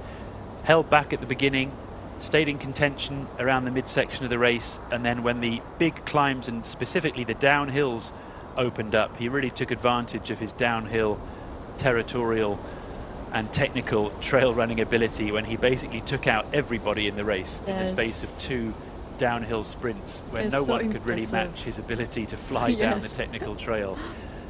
Commiserations to Koken Ogasawara, and also his Japanese teammate down in 5th, Hajime Kasagi, who were running together for much of the race and looked like they might be a Japanese 1-2 until Stingray arrived and really put paid to that with his incredible downhill skill. Credit to Blake Turner of Team Australia in 3rd, who fought a competitive battle, as you can see, to take the podium ahead of Wu Arting from the People's Republic of China. Only 15 seconds or so separating them in what was almost a sprint finish to the line as they came off the final mountain and saw the finish line. Fantastic run from Randolph Gonzalez of the Philippines in 6th. A very solid performance, as you can see, only seconds behind him from Sunwar Bahadur of Team Nepal in 7th. And then yet more strong Australian representation in the form of Charles Hamilton in 8th, who was leading for much of the start of the race, and Billy Curtis in 9th. And a fantastic standout performance also from Yusri Nanda of Indonesia in 10th place. A rising star on the trail scene who's had relatively little opportunity to showcase his talents overseas, unlike some of his rivals in this race. So somebody to watch in future, certainly there. So a fantastic day of racing there yesterday in the 40-kilometre short trail race. And we're back on course now in the 80-kilometre race with some live action from Kento Tamura, the current 5th place man, as he's weaving his way through this dense forest in what is a particularly difficult section to run, and, if you can bear with us, a particularly difficult section to also broadcast from, because that's why we're just holding back from offering multiple live shots at the moment, because the live coverage is particularly tricky in this section of the forest, since we're so deep in the trees down by the river here, and somewhat more difficult to get a clean signal from areas like this for our live stream. But we'll certainly do our best to keep up with both the lead in the men's race and of course in the women's race as well, and keep you up to date on the leaderboard, while also showcasing as many of the other nationalities taking part and the other teams taking part as possible in our effort to try and tell the whole story of this amazing championship. You can see there the gap between Kawasaki-san and Tamura-san in the Japanese team, pretty large. So 3rd and 4th looks like a battle for the the 3rd place finish ultimately, and 1st and 2nd looks like a battle for who comes 1st and 2nd, if that makes sense. Actually, and it's like now it's 30 seconds, like a difference between the Hiroki Kai and the Kawasaki. So I think it's a Kawasaki can catch to the and they get the 3rd maybe. And then also the reading group, they still stick together. So the men now just doing this last climb towards checkpoint 5. They come up and over the big mountain in the middle of this race, and they'll be relieved to have done that with still clement weather, blue skies and sunshine, no rain, which would make much of this trail incredibly difficult to run fast on. You can see here, even in this slightly broken footage, just how rocky and treacherous this trail can be if you're trying to run too aggressively on it, which is why in this midsection of the race many of the runners have settled into more of a rhythm, with only 25 kilometers to go on almost 5 hours on the clock. It's time for them really to consolidate their position before what will be one big hard final push over the final mountain, which could be decisive certainly for the winners in both the men's and the women's category, with the 1st and 2nd place in both men and women so close together. Exciting now to see on the right of screen Hau Ha Thi of Team Vietnam still leading the way in the women's race, with 30 kilometers to go. We've seen her powering her way through this course so far, taking every opportunity to try and put Xiang Fujiao under pressure back in 2nd place.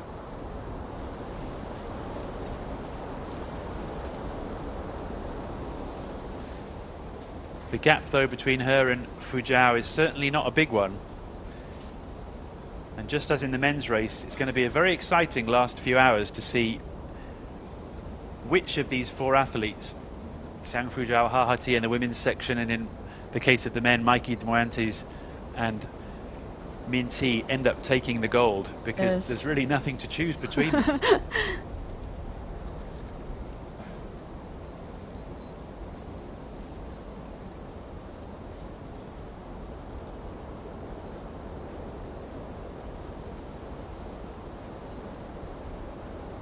This is the scene in the Ulju region earlier this morning. The beautiful sunrise with the mountains flanking the town down below. The latest standings according to our GPS tracking data, Hao Ha-Ti has 1 minute on Xiang Fujiao.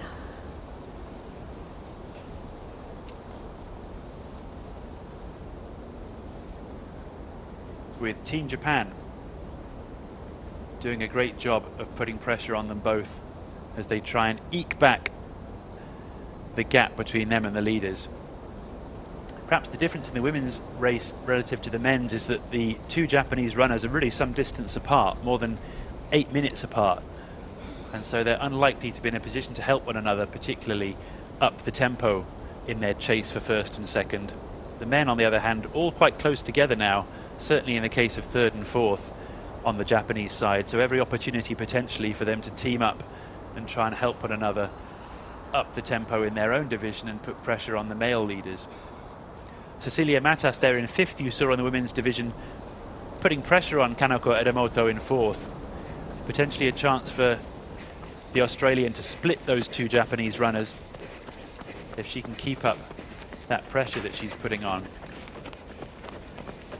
But here you can see Hao Ha-Ti of Team Vietnam doing what she's been doing all day, which is just pushing and pushing and pushing. Let's take a listen just to hear the sounds of the trail as she continues to drive forwards on this uphill.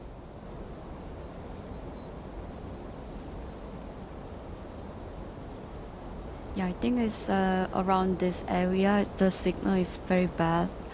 Yeah, sometimes like even when you're doing the hiking in the Korea, like in the deep forest, like you lose the signal. So it's a very common in Korea, like because this is a very deep dark forest.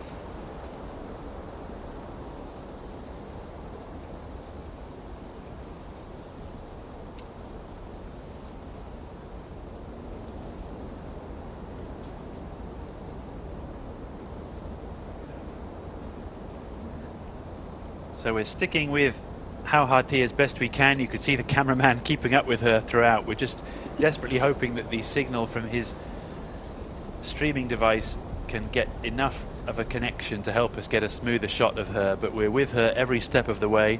So at any moment you can expect to see her back in action with less than 30 kilometers now remaining in the women's race and almost 5 hours under their belt.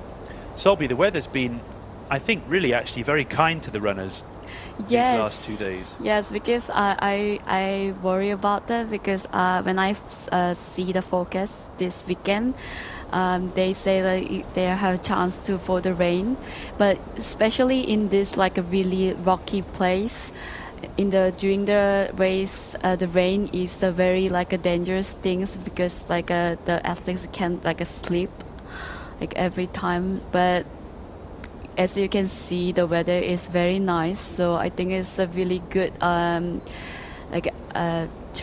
good for them. Like, and then also like a very clear sky today, so they can see like everything on.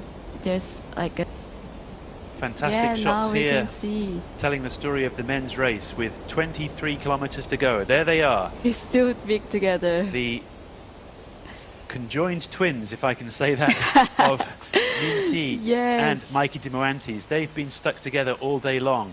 Can they stick together for the next 20 kilometers? Surely not. One of them is going to make a break and really put pressure on the other and try and establish their authority. But they've really been sticking together so well. But Min Si now starting just to put the pressure on, it seems.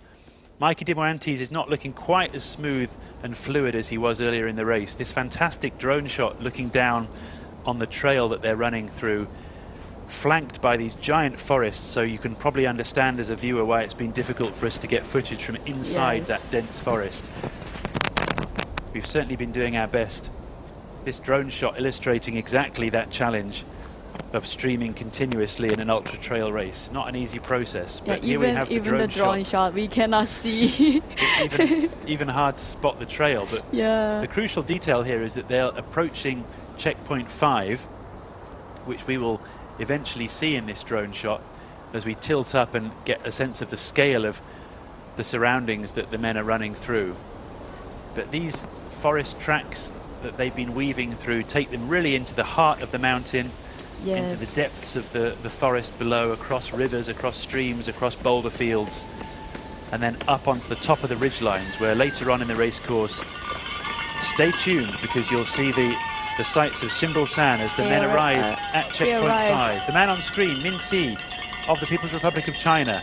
The man right behind him, Mikey de Moantes of Australia. Let's take a listen and see how they deal with the checkpoint. A soft flask for the next aid station for me. Yeah. I think it's the... You mean bag in rot, schwarz? Yeah, he already left the Min Si.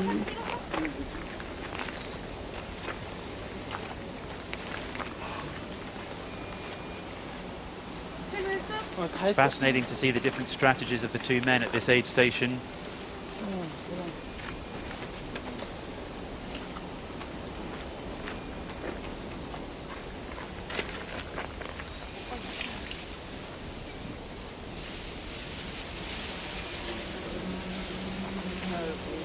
Min Si there,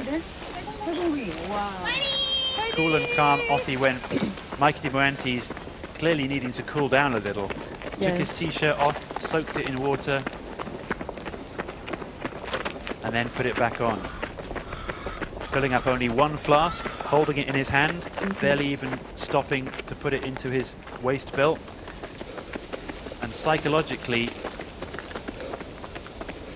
now some 20-30 seconds behind Min Si,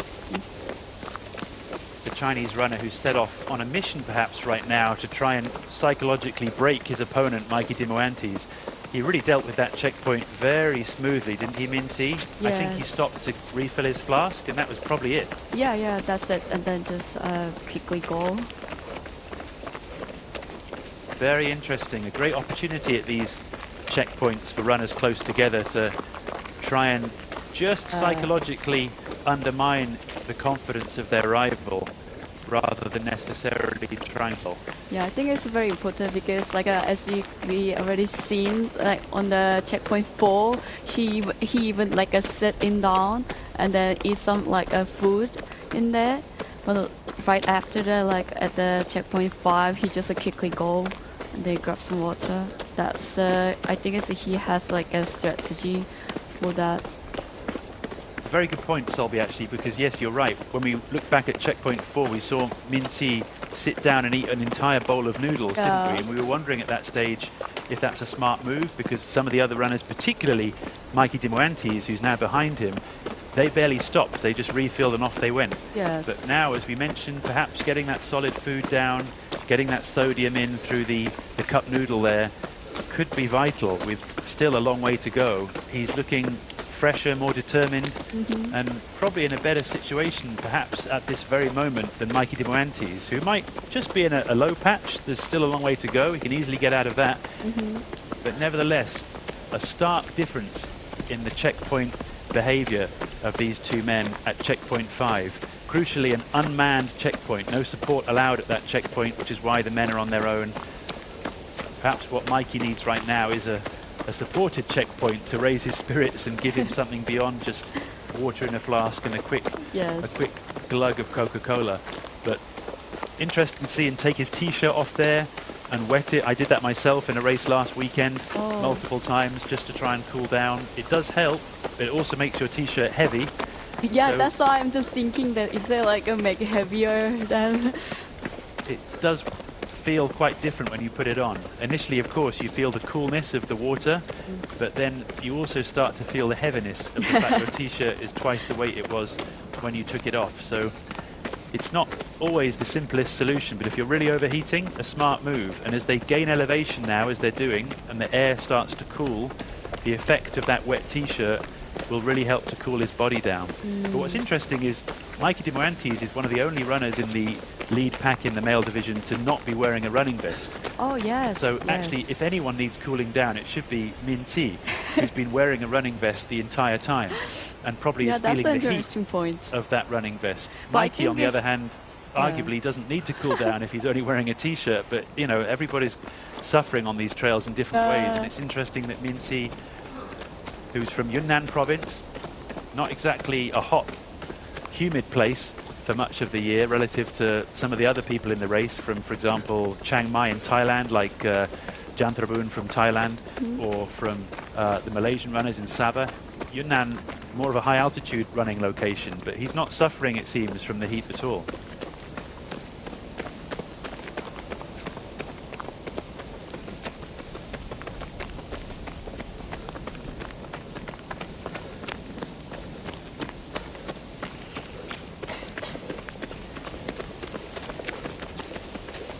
It's 12 kilometers until the next checkpoint, which will actually be the final checkpoint in the race.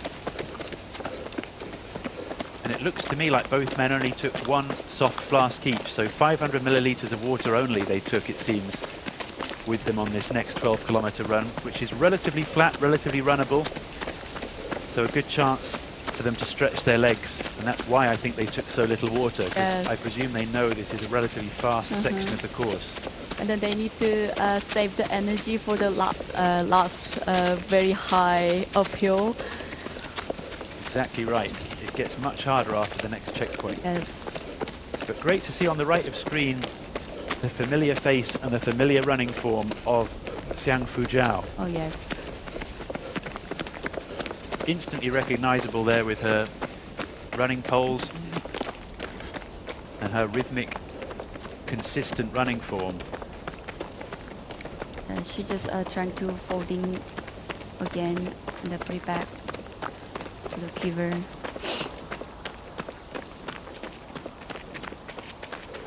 We can see on the left of screen now he's still smiling on the camera. Ever smiling face of Hiroki Kai, the third place male runner. We'll see how long that gap is now as he approaches checkpoint 5. Remember, it was only 3 minutes in the early stages of the race, then it stretched to 4 minutes. And we recognize this drone shot, of course, from the two men before him, so he's not far from the checkpoint. But we're now past the 7-minute mark in the gap, so we'll see how much that gap has extended. And actually, the Hiroki Kai is quite famous in Korea because he participate a lot of the trail running and even the road marathon in Korea. So that's why I just heard that, because like he normally called in Korea is a Garo. It's his, I think it's his nickname.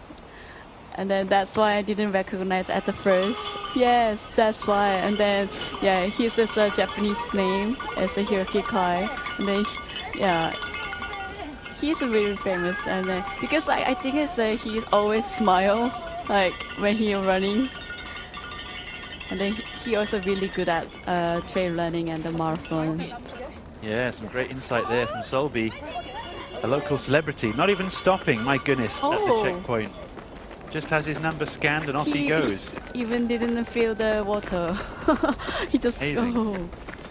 Really interesting to see how these different runners deal with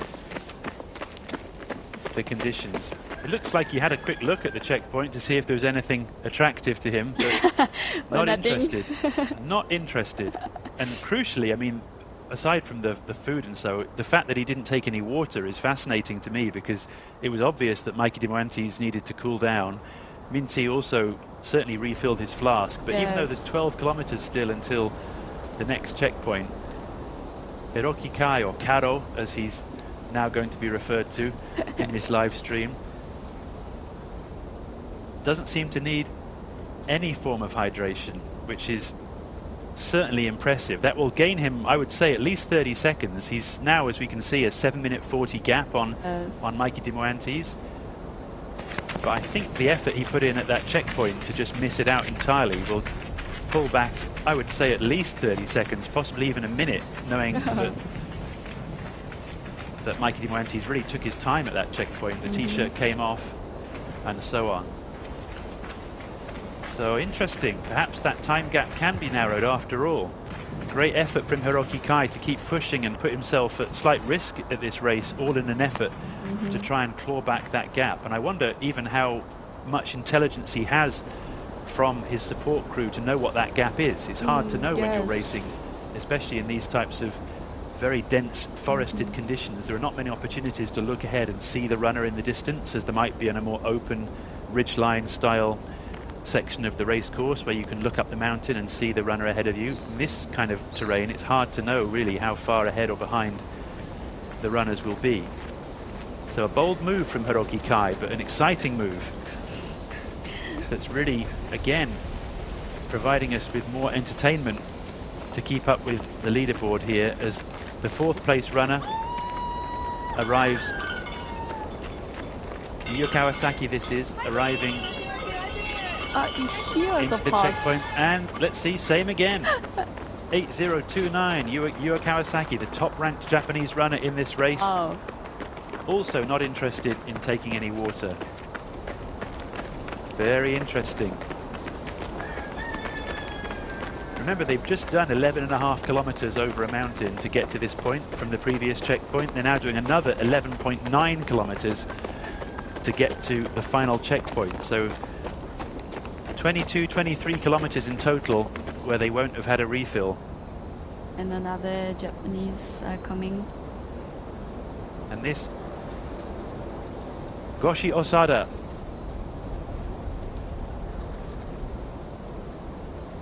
Let's see how. Number 8030. Also approaching the checkpoint, currently in 5th place.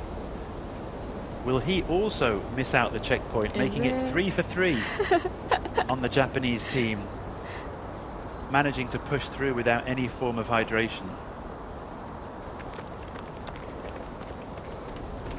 A message from Takeshi on our live chat saying, "Go Osada-san." Let me relay that message to him directly through the live stream. Gambatte ne, gambare kudasai. He's going and going and going, that's for sure. Just taking a breather on this short road section.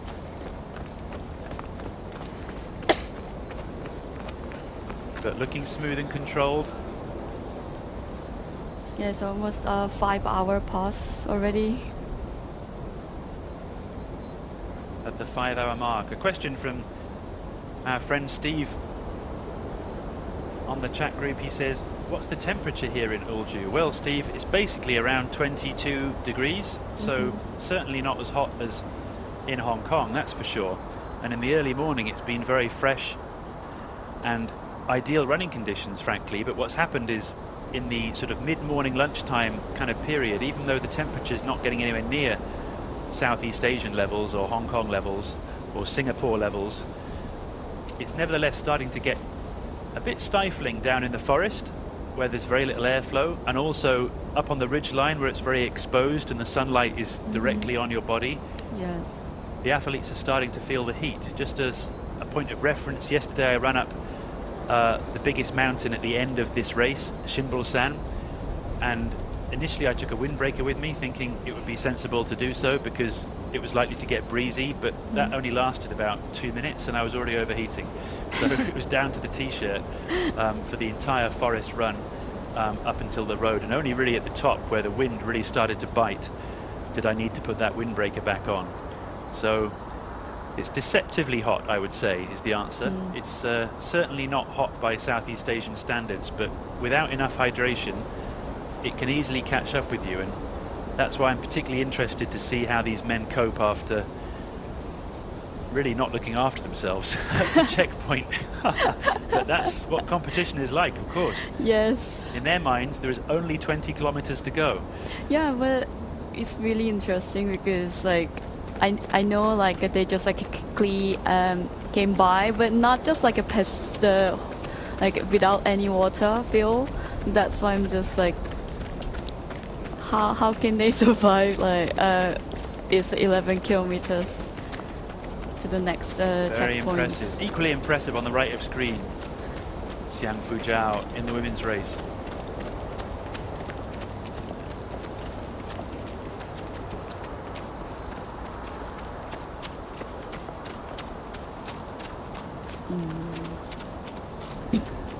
Fujiao on the right of screen, dancing her way down the trail, weaving her way through the trails. We're anxiously waiting for an update from our tracking devices to understand if Fujiao has indeed taken back the lead from Hao Ha-Ti in the women's division. Those two women battling it out like crazy through the middle section of this race, but Fujiao, such an experienced competitor, making light work of this technical descent on the right side of the screen. Yeah. Fujiao, as you mentioned before, of course, from the People's Republic of China, and a well-known face, not just in Asia, but globally, for her trail running exploits over the past 12 months or so, demonstrating her elite level running on the global stage, both in Europe at the UTMB races and in the US at the Western States most recently, where she's put in some stunning performances, second only in sort of global kudos level, I think, to Courtney Dauwalter at the top end of the women's division these days. One of the most recognizable figures now on the women's trail running scene. And only last week she was racing in China at a big race in Ninghai, where she won the 100-kilometer race there. So amazing to see her here at all, frankly. Amazing powers of recovery and tenacity to come back and take on this race so soon, but hopefully a reflection, of course, of the prestige with which many of the top runners are looking at this opportunity at the Asia Pacific Trail Running Championships to establish themselves as a global force to be reckoned with, because after all, this championships is the perfect staging point for these athletes to promote themselves, promote their brand, and help to develop their longer-term professional careers at the highest level in the world of mountain trail running. So fantastic to see her here, and exciting to see her battle it out. Our tracking data suggests that Hao Ha-Ti is still edging ahead of her in the lead, but I've no doubt we'll soon clarify that with our camera teams on the ground when we see the two of them close together approaching checkpoint 5, as they both soon will. There's our eye in the sky, keenly looking out for the next runner we can find. Yeah, the 5th runner. He also like the deepest one. The 8032. And here we have him, 8032, Kento Tamura of Japan. He's held on to that 5th spot. Cool, calm and collected. Will he be the 3rd Japanese runner not to drink anything? Oh no, he filled the water. Oh, and something captured him.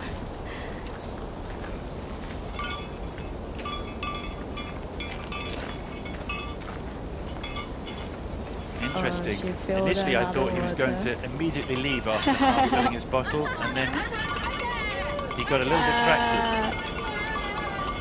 Actually, the one of the staff recommend to drink something, but she just like refused and there you go.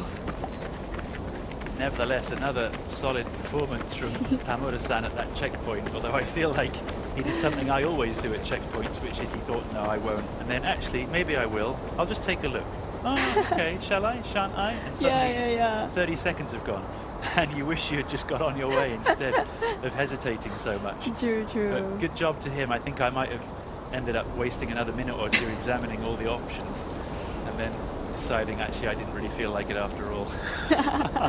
So good job, Tamura-san. Didn't dally around too long at the checkpoint, but nevertheless, relative to his two compatriots ahead of him, this man on screen, Goshi Osada and Yuya Kawasaki, he still took probably 30 seconds longer overall at that checkpoint. But as we can see now, Osada-san just breaking into a bit of a run and walk, which could be a measure of him starting to feel a little bit tired, because the gradient on this climb is really not quite as tough as the ones that he was running up quite happily earlier on.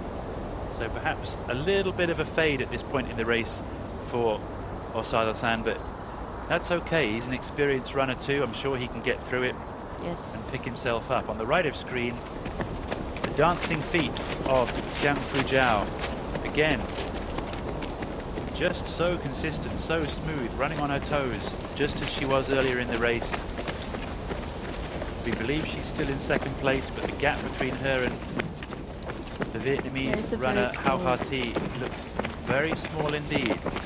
So there'll be no surprises if these two women end up being very close together when they arrive at checkpoint 5.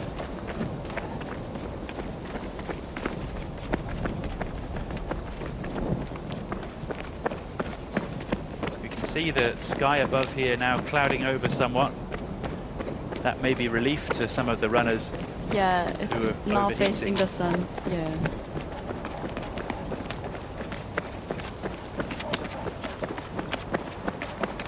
Gap now between herself, Hau Ha-Thi, and the 3rd, 4th and 5th place female runners is getting wider.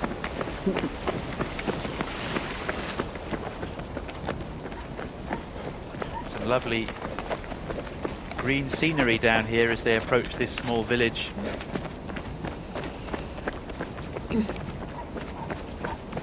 Where the checkpoint will be based later on when they eventually reach that part of the course. Always interesting in these races to run through these tiny villages or these small plantations, just to get a sense of the culture and the colours of the countryside. I often feel like there are moments in areas like this where you could be anywhere in Asia.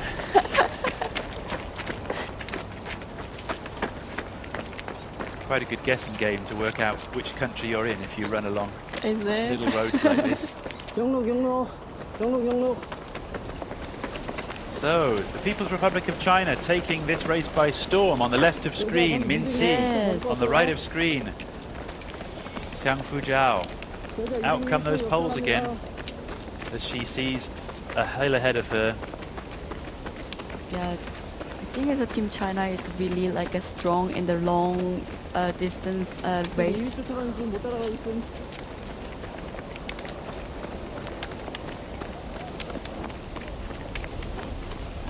And she take out the pole again for the hill. I really like the sounds of the taking the pole. Yeah, I'm sure we'll soon hear that tick-tock, clickety-clack once again.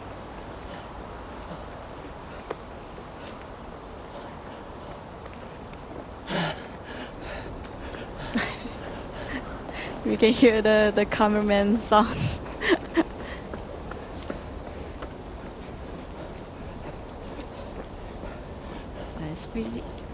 It's really not easy to follow the reading groove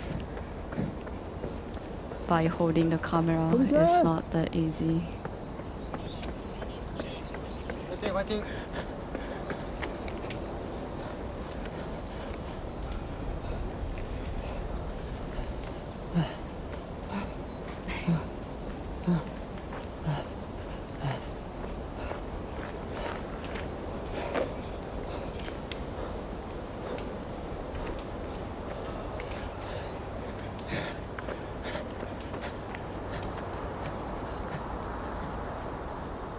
We were following Xiang Fujiao there just on the ground with our cameraman as we see just how close the gap is between herself and Hau Ha-Thi of Vietnam.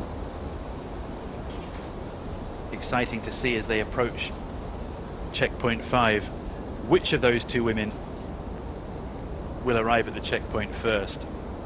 Two very exciting battles then taking place on the 80-kilometer course in both the men's and the women's division. We're being treated to a real boxing match between the men and the women in the form of the first and second place, hanging in the balance in both races. At this point, as the two women approach checkpoint 5, we'll take another opportunity to have a quick break, and we'll be back with you straight after to see just who is in the lead. 조금 먼 여정을 떠날 거야. 가방도 가득 채웠어. 빈 자리로. 모든 순간들을 가득 담아올 거거든. 텅 비어있던 나를 꽉 채우기 위한 이 여정에 가벼운 만큼 완벽한 준비는 없어.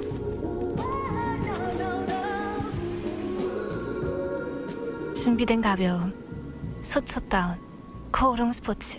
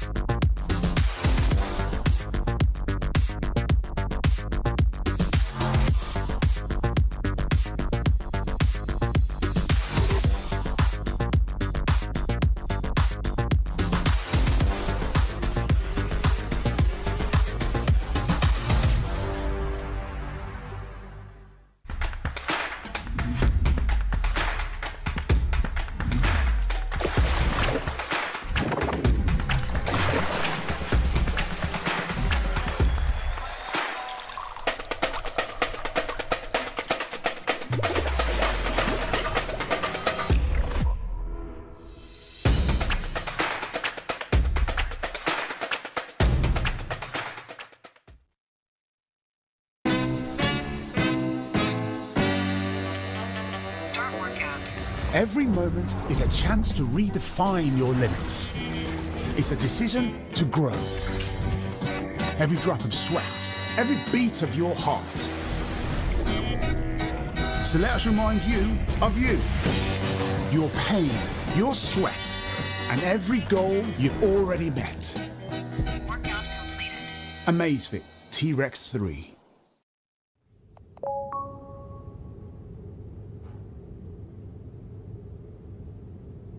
달리기를 처음 시작한 건 제가 지금 다니고 있는 회사에 동호회를 이제 우연하게 가입을 하게 됐어요.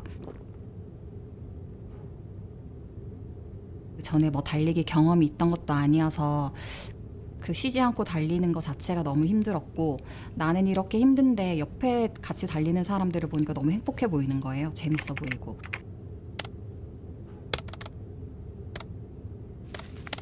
아, 나도 재밌게 한번 달려보고 싶다라고 생각을 했고, 그 생각이 이제 제 달리기의 시작이 되었던 것 같아요.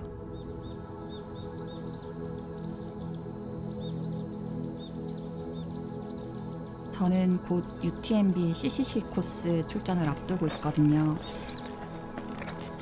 예전에는 상상도 못했던 일인데 작년에 이어서 올해도 또 CCC 코스를 한 번 더 출전을 하게 됐어요. 저한테는 정말 꿈같은 일인 것 같아요. 제가 달리기를 처음 시작하고 얼마 되지 않았을 때 UTMB 100마일 대회 출발 영상을 본 적이 있었거든요. 아, 나 언젠가 저 선수들과 함께 달려보고 싶다는 상상을 했었는데, 이제 머지않아 100마일 완주의 꿈도 이룰 수 있을 거라 생각하고 있습니다.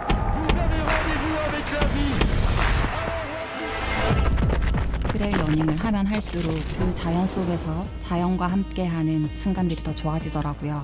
특히 힘들게 달리다가 탁 트인 공간에서 갑자기 너무 멋진 풍광을 만나게 되면 이게 너무 가슴이 벅차서 그런지 눈물이 나는 경우도 있기도 하더라고요.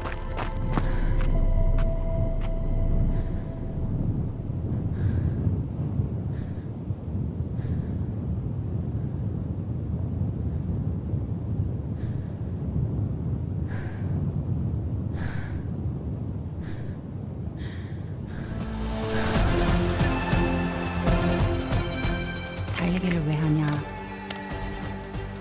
트레일 러닝을 왜 좋아하냐? 저한테는 그게 사실 늘 어려운 질문이거든요. 사실 이유는 없는 것 같아요. 그냥 좋아서 계속 하고 있는 거라서, 나도 트레일 러닝을 시작하고 싶다라고 생각하시는 분들은 그냥 일단 신발 한번 신고 저랑 같이 필드로 나가줬으면 좋겠어요. 그러면 처음에는 조금 힘들 수는 있지만 얼마나 운동 자체가 즐겁고 행복한지 온몸으로 느낄 수 있을 거라고 저는 생각을 합니다.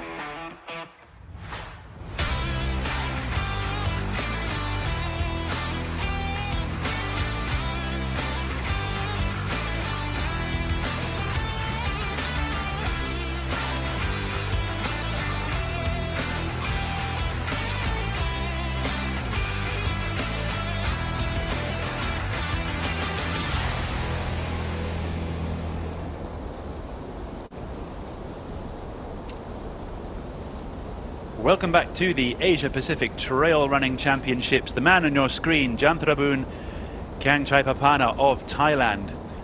Super J, as they call him in the adventure running scene, arriving at checkpoint 5, looking cool, calm and collected, as he often does in these races. If there's one man in this race who will not be bothered by it potentially warming up, it will be this man. He comes from the northern part of Thailand, Chiang Mai, a very mountainous region. And it is incredibly hot and humid there. And I've seen him racing in Hong Kong in the middle of the summer and making it look easy. And that's exactly what he's doing now, although he is taking his time at this checkpoint, but I think he knows what he's doing. 2 bananas, a bottle of Coke, and off he goes. One of the strongest pair of legs you'll ever see on a trail.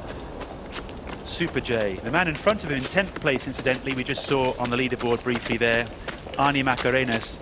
He would also be a challenger for the strongest pair of legs you'll ever see on a trail. The two of them together, real warriors. Oh! Interesting. Min Si there making use of his surroundings, showing his experience as a trail runner, splashing his head with the stream water to cool down, much like we saw Mikey Dimuantis earlier at the checkpoint, taking his t-shirt off and soaking it. Interesting, Solby, that Mikey did that at the checkpoint in full view of Min Si. Yeah. This time, Min Si doing it perhaps deliberately on his own, away from Mikey Dimuantis, so Mikey didn't see that he was feeling hot. Psychology. I think that's a great strategy, and also I feel like it's getting hot because it's all go to almost at noon, like 11 o'clock in Korea. That's the, yeah, and then they are almost like run 5 hours. So that's why they feel like really hot. Could be a canny bit of racing there from Min Si to cool himself down when there's nobody watching, because the last thing you want to do with 15 kilometers to go is to let your opponent know that you're struggling. Of course, everybody's struggling. It's an 80-kilometer race with more than 4,000 meters, almost 5,000 meters of climbing. But if your opponent knows you're in trouble, it'll just give them that boost they need. So smart racing from Min Si. Funnily enough, when I raced last weekend in an 80-kilometer race of my own, I did exactly what he did in this stream, but I think I put my whole head in it for about 2 minutes, rather than just splash my head briefly as he did there. So I know exactly how he feels, and it's a smart move. It really helped me a lot. I think I did it about 6 or 8 times in that race to cool myself down, and it's really very effective. So great to see people at the elite level doing that too. But apart from that brief moment of pause, Min Si looking pretty solid here, running through the forest, eating up these final kilometers.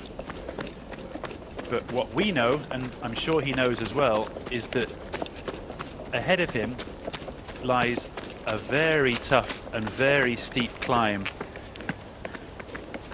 up to the final summit in this race course at Shinbulsan, another 1,200 meter summit.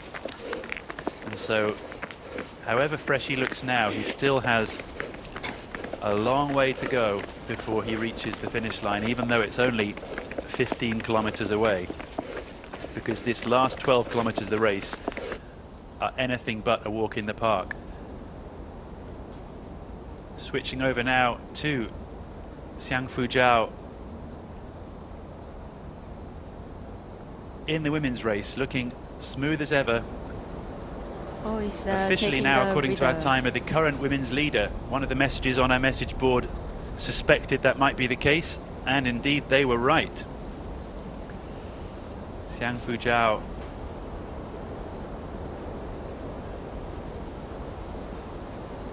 tiptoeing her way up this trail. I just love watching the way she runs, so light,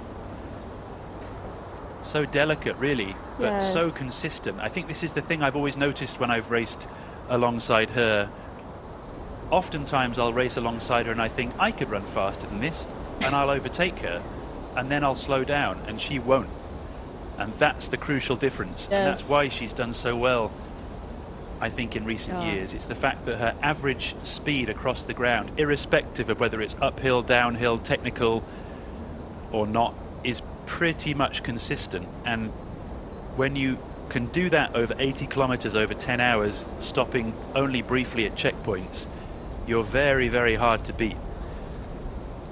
And perhaps this race is a measure of that, because the woman now in second, Hao Ha Thi of Vietnam, has shown her explosive power coming out of checkpoints. She's shown her aggressive, competitive racing, determination.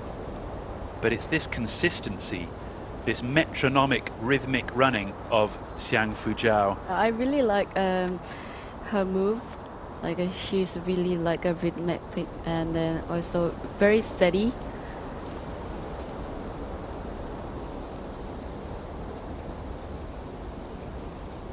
And then now you can see only the second and the first is the gap is less than a minute. So we still don't know who is gonna win in the final. Exactly right. We now have a minute gap between Fujiao and Hao Ha of Vietnam. Interesting to see these comparative stats between Fujiao here on screen and Hao Ha Thi of Vietnam. So she was down at the beginning of the race, she gained back all of that time, it slipped again and she's gained it back in this final section. They've been yo-yoing as well in the top of the women's race. But Fujiao now establishing a little bit of dominance as we approach this final 20 kilometers in the women's race. And I mentioned this before, I'll mention it again. Last Saturday, 1 week ago, Fujiao was the winner in the 106 kilometer ultra trail Ninghai race, a UTMB race up in China. Wow. Ninghai, just 1 week ago, 106 kilometers that race, 5,200 meters of climbing that race, a brutal race, and that was her warm-up for coming to do this race. She was first in the female category, she was 11th overall in that race, just as a measure of how competitive she is. And a week later, she's here 60 kilometers into an 80 kilometer race with 4,500 meters of climbing. Unbelievable. So amazing. I would love to know what she did between last Saturday and this Saturday. I'll have to ask her at the finish line. Yeah, you should ask. Like, I really want to know.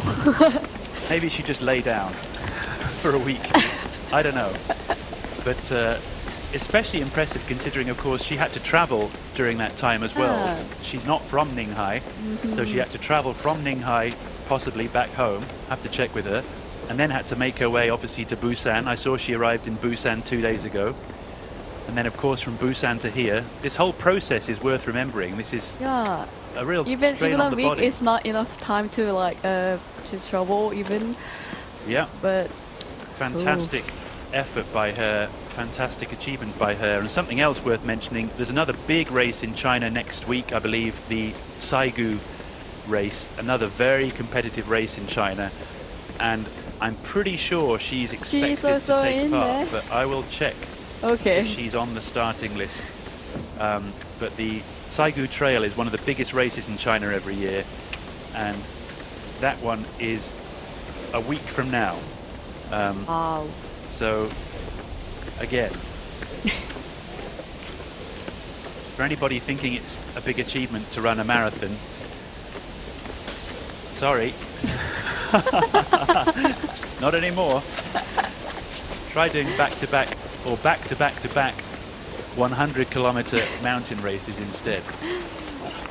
It's wow. I even cannot imagine like like even she participated in that race. It's like a 300 kilometer on the mountain, like within a month. Like, oh no. Amazing. Back on trail with Min Chi now. And on the right of screen, Hao Ha Thi, Vietnam. Now in second place, still looking strong. but no longer the women's leader.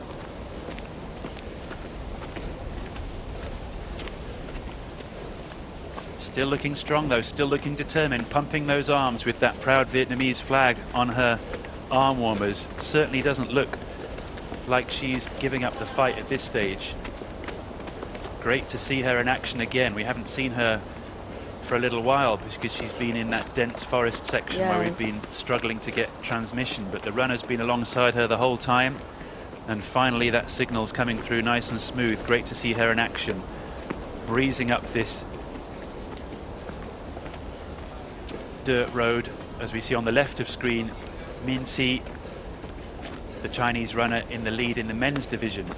Min Si taking it slow at this point, but I think he's running a smart race because I'm sure he knows that after the next checkpoint he has an enormous mountain climb to go, so there's no real great benefit right now in sprinting through this forest section. Save those legs, because that last section, as you can see on screen now on the right hand side, is really going to smash the legs of all these runners. Let's take a look at this comparison chart. Very interesting between Hao Ha and Fu Jiao of China. She lost a bunch of time between section 4, CP4, right in the middle of that chart, and CP5. 2 minutes of time in the red there. But she's gained 53 seconds back after that. So she's really fighting. Great to see. Exciting finish in store in this race as we approach the final checkpoint in both the women and the men's elite category. Still so hard to call this race. Hao Ha's poles stowed away in the back of her running vest there. I don't think I've seen her take them out, have you?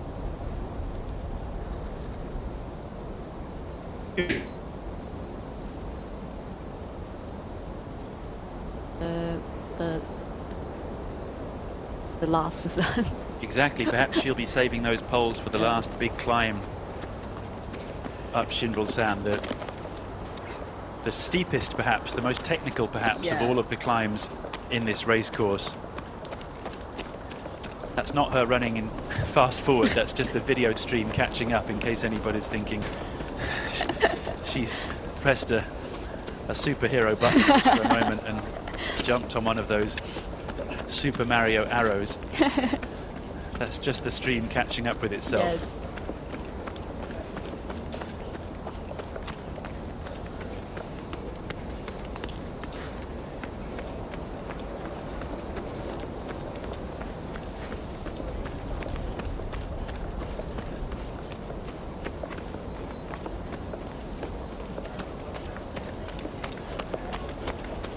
So on the left of screen, Min Si of China running past some local runners, I believe, in the long form local Ultra Trail 9 Peaks race, also happening at the same time here. On the right of screen, Hao Ha Thi of Vietnam flying down this section of fairly runnable trail between checkpoints 5 and checkpoint 6.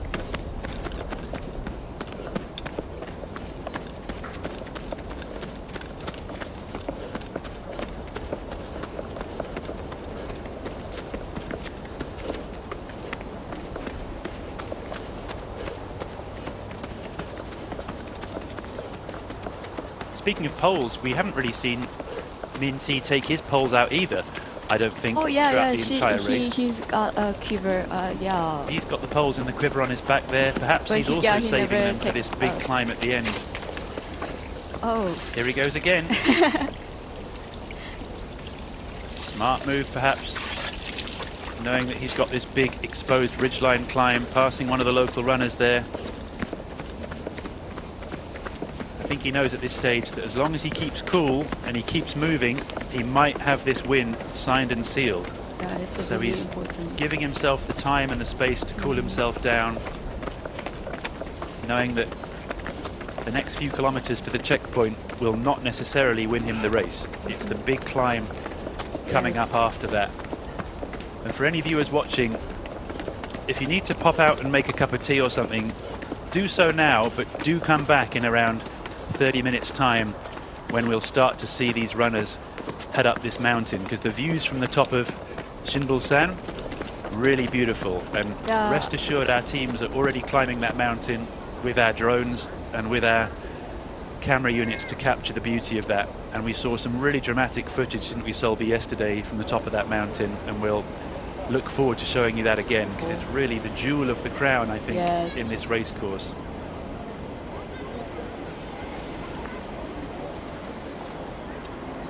This is what it looks like down at the finish line, and that's what it looks like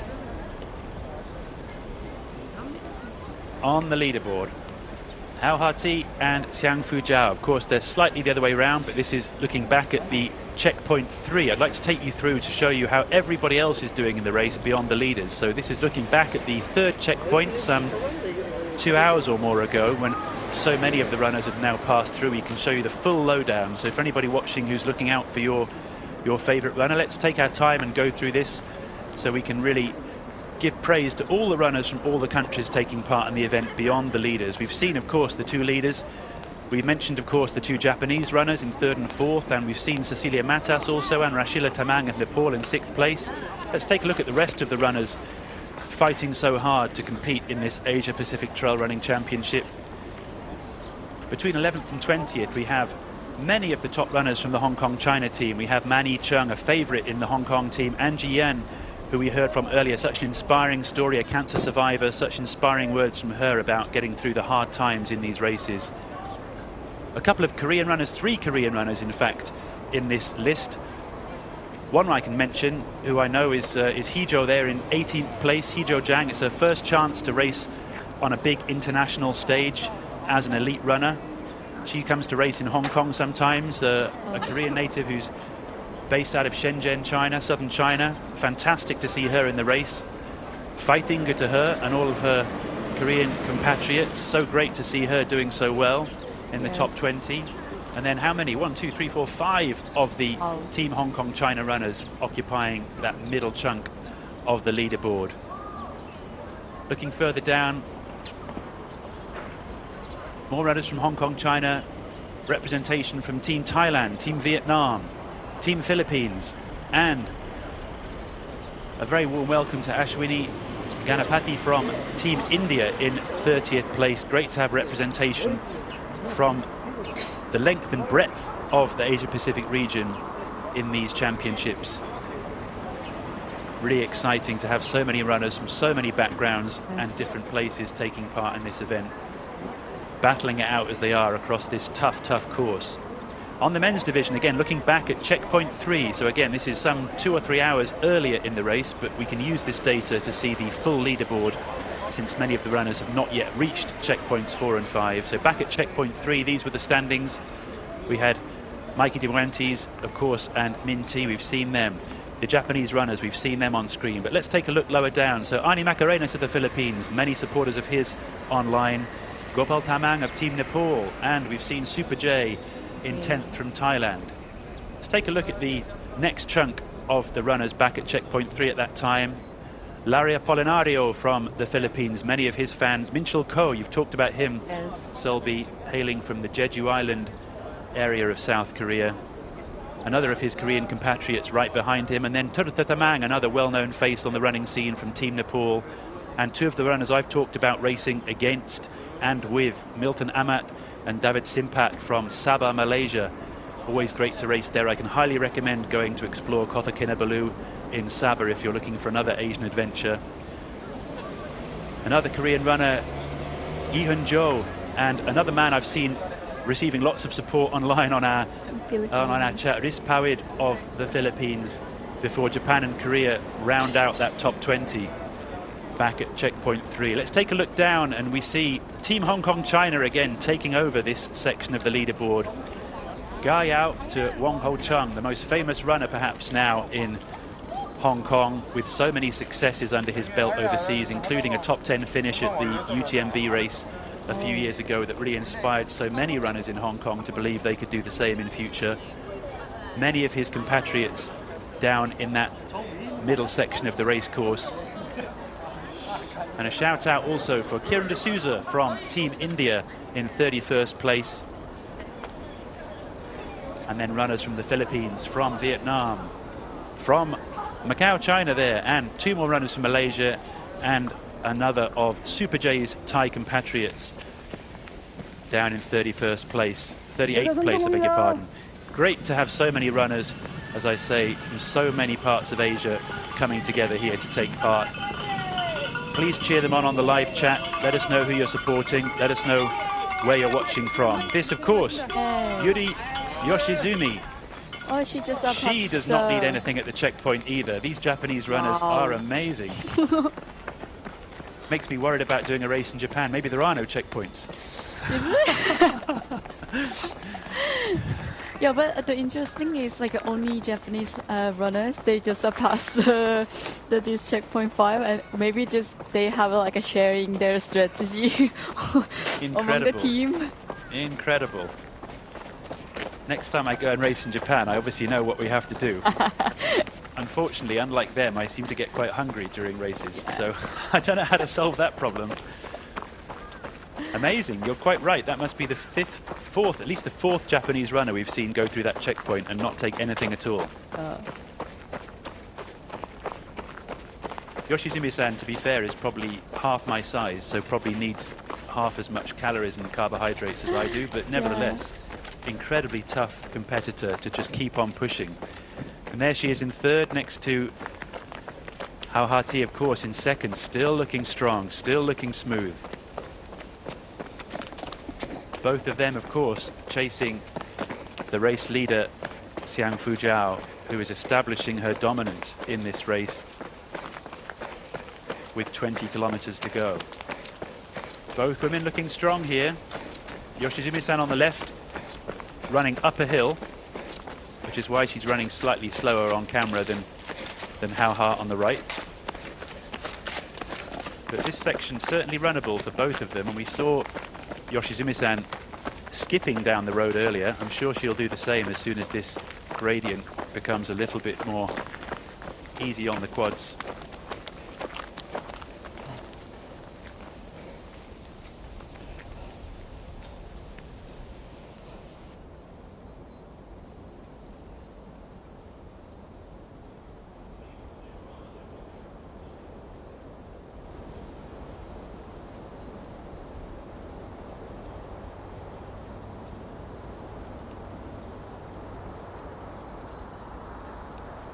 Right alongside Hao Ha-Ti here. Just as a reminder, she only really been racing competitively and at the elite level for the last 2 years. A relative newbie on the scene.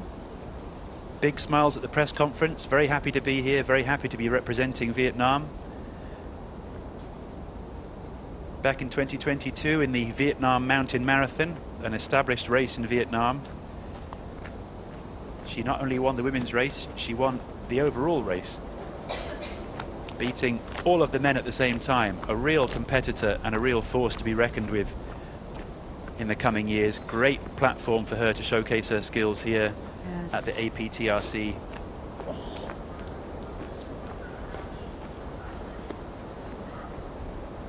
I have in my race notes here the fact that she was rejected by college for taking a degree in sports because she was deemed to be half an inch too short. Wow. If you can believe that being a defining category of your ability in sports. I think she's demonstrating on camera right now that that should definitely not be a defining category in your eligibility to study sports. Yeah, on the left side we can see the Minchi, and then he used a pole now. Oh, well spotted. Yeah. Well spotted. The poles are out for Min Si. He's finally accepting that his arms need to help his legs. After some 6 hours of racing. After 6 hours. 3,000 meters of climbing, he's finally giving his legs a chance to get some help. Very impressive. I can tell you when I did my own 80-kilometer race last weekend, the poles are out after about 30 minutes. Wow. I think, but it's very helpful, like especially for the very rocky paths, like to the balance. Certainly good at this point in the race. He perhaps gets the sense of what he can't see, but we can see on screen, that he now has a 4-minute lead, according to our data, on Michael de Moyantes of Australia. The two of them, of course, were running side by side throughout the middle section of the race. Now perhaps Mincy sensing that he has a cushion, and that's why he's giving himself a chance to take it a little bit easier, take it a little bit slower, get the poles out, cool his body down in the streams, and make sure that when he starts this big climb after checkpoint 6, coming up on our map right ahead of us there, you can see on the graphic at the below, they're approaching split 6 or CP6. Perhaps he knows if he can keep this cushion before that big climb, the win may be safe. Just keep it cool. I can see a message on our live chat here saying, in capital letters, the poles are out, we're getting serious now. So I think our viewers know exactly what's going on. Respect to our viewers. Great to see some more of the runners at the checkpoint here. 5, yeah.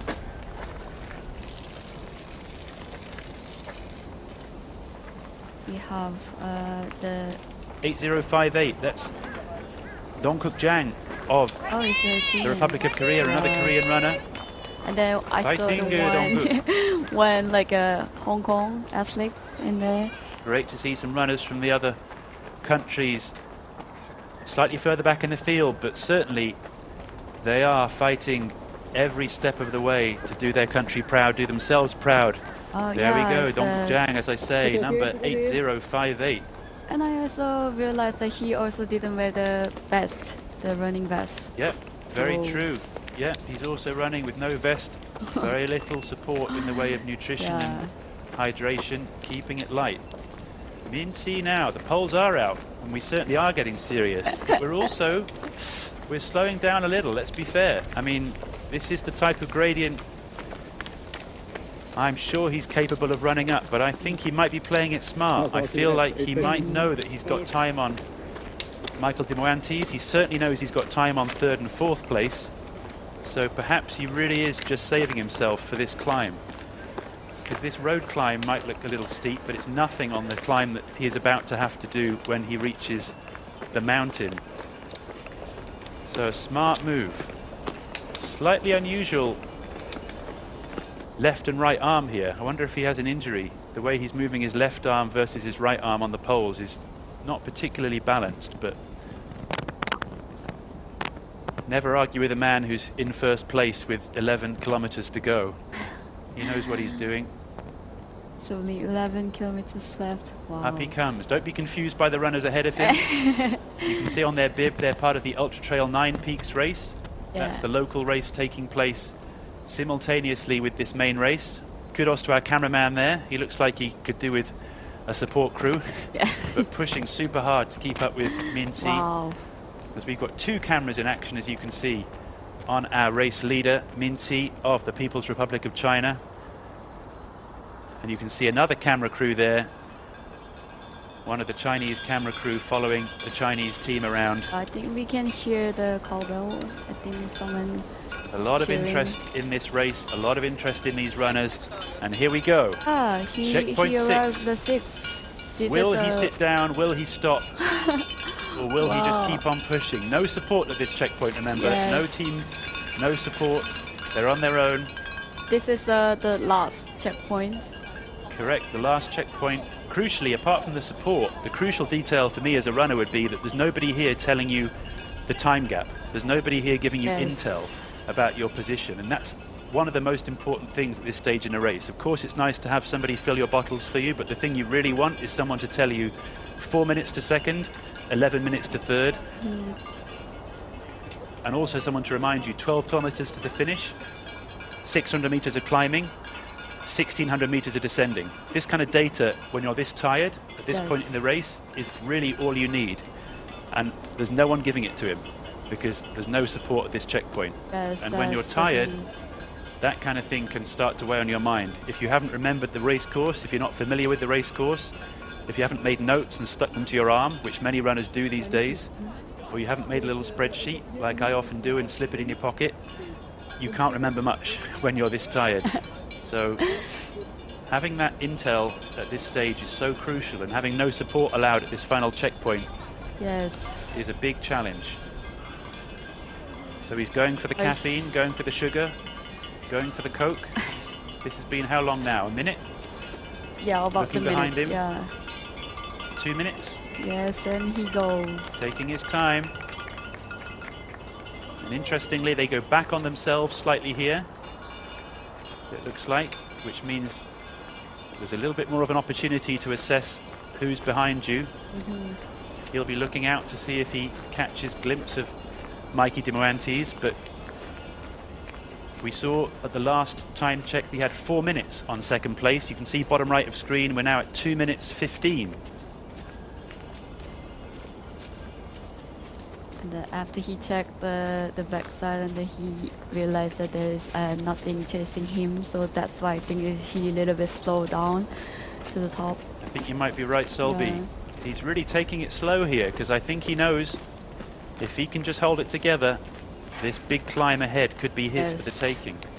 He's not doing a Hal-Hati, shall we say. He's not blazing out of this checkpoint because he's a smart runner. Maybe there's no need. Yeah, there's really no need. Just keep it cool. Keep it steady.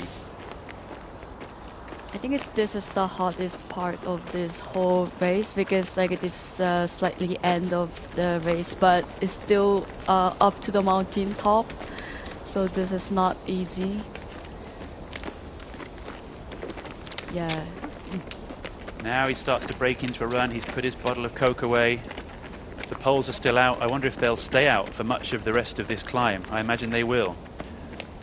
Right-hand side of screen. Our previous 5th placed female from Team Australia. Yes.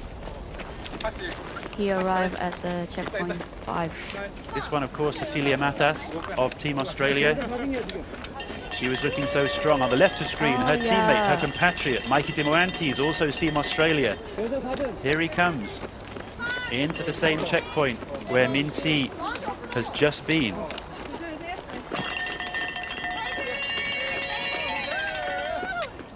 Off she goes, Cecilia Matas looking strong, not far behind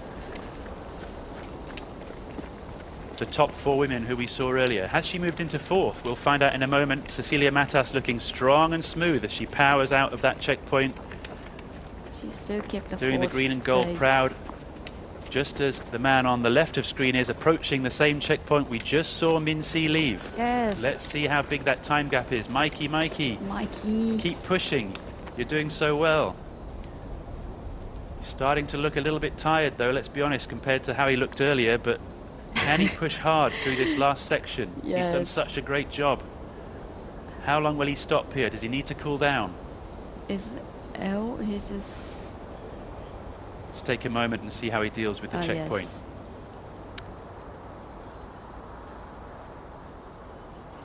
I feel the water. Oh, there's something. Oh.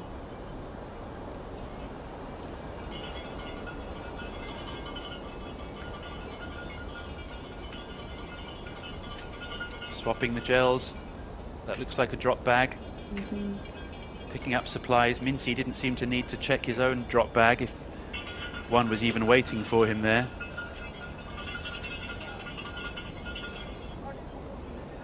Micah's t-shirt still wet from having soaked it earlier.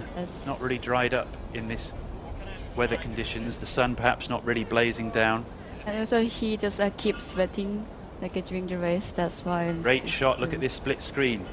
Mike is still standing there at the checkpoint. Min Si powering up this big steep climb. The poles are out. Overtaking one by one the runners in the local Ultra Trail 9 Peaks race who have been running all night long. Mikey repacking.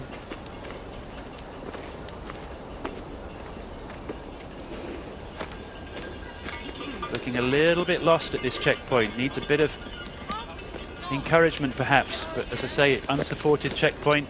None of his teammates can be there. Yes, it's gonna be hard. Like, A few shots of Coke might do it, yeah, but he need to do himself 2 cups of Coke.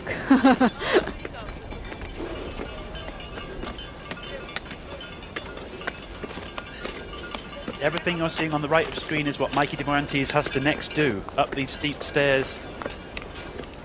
Very steep climb ahead. Yes. Oh. And off he goes. Good man. Yes. There's our cameraman with him. Excellent work keeping up with these runners. Mike is bib. Yeah, it's like hanging in the barely his hanging back. on in this last section of the race.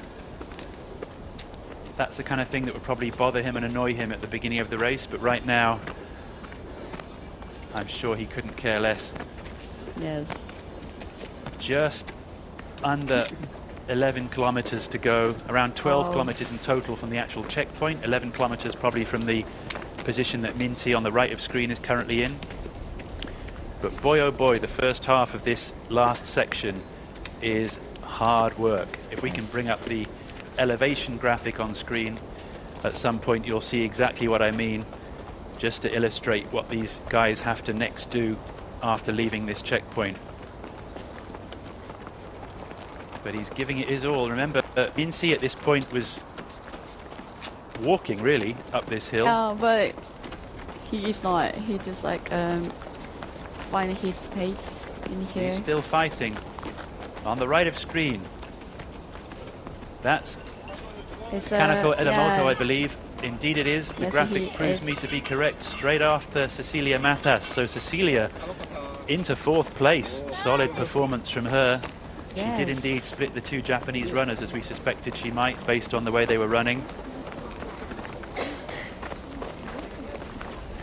Kanako-san reloading her bottles. This is a hard course. Unfortunately, Mum's not there this time with the rice balls. Oh yeah, I as really I've want seen to so see. often in previous races with Kanako-san.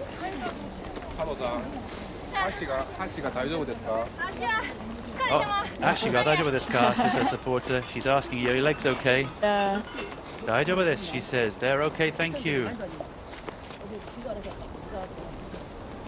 Let's see if there's any more chat with her Japanese supporters.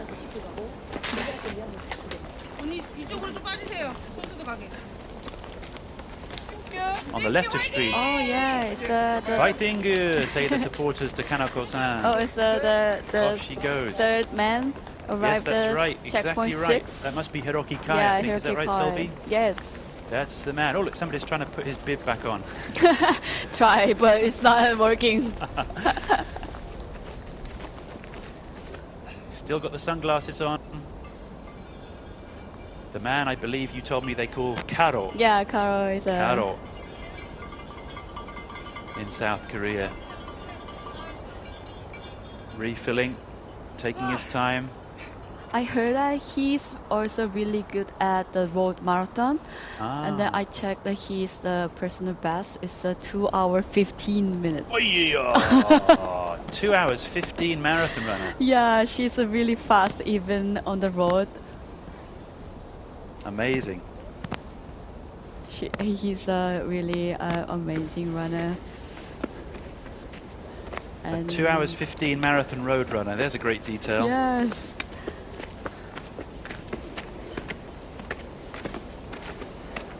And here's our race leader, the overall race leader, the men's race leader, Minty of the People's Republic of China. One of my cameraman friends at this race event told me last night at dinner that if Minty was on form, this race would be his. And that cameraman so far is proving to be correct. Yes.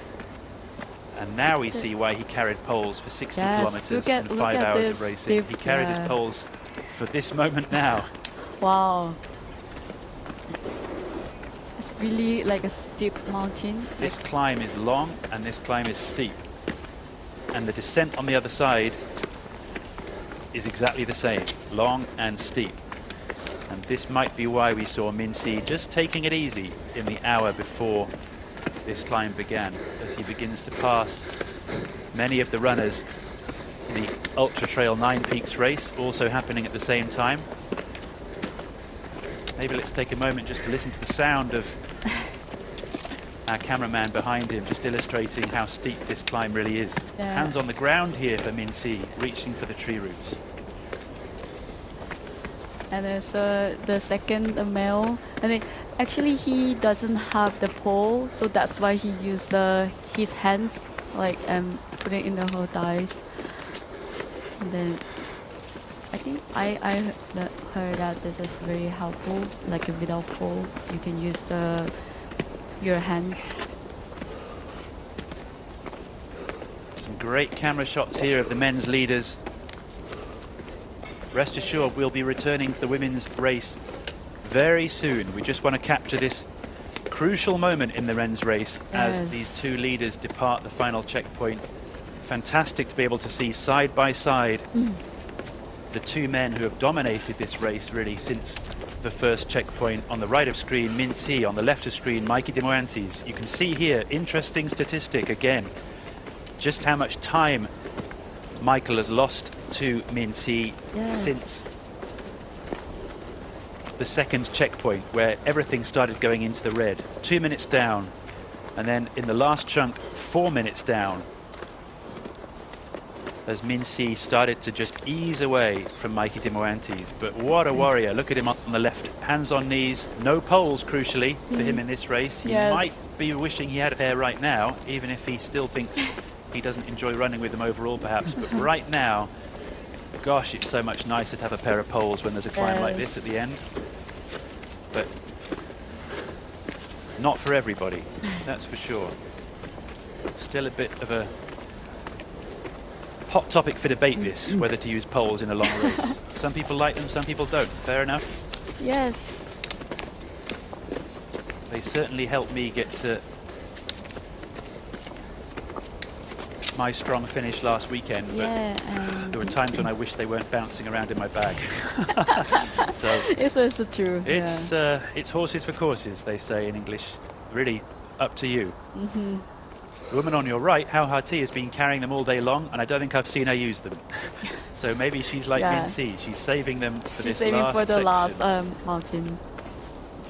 Interesting tactics from these racers. Lots to learn for us as we aspire to be anything like as strong as they are. Fantastic to see these side-by-side shots. Both these athletes in second place in their respective races. Both of them fighting until the very last kilometre. Fantastic to see. You can see in the far distance there, from the shot we have of Hao Ha-Ti, that she's still really high up. The mountain's still very visible in the distance as she runs down this forest path.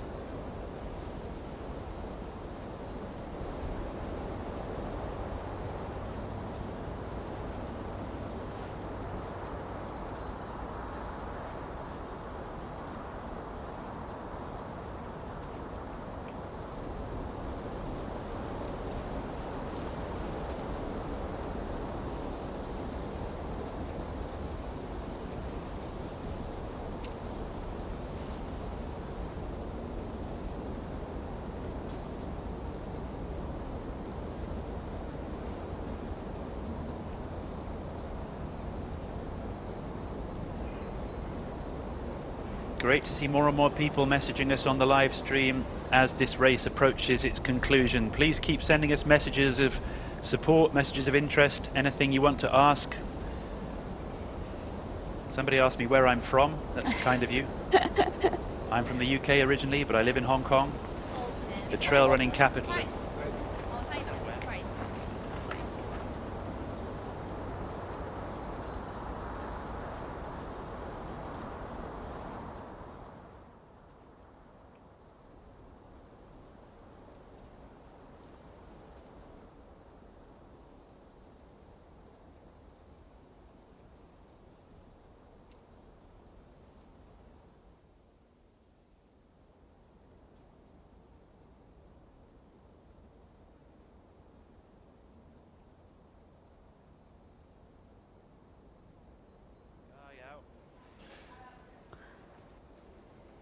Great to see some more runners coming up the hill here also.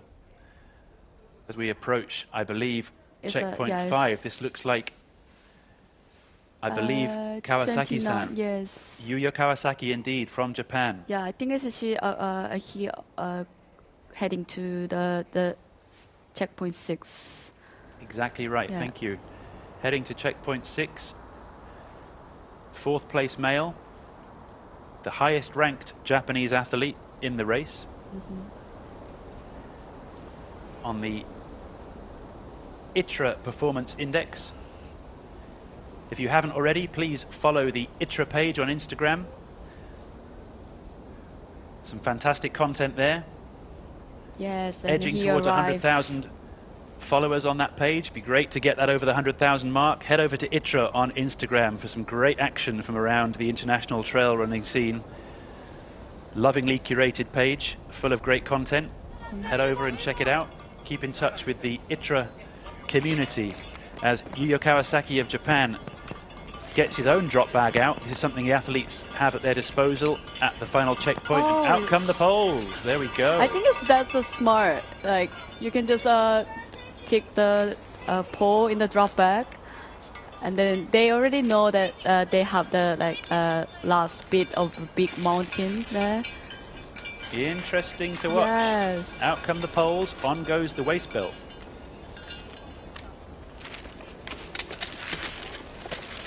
Great chance to load up with some fuel. This is a 12-kilometer section to the finish, but as we've mentioned before, and we can show on screen with the graphics, this is a hard 12 kilometers. Back on the right of screen, one checkpoint earlier, exactly one checkpoint earlier, checkpoint 5 in the women's race. Yes, it's a 6th of the women race. The 6th placed Yes. women coming through.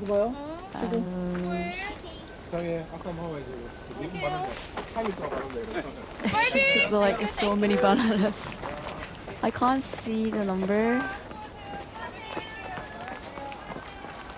Oh yeah, here's her. Of course, Elizabeth Dangadang. Yes. Laban Pilipinas. Go, go, go, the Philippines. So many supporters for her. I beg her pardon for not identifying her immediately, but go, go, go, Elizabeth Dangadang as she powers out of checkpoint 5. And there's a rooster crowing for her in Yes. the distance. Look at her go. What a performer. Powering out of the checkpoint faster than I think we've seen anybody come out of that checkpoint so far. Yes. She's pacing this race very nicely. And doing the Philippines proud in this race. Very strong. Oh my goodness. Oh. No, Min no, Si. it's just like a check. Sitting on the trail. Drama in the men's race. Wow. I think he is a little bit lumped on his. Let's see, has he fallen? No, it looks like a calf strain. Yeah. His muscles are cramped. I think he's cramped. Yes, Drama in the men's race. Wow. Oh yeah. Min Si, the men's leader, the overall leader, sitting on the trail with 10 kilometers to go. He had a 4-minute lead leaving the checkpoint, maybe even a 5-minute lead. And now, the mountain is breaking him. Yeah, that's the thing. That's why we already mentioned several times. This is really like a steep mountain. Oh, Jayo, Min Si, Jayo. Yeah. You can do it. This is a tough climb, Solby. This is a Yes. tough climb. Oh my goodness, drama in the men's race. Look at him power through this pain. The cramp in the left leg, it looked like. The calf muscles, maybe feeling the strain. Mikey de Moantes, wow, great footage. Look at this side by side. Mikey de Moantes in second place. No poles, but he's still moving. Look at this climb. It's really taking it out of both men. Yes. Mikey bending forwards, hands on knees. We've all been there. Hands on the rocks. Oh, this is great footage. Again, just to help people understand, the men you see ahead of Min Si in the race there, they're not part of this same elite race. They're taking part in the Ultra Trail 9 Peaks local endurance race. Fantastic competitors themselves too, of course. They've been running all afternoon, all night long and all morning. Fantastic competitors. You saw that gentleman take his phone out just to record the moment that he was on the trail with Min Tze, a measure here of how much respect there is in the trail running community for these athletes. But goodness me, Min Tze, such a trail warrior, suffering on this mountain, but pushing on through it. Mikey Timoantes suffering equally. Yeah. Oh. Amazing to watch. Yeah, see the that conclusion like of this race. Wow. Oh yeah, and also he also really looks tired. Mikey Timoa also like take a short break, just grab his leg. My goodness, this is dramatic trail racing action on screen now. This is the time to tell your friends to tune in if you're still watching the live stream. Share the link. Send it around. Let's see those numbers soar. Oh yeah. Min Tze so tired, struggling for the directions. Oh, Follow those pink ribbons. It's getting harder and harder. I can see the support coming through online for Min Tze here from some of his fans back home. Over on the right side, in the women's race, back at checkpoint 5. Yeah, another Japanese. Emi Iwai leaving checkpoint 5. We just saw Elizabeth Dangadang from the Philippines leaving checkpoint 5, and remember how she powered her way out of that checkpoint up that hill. Emi Iwai, a more measured approach, still taking her gels on board. I'm sure she'll break into a run in a moment. There's the rooster. For the second time, cheering on the runners. And up she goes, Emi Iwai. Ganbatte! Tanoshimi ni shite kudasai. Please enjoy this trail, even though it's so tough and so tiring.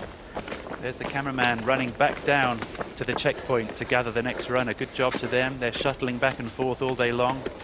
So happy that we can bring you these pictures. The signal is a little easier for us in this part of the race. Yeah, thanks for bearing with us during the middle of the race, those of you who have been watching all the way through. It's great to have you with us. Look at this for a replay. It's a really Min Tze, dramatic the legend, moment. Min Tze, sitting on the trail. Look at the grimace on his face.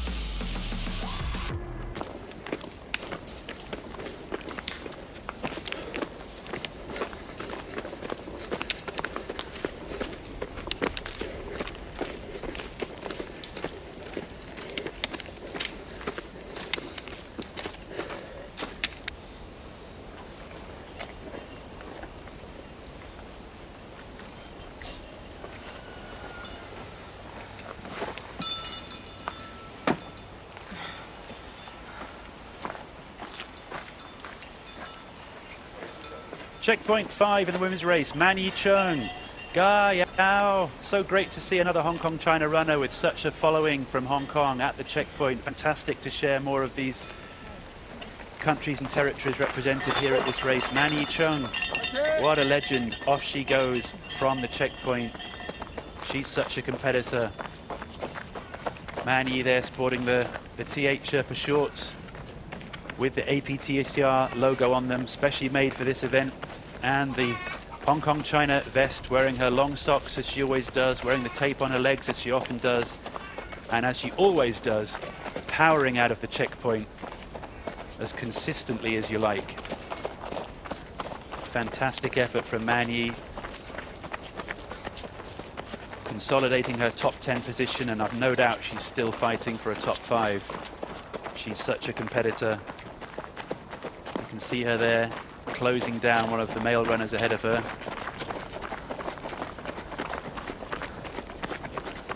A real expert in pacing, Man Yi. On the left of screen, the comeback king, Min Tze, somehow recovering from that epic cramp that forced him to sit down on the trail in such dramatic fashion. Look, he's pretty high up, but I think he's not yet at the top.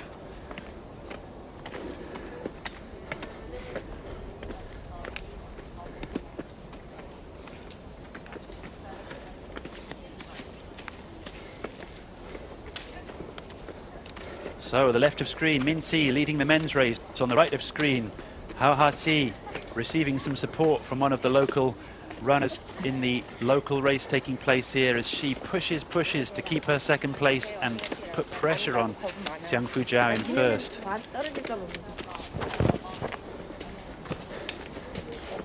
Last mountain we can see the also two peak on the local race. They're gonna also start, and then they also passing through the Simbu San. That's why we can see many runners in around this mountain. That's right, it's going to get busy now, yeah. as Solby points out, because we have the confluence of different races taking place over this final peak. We have the APTRC, of course, elite level 80-kilometer race unfolding in front of our eyes. We also have in the background of that race the Ultra Trail 9 Peaks race, which anybody's welcome to join. So please consider it on your racing calendar in future. Yes. And as you can see, the trails are gorgeous, so come and enjoy them.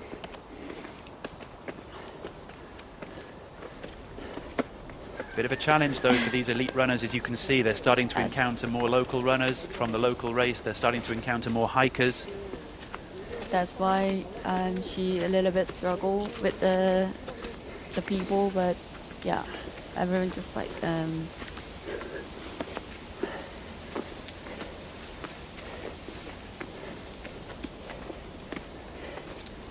Epic racing here at the APTRC. Make sure to follow the APTRC Instagram page as well as, of course, the ITRA Instagram page. Those social media, really, they're growing a great community of trail running lovers in the Asia Pac. APTRC and ITRA, ITRA, look them both up. Yes. Join the community, find out when these next epic races are taking place, learn more about these runners and their backstories. And now we look forward to seeing you at future editions of this inaugural and epic APTCR event. Yeah, now we can see the third of the male runner. I forgot. That was Hiroki Kai on the left of screen. As we see on the right of screen here, and now full screen, Kelly Angel of Team Australia. Great to see more of these runners. He passed the checkpoint and more of these countries. The chickens are cheering for me. The left 30 seconds. Yeah. Almost 20. She says a chicken is cheering for her. Chickens are cheering for her. Very nice. That rooster's been on point, hasn't he, all day long? Yeah. Cheering every single runner.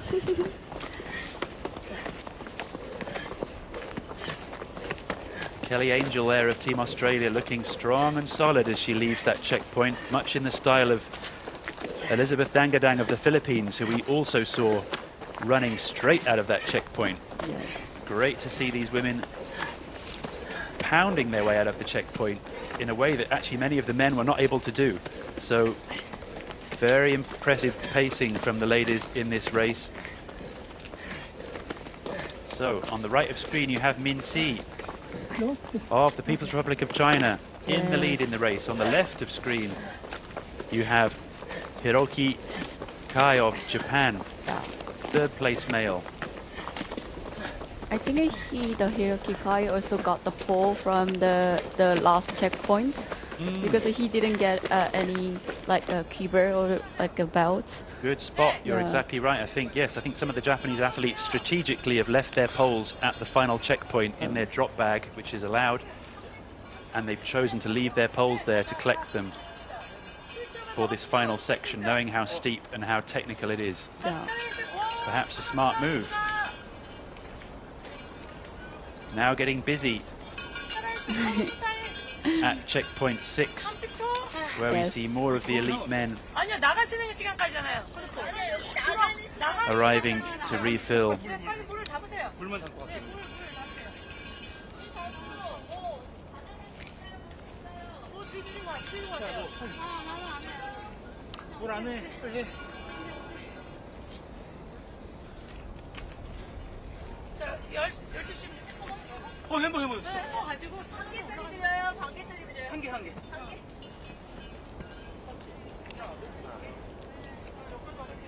He's a Yuya Kawasaki, is it? I believe that is Yuya Kawasaki. Yeah. is at the checkpoint 6. His beeps also just like dangle on her close. So 2 to 20, 32, I think. Kento Tamura leaving the checkpoint 6.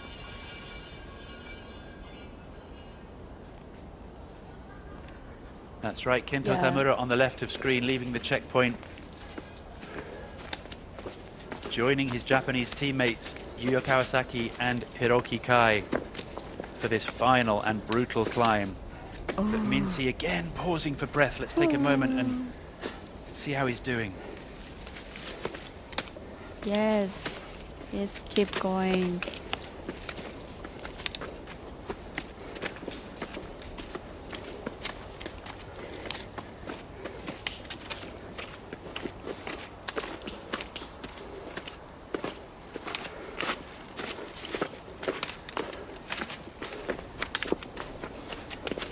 Mincy, of course, from Sichuan province in China, the southwest of China, we should say perhaps, but one of the most mountainous regions of China. No stranger to running in the mountains, that's for sure, Mincy, a very experienced campaigner. I first noticed him come to prominence back in 2018 when he won the Hong Kong 100 race. Yeah, now The most famous international competitive race in Hong Kong. A great race if anyone's considering a challenge. In January, always early in the year, early in the calendar. One of the World Trail Majors stalwarts on the racing calendar, the Hong Kong 100. He was the champion there back in, I believe, 2018. After that, strength to strength for Mincy. Writing his name into history books at the CCC race in UTMB, and a real talent, but struggling on this final mountain, as all the runners are and will do. Hiroki Kai in third. Also using the poles to drag himself up this climb. Yes. And now you can see the many hikers also like come from the top. And that's why they need to like move a little bit and then wait for the runners.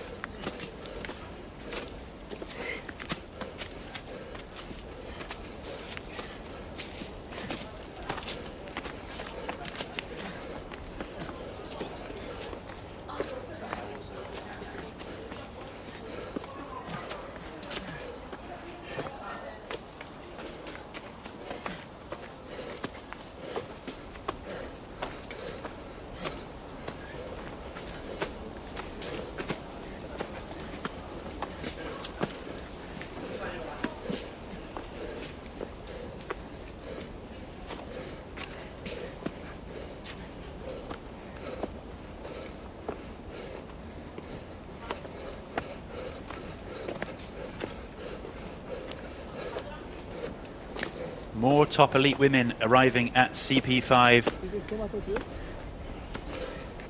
Great to see so many countries looking so strong at these championships, and so many elite athletes joining this competition.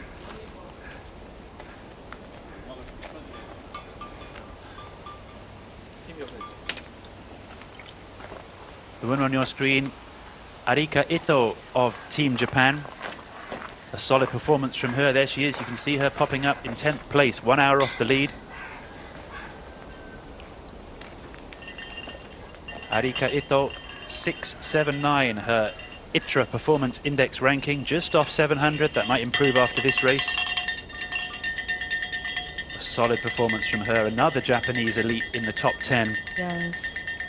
Looks like she's just pulling her phone out with what I guess might be a race profile plan on the back of it. That's what I often do at the checkpoint. Just before I set off, I double check the plan, the profile, the elevation of the next section, just to remind myself how many kilometers, what's the elevation gain, just as a reminder. Sometimes that's what I need, just to remind myself it's okay to take another 30 seconds at the checkpoint, because I've got 600 meters of climbing to do immediately afterwards. Maybe she's doing the same. You can also see on her left arm she's printed, I believe, the race course elevation profile on her left arm. I saw another Japanese runner do that yesterday. Quite a popular temporary tattoo tactic for runners these days. Yeah, I think that's very helpful that you can just like quickly root. Yeah, I used to write it on my arm, but I sweat so much it always used to come off. So that didn't work. But nowadays I see people getting temporary stickers that they can put on their arms, and it doesn't tend to come off as quickly. And we have another athlete. That looks to me like Rashila Tamang. 8044, indeed it is. Rashila Tamang of Nepal. She's dropped back a little bit, it must be said, since the earlier part of the race. I believe she was in 5th or 6th place at some point earlier on. Now down into 11th.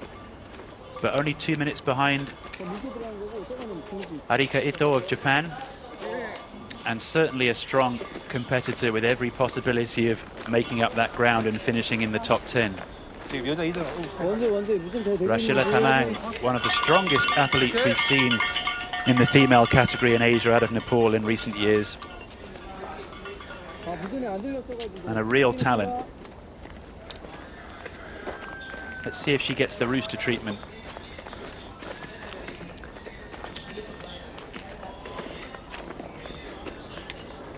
Interesting statistic here when you just look at the reality of what it means to be a top 10 runner, but not a top 3 runner when you're fighting against the very best. If I can bring that back, actually, that graphic, just for a moment, it's interesting just to see the dramatic nature of what happens when you're fighting against the very best. How much time you can lose across a race course. As we see on the left of screen, Min Si still struggling up this mountain, but he's still moving. Yes. And if he can, he still stands a chance of taking this victory. There's only like a 10 kilometer left for him. Right.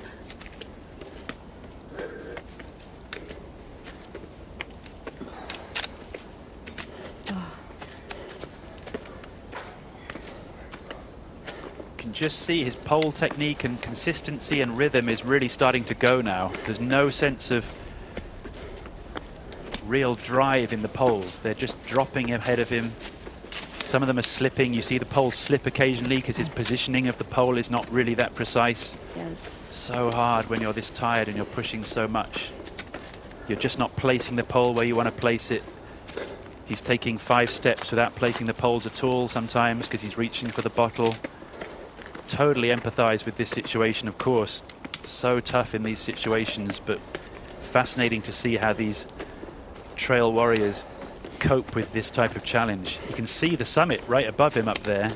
Oh, yes. He knows he's close, but gosh, it's hard. Pausing again here, probably just double checking whether to go left or right around this big clump of trees. Yes.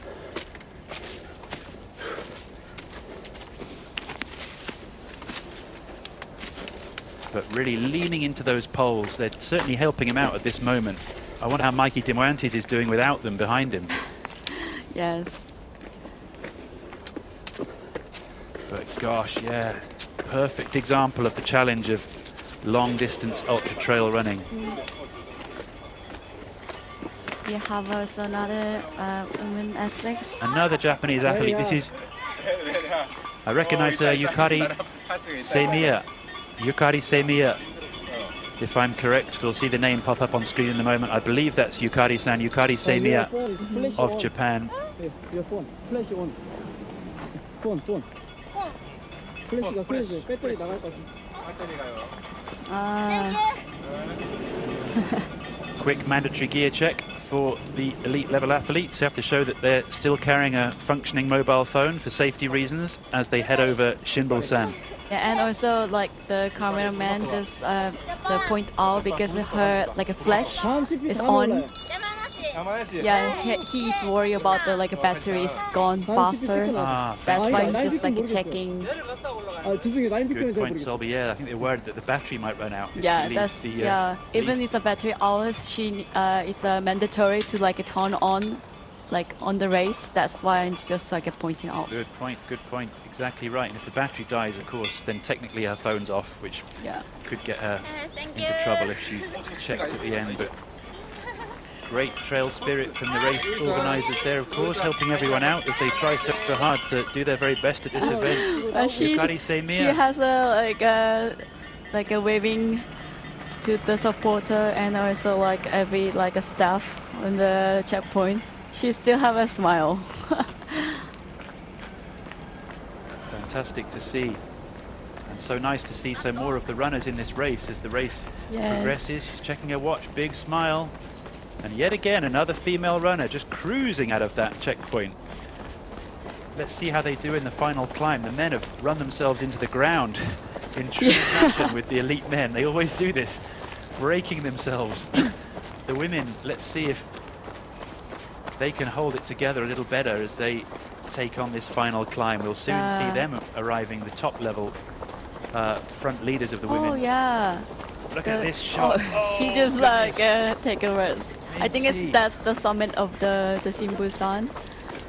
A little bit cloudy as the scenery is like a really good on their area, but like he can't see anything because of the cloud. Amazing footage, seriously amazing footage. The Asia Pacific Trail Running Championships, the best of the very best of the very best in Asia. Min Si is sitting down again on top of the mountain. This is so rare to see, but such a great example of how tough this sport is, how much respect these athletes deserve.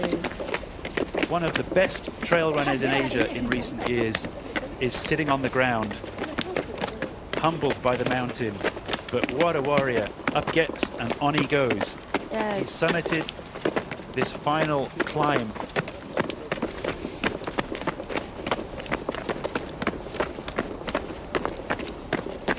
And the thing is, like he only left the downhill to the finish, so he need to like really push himself.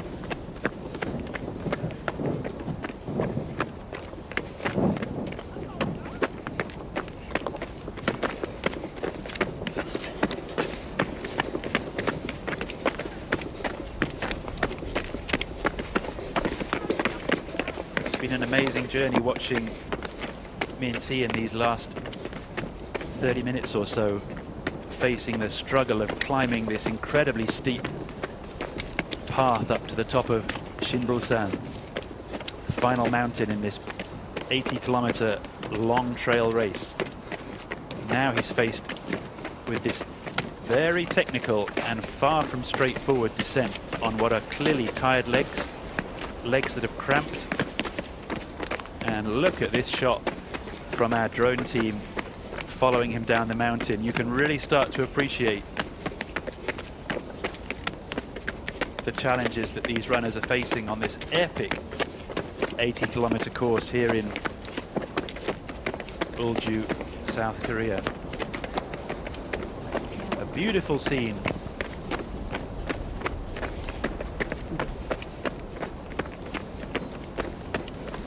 If anybody asks you why you go trail running, just skip to this part of the live stream and send it to them, and they should understand fairly quickly what it is that draws us to this sport. Yeah, incredible vistas on both sides, incredible trails. And actually that mountain is not the Sinbusan yet. This is the Yeongchuksan. They have like the second mountain in there, and then he is heading to the Sinbusan. Exactly right. So over Yeongchuksan, the first of these final two mini summits. He's basically done much of the climbing, but there's still one little summit left to go. This is the breathing space, if you like, between those two final summits. Finally a chance for him to stretch his legs. And here on the right of screen, we're back on the women's race, back in focus, because there is Xiang Fujiao. She arrived at checkpoint 6. And if anybody thinks that the women's race is somehow secondary to the men's race, think again. This is proof of just how strong the female runners are. She's at checkpoint 6 already. We've barely seen a handful of men leave checkpoint 6. Fujiao, cool, calm and collected, in she comes. She's been using her poles all day long.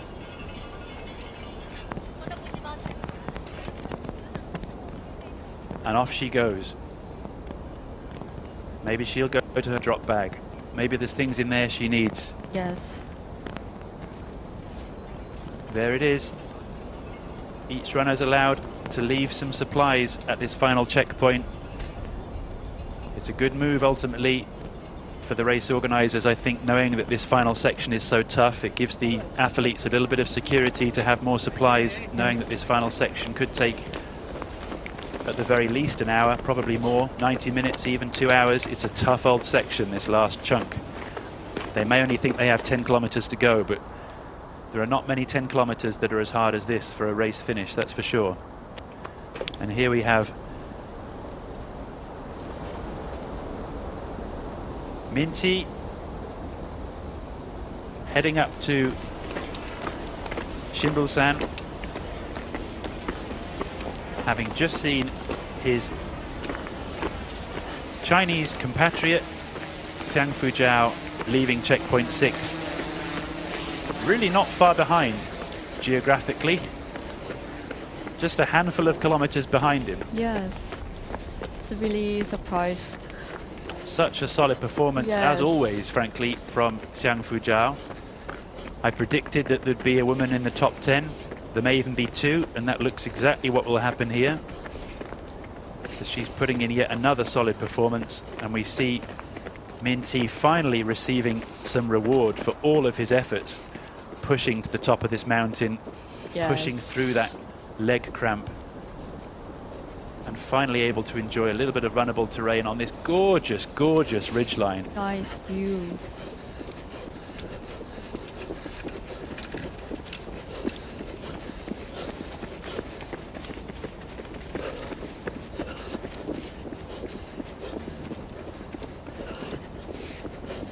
Wow.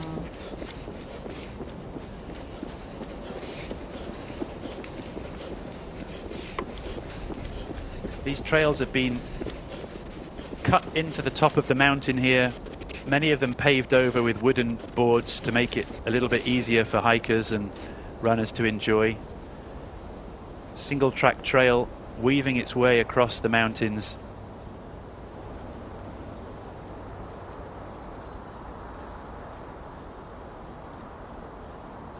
Offering some fantastic panoramas for anybody who has the strength and the energy to reach the top. Yes.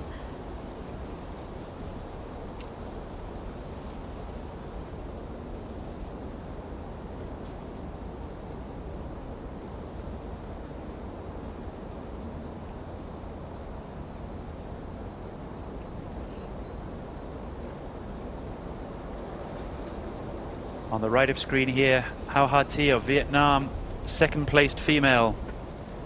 She'll also shortly be approaching checkpoint 6, I'm sure, just as Xiang Fujiao was at the lead of the women's race. Hao Ha has been pushing so hard all day. She's been the embodiment of a fighting spirit, really. Determined, I think she was, to really put pressure on Xiang Fujiao in the first half of the race. But ultimately, Fujiao's consistency has proved to be too much. But Hao Ha fighting until the end. I can see more messages of support coming through for her on our live streams. Oh, yes.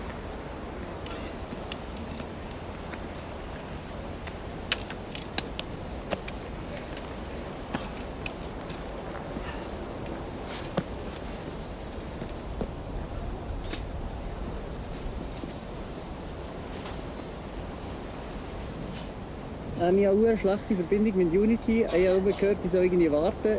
Yeah, she arrived at the checkpoint 6. That's right, here she comes. Checkpoint 6 for Hao Ha Thi. Yes, another incredibly strong run from her. Still second place.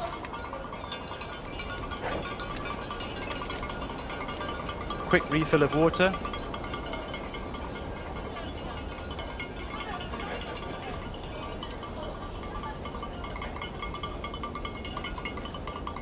And she also grabbed a bunch of bananas. A handful of food and off she goes. No drop bag for her. Oh yeah. There's another 2 minutes, I think, saved on Fu Jiao ahead of her. Ruthless efficiency from Hao Ha as she leaves the checkpoint with just a couple of bananas and a refill of water. Yeah. We noted that she'd been carrying her poles all day rather than leaving them in a drop bag. She'll surely take them out for this final climb. Yeah, be sure that she need. And she may need to, because on the right of screen, that is the woman she's chasing, Xiang Fu Jiao. She's been carrying poles all day. And then she take off. And she's been using them efficiently all day long, just as she's doing so now. Yes.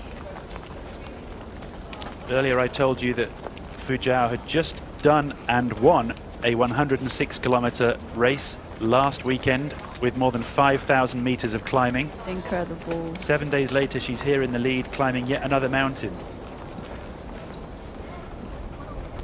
I also noted that one of the biggest races in China, the Caigu race, is taking place next weekend. I'm kindly informed by one of our viewers on the live stream that Fu Jiao will likely not be involved in that race. Oh, okay. I'm slightly relieved to hear that, to be honest, because yes, right? even though it's a very competitive race, I'm sure Fu Jiao would like to win that one too. I think she needs to sit down for a while yes, and take a rest.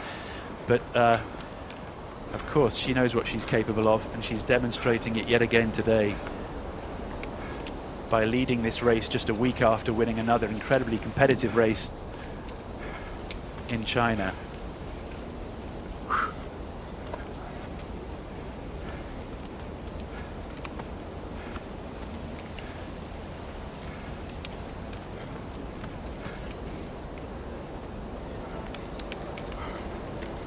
So that's right, as a couple of our viewers are mentioning, as I've already mentioned, that was indeed the Ninghai Ultra Trail race that she won last weekend, 106 kilometers, I believe, if I remember correctly, with more than 5,000 meters of climbing.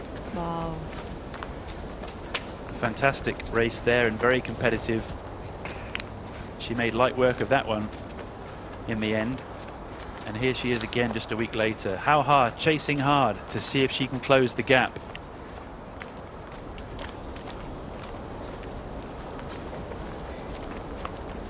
Oh yeah, it's, the gap is the 5 minutes. Great data coming on screen now. 5 minutes and 17 seconds for Hao Ha, based on the split times at CP6. That data likely, though, taken specifically when the women arrived at the checkpoint, most likely. That's typically when the timing is taken, not when they left the checkpoint. So I suspect there's a chance she's clawed back another 30 seconds there, because she basically arrived and then left, whereas Fu Jiao arrived, went to a drop bag, spent a little bit of time refueling. Oh yeah, she finally take her pole. And then left. So yeah. Maybe she's after clawed back. 7 hours. Maybe she's clawed back a little bit of time as Hao Ha, as you rightly point out, Selby, yeah, she's finally got the poles out. Surely she needs them now. Yes, that's the thing. This final mountain, Selby, I believe is also around 1,100, 1,200 meters. Is that right? The Yongchuk-san? Yongchuk-san is 1,081 meters. 1,081 for Yongchuk-san. Yes. And then Shimbul-san directly after. Is the higher than Yongchuk-san is 1,000 and then 159 meters. Okay, so two 1,100 meter summits to go. But they're basically back to back, aren't they? So, excuse me, there's not a great deal of, not much descent between those two summits. You climb to the top of the first mountain, a little bit of up and down, and then you'll reach the second summit of Shimbul-san. After that, a very long, steep downhill. Yes.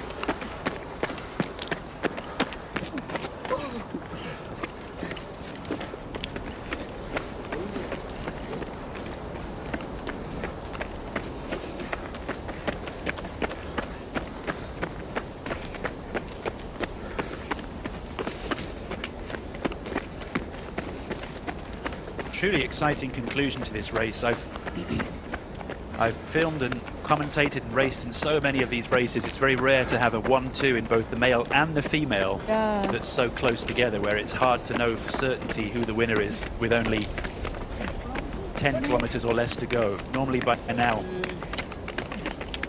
you'd probably know who the winner is, and it's certainly rare to have, as I say, a bit of drama in both the men's and the female race simultaneously. So what an exciting inaugural APTCR event we've got unfolding in front of us.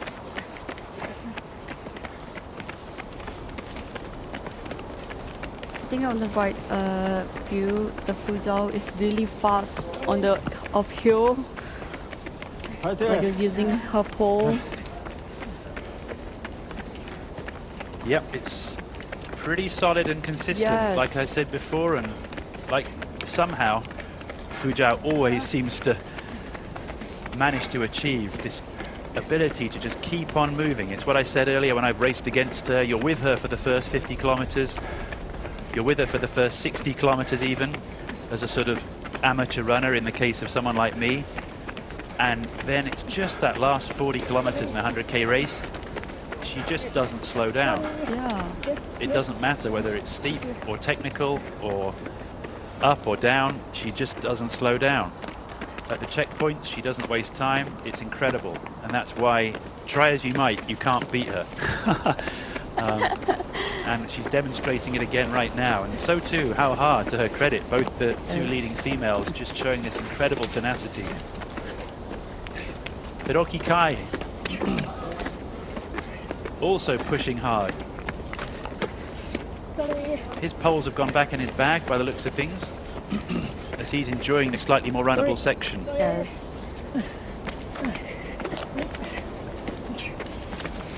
And according to our graphic here, Michael Dimoantes slipping into third, if this is correct. We certainly haven't seen him yet. Our cameraman hasn't seen him yet, otherwise you'd have seen him already. So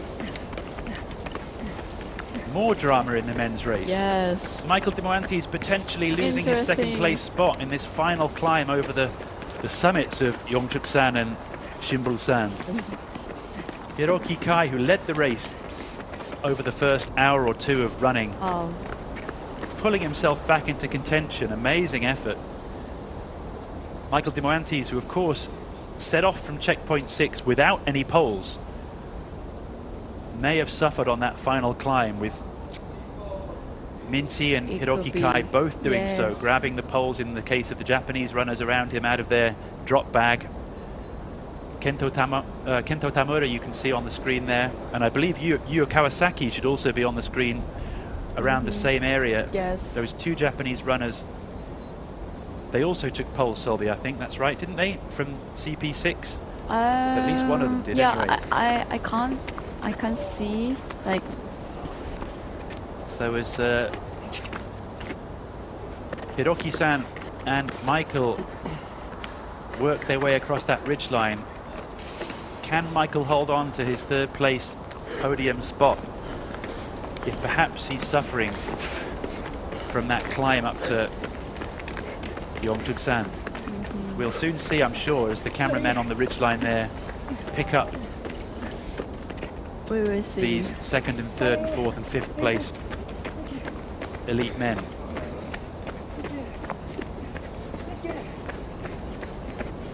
Crazy Caro is what I'm reading on our message board. As the love comes in for Hiroki Kai. Now we can see the.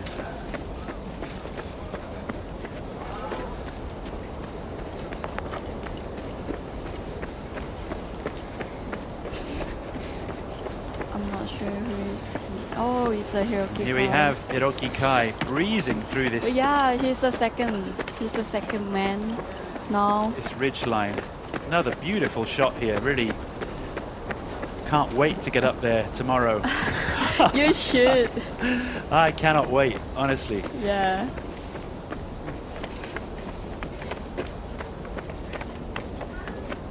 Down they go, this long staircase in between the two mountain summits. These wooden slatted boards that have been built into the mountainside quite tastefully, I would say, honestly, from my experience of mountains around the world. I think the way that they do this in South Korea is quite sensitive to the environment. I like the fact it's mostly wooden. Doesn't feel too out of keeping with the natural surroundings. Yes. And for a runner, it's certainly a bit of welcome relief from all of the rocks and the boulders, just to be able to dance down some wooden steps for a while. But it's quite long wooden step.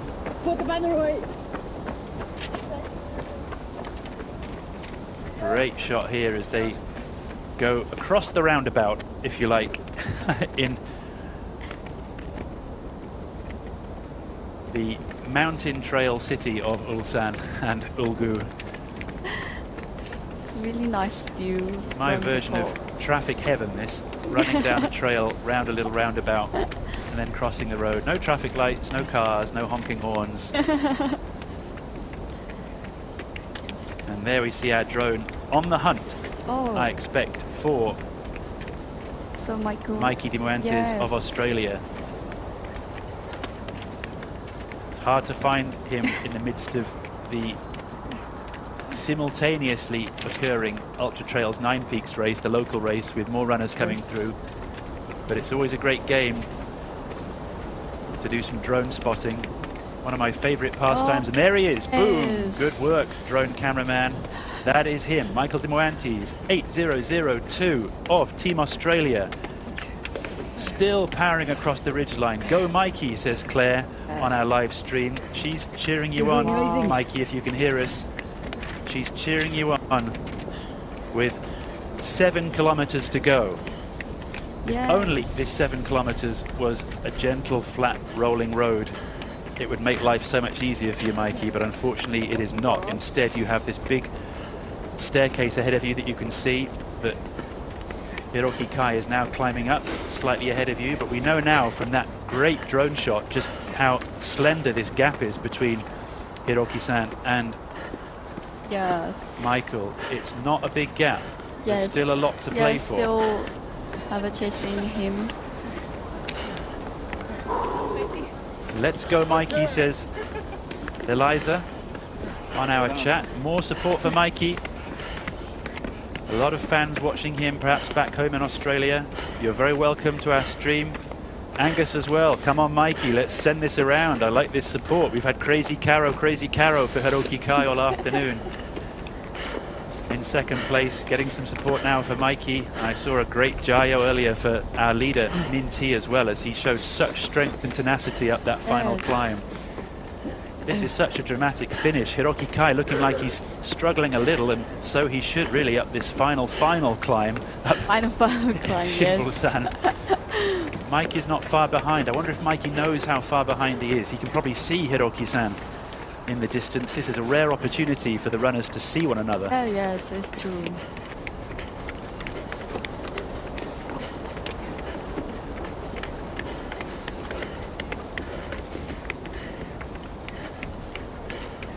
One of our commenters says the last 5 kilometers feels like heaven when you look at these shots. I can promise you, I would say this 2 kilometers feels like heaven. The last 3 kilometers of downhill, I'm not sure that feels like heaven, because it's incredibly tough and steep and technical. As we can see from the yesterday, even like they really need to be careful, like to not lose their path. That's really true like as well. it's to be steep, like downhill, and then especially they already run like a 7 hour, and then they must really tired. So when you really tired, like you can't see like properly on the really like a steep downhill when you do the very fast run. Yeah, this downhill is really hard on the legs, I promise you that. I just ran down it yesterday, and I woke up this morning and I felt it, and I only went up one of the mountains and back down. I didn't run for 7.5 hours beforehand. Some more love for the men coming through on our chat. So much support for these runners.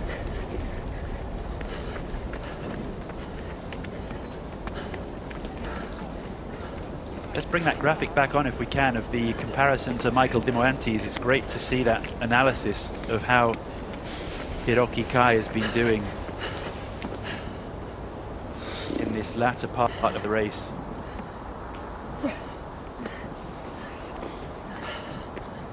As we pause to take a split screen of Xiang Fujiao on the right of screen, taking a break from the poles just to grab something from her running vest.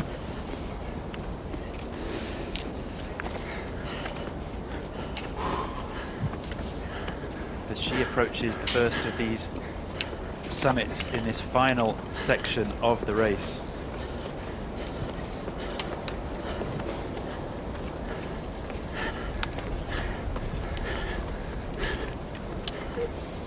Really exciting to see this finale, and so inspiring to see how much these athletes are pushing themselves to the limit to try and take the crown in this first ever Asia Pacific Trail Running Championship.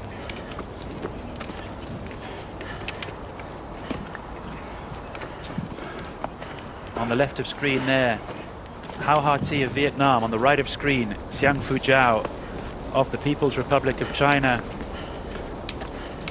The heroines of this race so far, both with the poles out, both consistently pushing up this mountain, almost stride for stride. Still they push.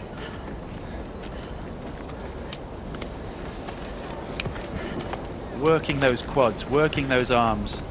Such a help to have the poles in this situation, really such a help to have the poles. But it does tire you out as well. You're using your whole body now to drag yourself up the mountain. Really does take the pressure off the quads if you can use the poles correctly. But it sure gets tiring. You can see the rhythm on Hao Ha Thi there, just slightly dropping. The poles are somewhat dragging behind her. She's going for the double poles action rather than single poles, one after the other, one after the other. But gosh, they're so tired. Xiang Fujiao, perhaps the queen of poles of anybody I've ever seen. Somebody who uses poles so efficiently and so rhythmically on any kind of terrain. She just uses them like a metronome. And she's been demonstrating that all day long, and here she is again. You see she does one after the other rather than both together on that type of terrain. Hao Ha doing her very best to keep up. See just as a relative comparison how she is pushing past a lot of these non-elite athletes in the open race, just to understand how efficient she's being. And now we can see the fourth man, Yuya Kawasaki. That's right. Kawasaki-san also passing through this heavenly roundabout, I'm going to call it. It's the heavenly roundabout of the Ulju mountain regions where these trails split. And you can either go down to the town, or if you're unlucky, like an elite level athlete, you have to climb one more summit. Yes. In the form of Shinbulsan. And up they go. Fourth place male, Yuya Kawasaki, 6 kilometers or thereabouts when you're over the top. And there is somebody who is almost and probably is over the top. Oh yeah, he's reached the Shinbulsan. Hiroki Kai coming down off the top of Shinbulsan. Go Karo, crazy Karo. These are the messages coming in for Hiroki Kai, who's nicknamed Karo here in South Korea. Great to have so much love for these runners. And thanks so much to people commenting on how much they're enjoying this live stream. Gregory saying, great commentating, thanks Gregory, and real understanding of the Ulju trails. Thanks to Solby for that. Thank you. Great to have her input as a local runner here.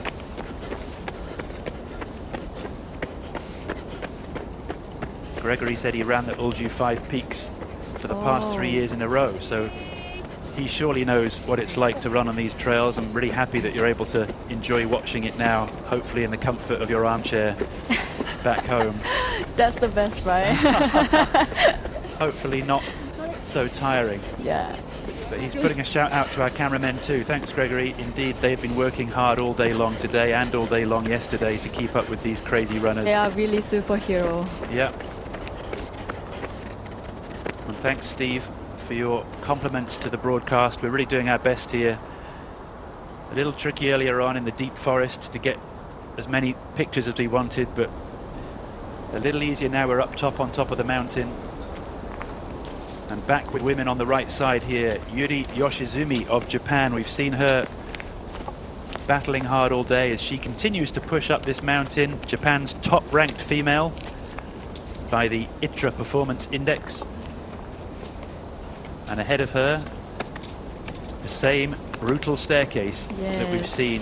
And it looks to me, Solby, like she's also strapped a pole quiver bag onto her back there, I think. But it looks empty. Yeah, but right? Maybe they're stowed in her In the back? in her shorts potentially. They might be, but it looks like she's taken poles as well at that final checkpoint, like many of the Japanese athletes seem to have done.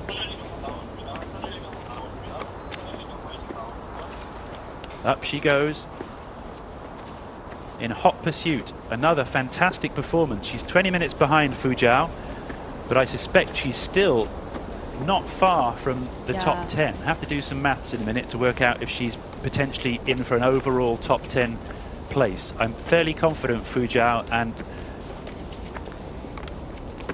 Hao Ha should be in contention for an overall top 10 finish. I wonder if Yoshizumi-san can also secure an overall top 10. They've certainly been pushing hard all day.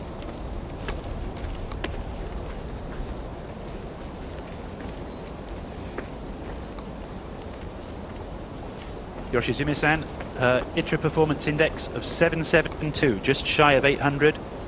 800 probably the tipping point for a truly elite global athlete, I would say, at this stage. 900 even possible on the ITRA score. But 772 for Yoshizumi-san. You can see here how she's fared against Xiang Fu Jiao, the race leader. Consistently losing time, as you might expect, really, compared to somebody of Fu Jiao's strength, but she's never really lost a lot of time, Solby. Yeah, it's been. I think she's really like a constantly keep her face. Yeah, this graphic is interesting in that regard. It's been fairly steady, I would say. There's no great dramatic drop. So all credit to Yoshizumi-san. Yeah, she just like keep her face like. And exactly they keep going. so. She's been running her own race. Here she is in graphic form and in real form side by side with Xiang Fu Jiao. Yes. Great to be able to show this at the same time. Interesting that Yoshizumi-san, if she did take poles, and I think there are some in that quiver bag of hers, she's not choosing to get them out yet. It's right there. Fu Jiao has been using them all day.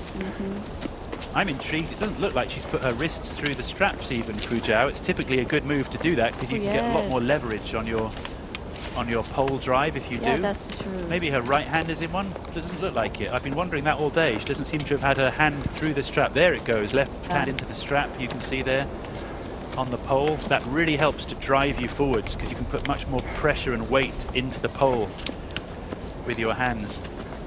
And you really use your shoulders and your back to help you drive yourself up this mountain if you strap in. She really good at using the pole, like the whole long race.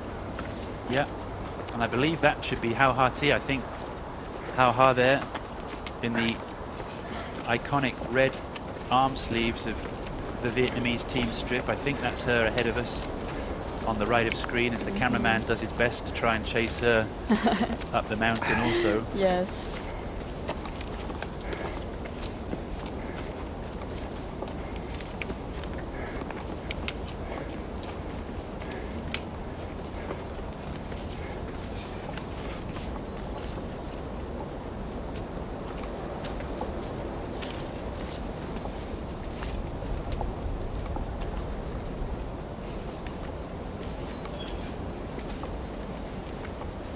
Somebody on the message board is asking us what the ITRA performance index scores of the cameramen are. There's a good question. Let me check, see what I can find out. I can tell you that these cameramen are not just cameramen by day. Many of them themselves are hardcore runners. Some of them former professional adventure runners or orienteering runners. They should be. They're certainly at the top of their game too, as many of us are such passionate trail runners throughout this production operation.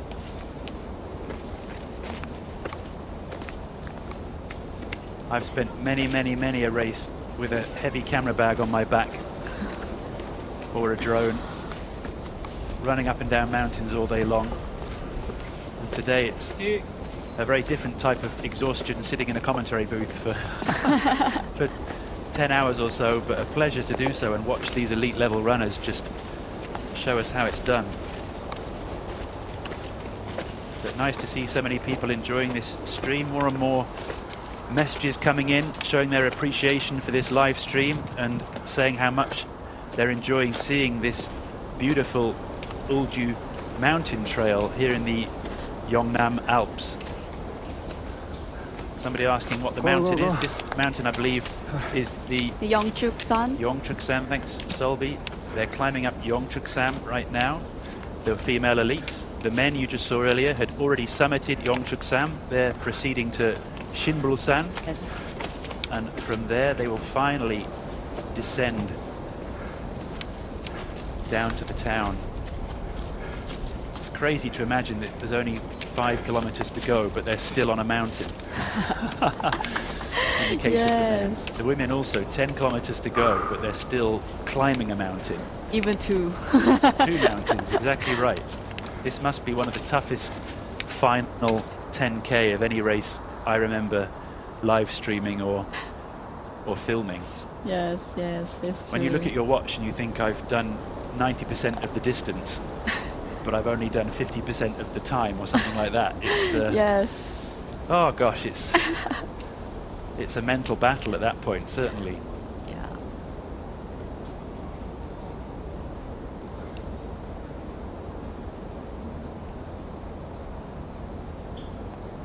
Yeah, it's a very impressive. Like the Yuri she doesn't use a pole. I think I'm not sure she has or not, but she just like climbing on her leg.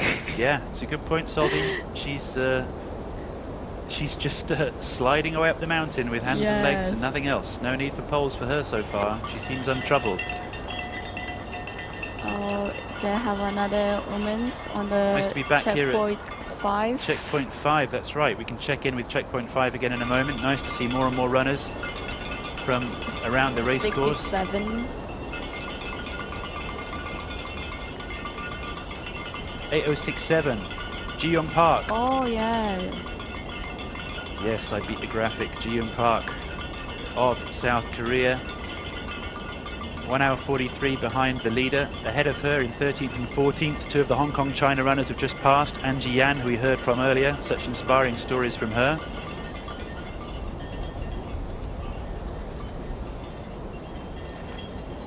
She also grabbed a bunch of bananas. And so we have another woman athletes.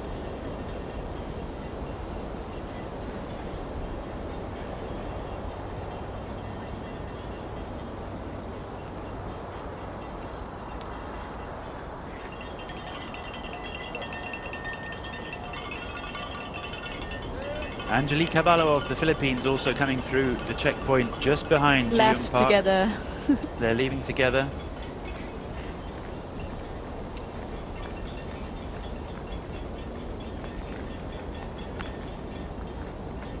And a shout out there also to Pei Wong of Team Hong Kong China, who we saw on the leaderboard there.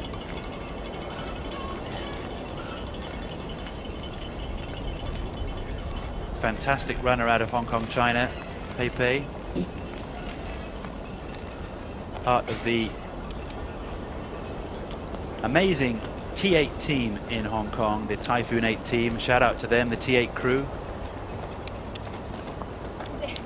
Pepe and Angie running together from Team Hong Kong China. They're on the leaderboard in 13th and 14th places. And on the left of screen you can still see Ji-young Park of the Republic of Korea, or South Korea there. Yes. And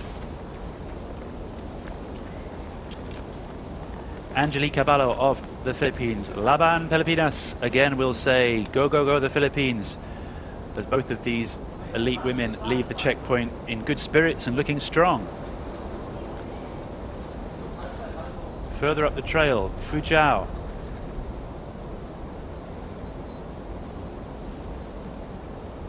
Weaving her way through the field of hikers and runners in the Ultra Trail 9 Peaks race, the local endurance race that's been taking place all afternoon and all night long and all day long. An epic effort by all the people taking part in that race.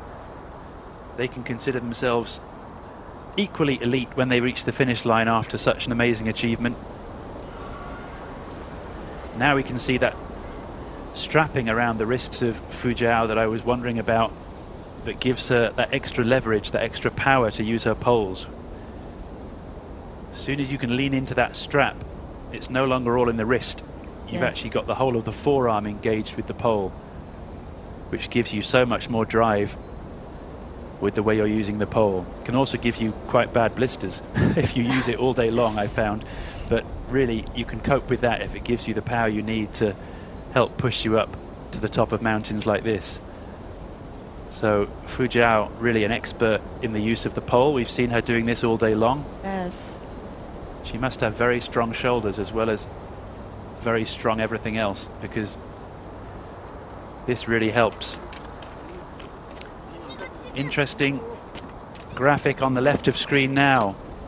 We've been wondering about the men's race since they passed through that ridge line.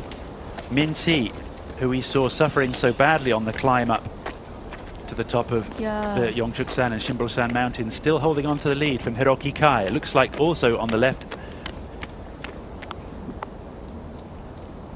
Michael Dimoanthes is still holding on to third, I believe, and yes, Kawasaki-san, Yuya Kawasaki, the top-ranked Japanese runner in this race, potentially closing him down.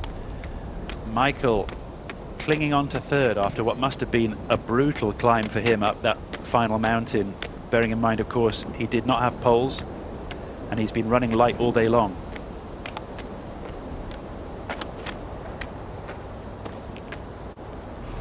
There he is, the man we're talking about.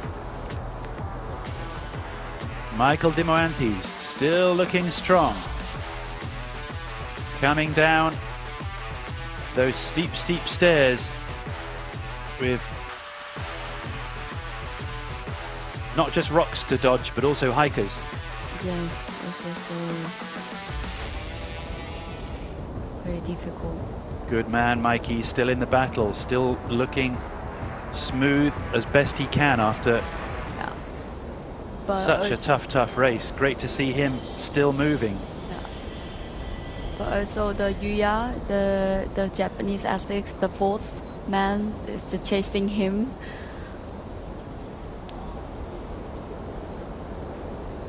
Yep, and I'm going to say that is the Nepalese athlete. Oh, yes. We've been following all day, who's been so strong all day. Rokamagaman Kumar, I believe, from Team Nepal, crossing that same ridgeline as he approaches Shimbul Sand. He's barely put a foot wrong all day.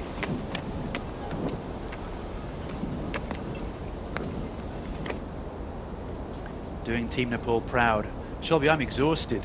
I don't know how you're doing. If you take a little break from the live footage here as we wait for the next camera position. This has been an epic last 10 kilometers or so to cover as a commentary team.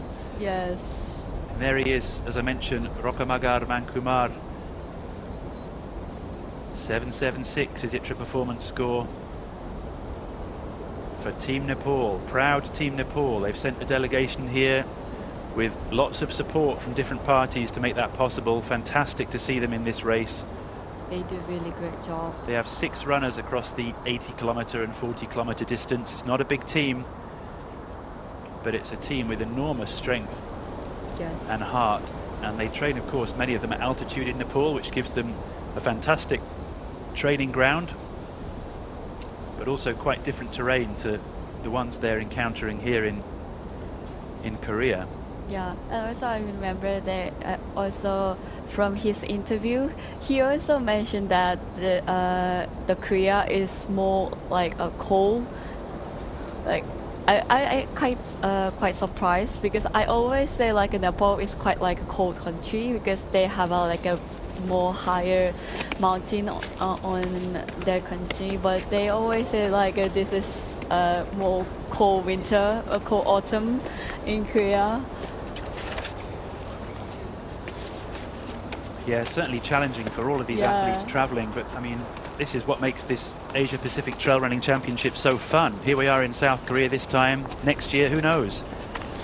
Maybe an environment which will be completely different. Perhaps it will suit very well the runners from Southeast Asia, a hot and humid terrain which will be so hard for many of the runners from North Asia. We may find that incredibly tough. We've seen races take place in the Philippines, in Thailand, in Hong Kong, even to a lesser extent, in Sabah, Malaysia, that have proved to be incredibly hard for runners from cooler climates, simply because that heat and humidity is so tough for them to deal with. So the beauty of the Asia Pac, of course, is the variety of culture, the variety of geography, the variety of landscape. And it's something we've been enjoying witnessing in this race. Different languages, different cultures all coming together for this first ever Asia Pac Championship. Each runner with their own journey to get here and their own challenge. Look at this. Roka Magar clawing back 30 seconds on the climb up this final Yeongchuksang summit on Minchi. That's hardly surprising, considering we saw Minchi sit down at least twice as he suffered with such bad leg cramps. So great effort by the Nepalese runner here to keep moving as he's doing, solidly and smoothly. Lost a bunch of time clearly in the middle of the race, but he's gaining it back and holding on to his position in convincing fashion.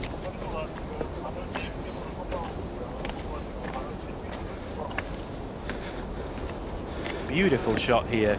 Yeah, it's really nice.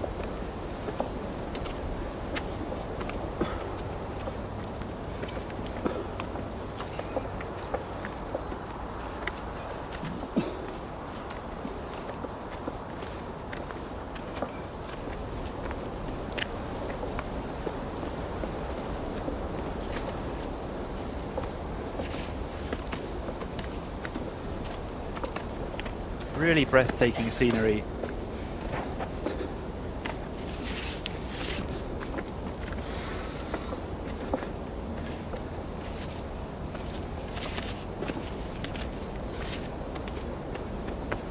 Let's hope this acts as a benchmark for what we can do with live streaming and what we can do with trail running coverage to try and broaden the love and the interest in this amazing sport.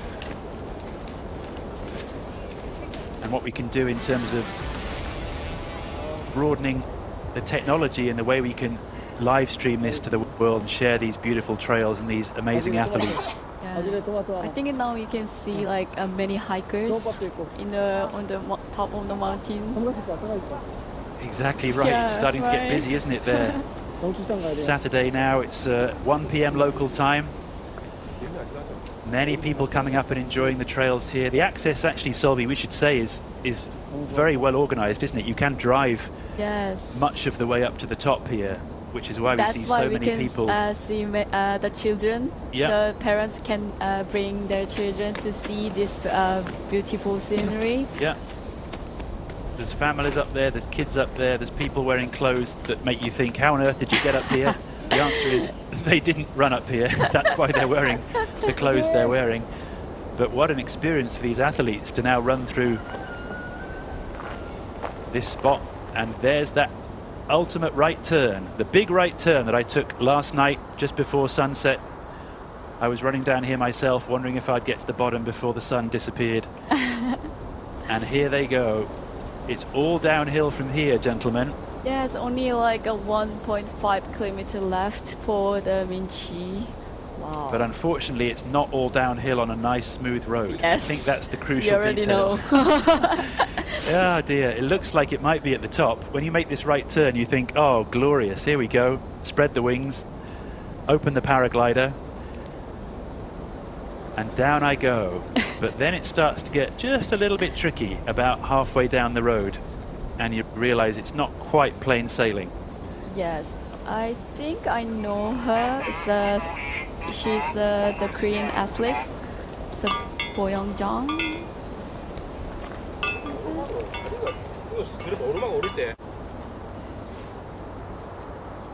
I know her face, but I'm not sure about the numbers.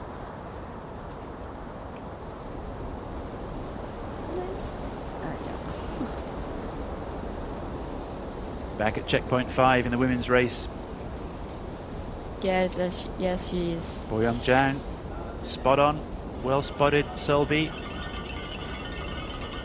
Fantastic job from her representing the Republic of Korea, South Korea, the host of this amazing race. Another of their athletes passing through the checkpoint in style. As we move ahead to the women's leader, Xiang Fujiao. Yes. Up and over. The biggest climb. Still looking fresh, still looking light on her toes. Still posing a problem for our poor cameraman to keep up with her. It won't be long before we start to get images of Min Chi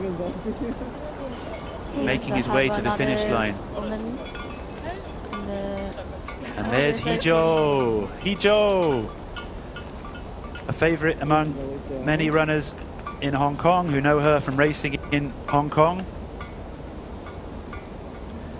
A well-known figure there. She's based in Shenzhen, China, just across the border from Hong Kong. Proudly representing Korea in this year's APTRC. A solid performance from her as well, taking her time at the checkpoint. Very smooth. Barely looks troubled by the previous 70-odd kilometers of racing. Still smiling, still chatting to the crew there. How can it be possible? Fantastic job. Decked out in the T8 attire there, looking very smooth. Yes, yes. Deep breath. There's the Korean shirt. 그래요?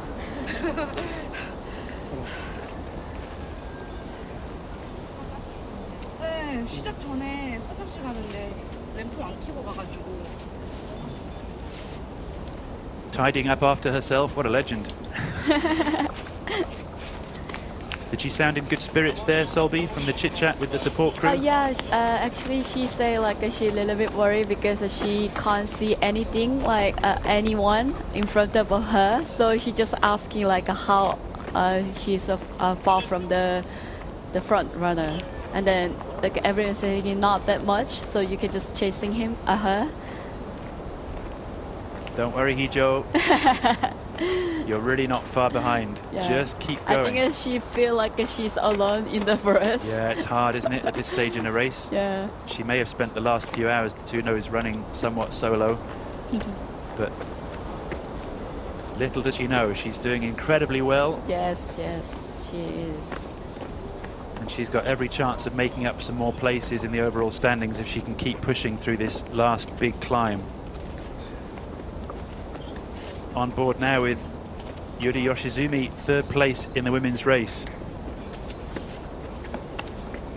She's been so consistent all day long. I was told beforehand that's exactly what would happen. Yes. By one of the crew who's putting together the race profiles for the runners, and that is exactly what has happened. She has been a model of consistency. That's true. A lesson to us all in these long races: just run your own race, keep your own pace. And in the case of Yoshizumi-san, you'll be on course for a podium. Yet another podium for her. Yes, yes.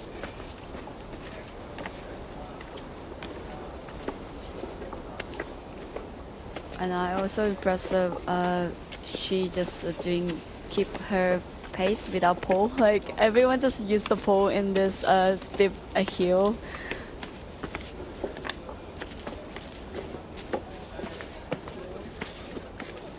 Oh, I think the man Min Chi is already like on the road.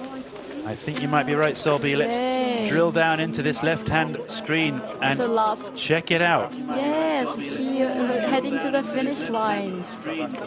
Wow. The race is on, finally, out of the mountain. 5 minutes. Wow. We've been waiting and waiting. We've been wondering and wondering. After such a dramatic finish to this men's race in the Asia Pacific Trail Running Championship, finally we've got a sight of. Wow. Yes, yes, he just like turned, and then there is the arch, the final arch.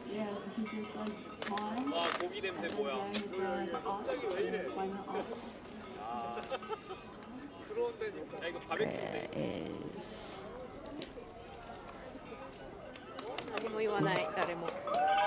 There he is. Just let's be cautious. That's why I was waiting. I want to make sure we're getting the right race. It's complicated at this finish line. Yeah, yes. There are multiple races going on, but this is the one I've been waiting for. This is the man we've all been waiting for. Wow, he grabbed the flag, the Chinese flag. This is the comeback we've all been waiting for from Min Chi. What a legendary performance from him.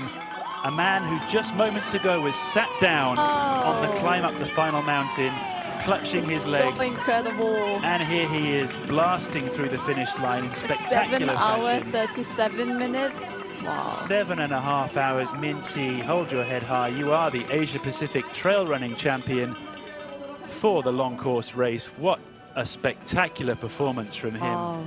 And what an effort to beat that cramp that took him out. What a legendary athlete, resulting in him having to sit down, not once, but at least twice. We saw him on camera sitting down, clutching his leg. We wondered if he'd get up again. We wondered if he'd be caught by the athletes behind him, but he powered himself to the top. All smiles now. What an amazing performance from him to hold on to that lead.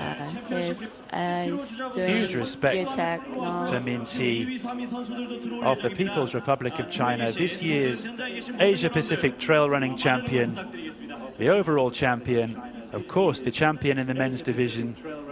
And after this brief mandatory gear check and a few other bits of admin, we look forward to crowning him as the winner of the inaugural APTRC.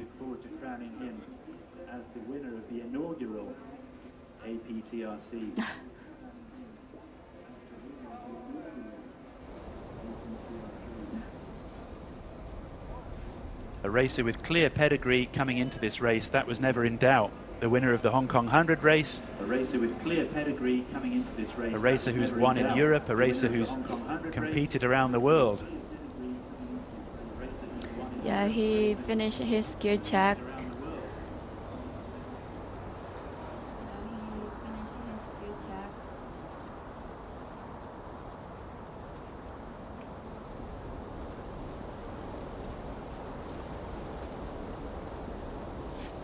And now on the right side of the screen, we can see the woman heading down to the Sinbusan, I think. We're keeping our eye out now for more finishes. Bear in mind, it's slightly complicated for us from the drone shot. I think we can see the second male. As we make sure we get the right runner for the right race, with so many races taking place at the same time.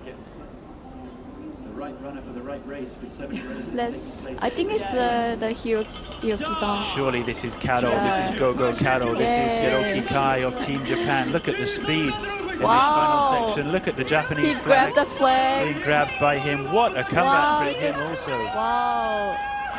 Unbelievable comeback from Hiroki Kai. Barely minutes behind Min Chi after being almost 10 minutes behind at the last checkpoint. It's amazing. Sprinting down that final descent, as he must have been. Wow. Look at his face. Yes. A proud moment for a man who's got a significant following here in South Korea. A man who's barely stopped smiling all day long, despite losing his lead after the first hour.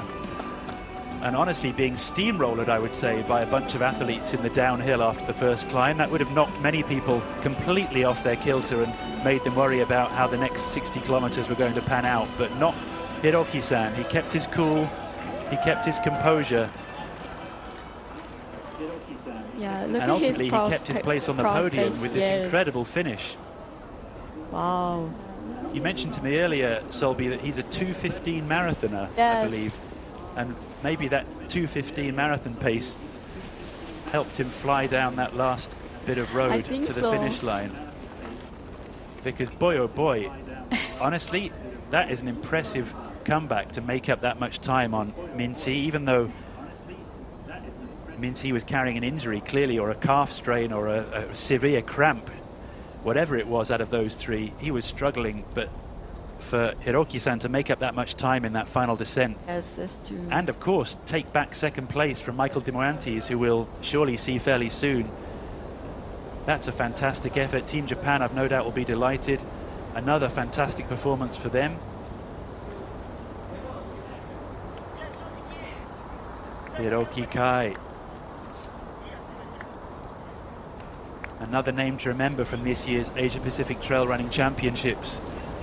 As we swiftly move towards the conclusion of this race at hyperspeed, having now seen two men cross the line in quick succession.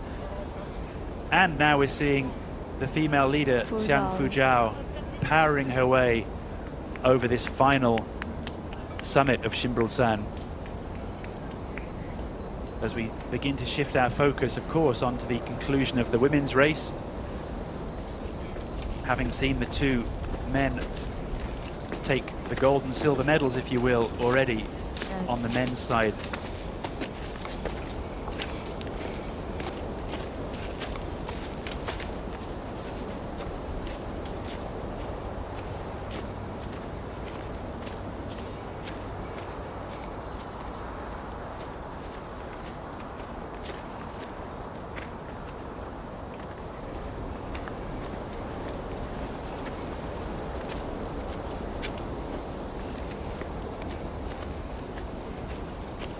Lots of congratulations pouring in on our live stream for Min and for Hiroki Kai. Well deserved. Yes. Of course. What a performance. Sub 8 hours. In fact, sub 7:45, really, if you're being precise about their achievement. What an achievement for a near 80-kilometer race that was flat for about 2% of the time. The rest of the time, anything but flat. And they're still going sub 7:45. Consider what pace you need to run a flat race in 7:45. And then think about the fact they've just done more than 4,000 meters of climbing on some incredibly technical terrain. Yeah, and now we can see the third man heading to the finish line. Is the... I'm not sure. That must be the unmistakable long stride and cadence of Australia's Michael de Morantes.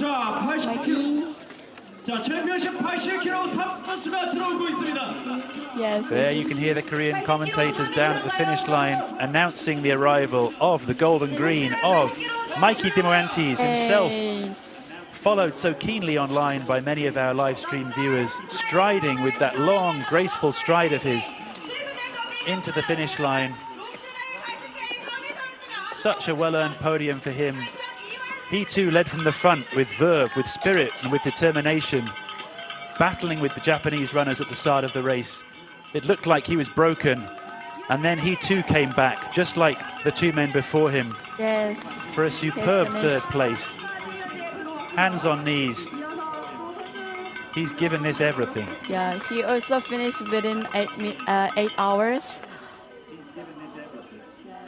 His bib hanging off his back, his supporters there who helped him at the support crew, a big hug as he collapses onto the barrier. Yes. The runners there helping him, some of his teammates from the 40-kilometer short course race can't believe it. They've watched and waited.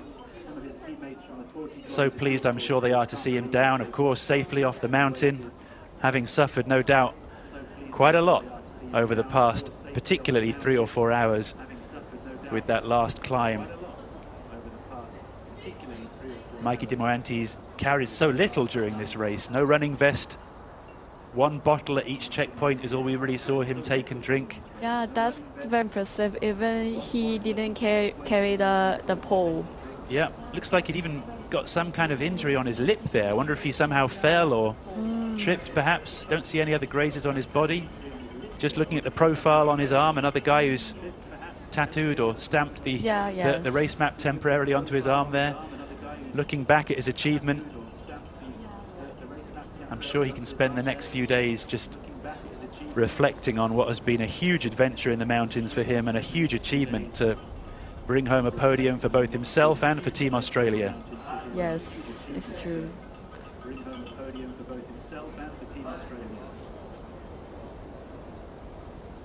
A well-earned rest as he lays his head back on the chair. Gets a little bit of encouragement from his teammates.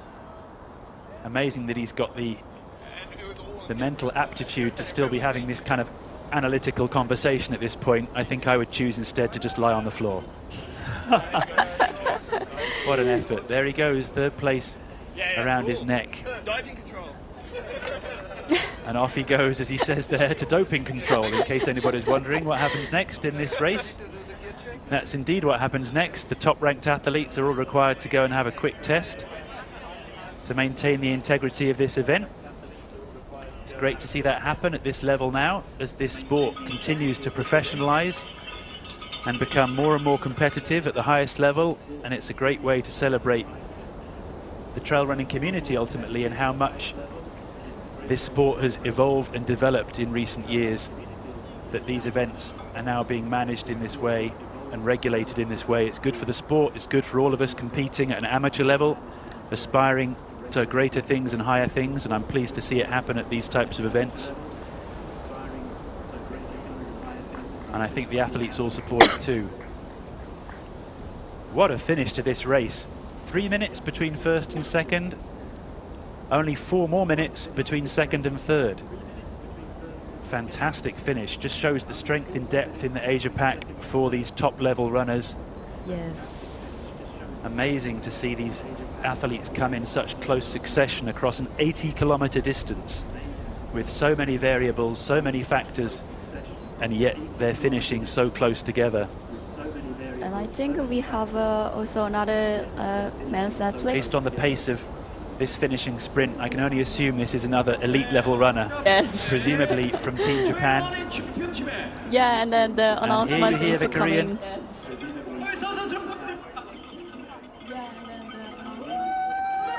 This should be, I believe, Kento Tamura.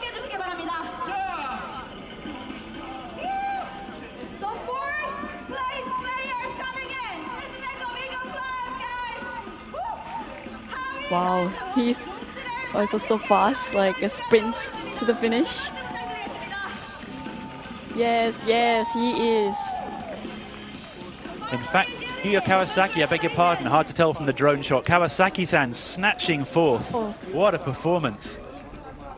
The top-ranked runner from Team Japan, I've been talking about him all day long. The 2nd best ranked runner in this entire race, only 1 ITRA point behind on the performance index from Michael de Morantes coming into this race. And there he is, blazing his way into a well-deserved 4th place, which means Kento Tamura and his teammate Goshi Osada both likely to come in the coming minutes, because those 3 Japanese men were all very close together, leaving the final checkpoint. Huge celebrations there again for Team Japan. Such a solid performance from them, with 2 men in the top 4.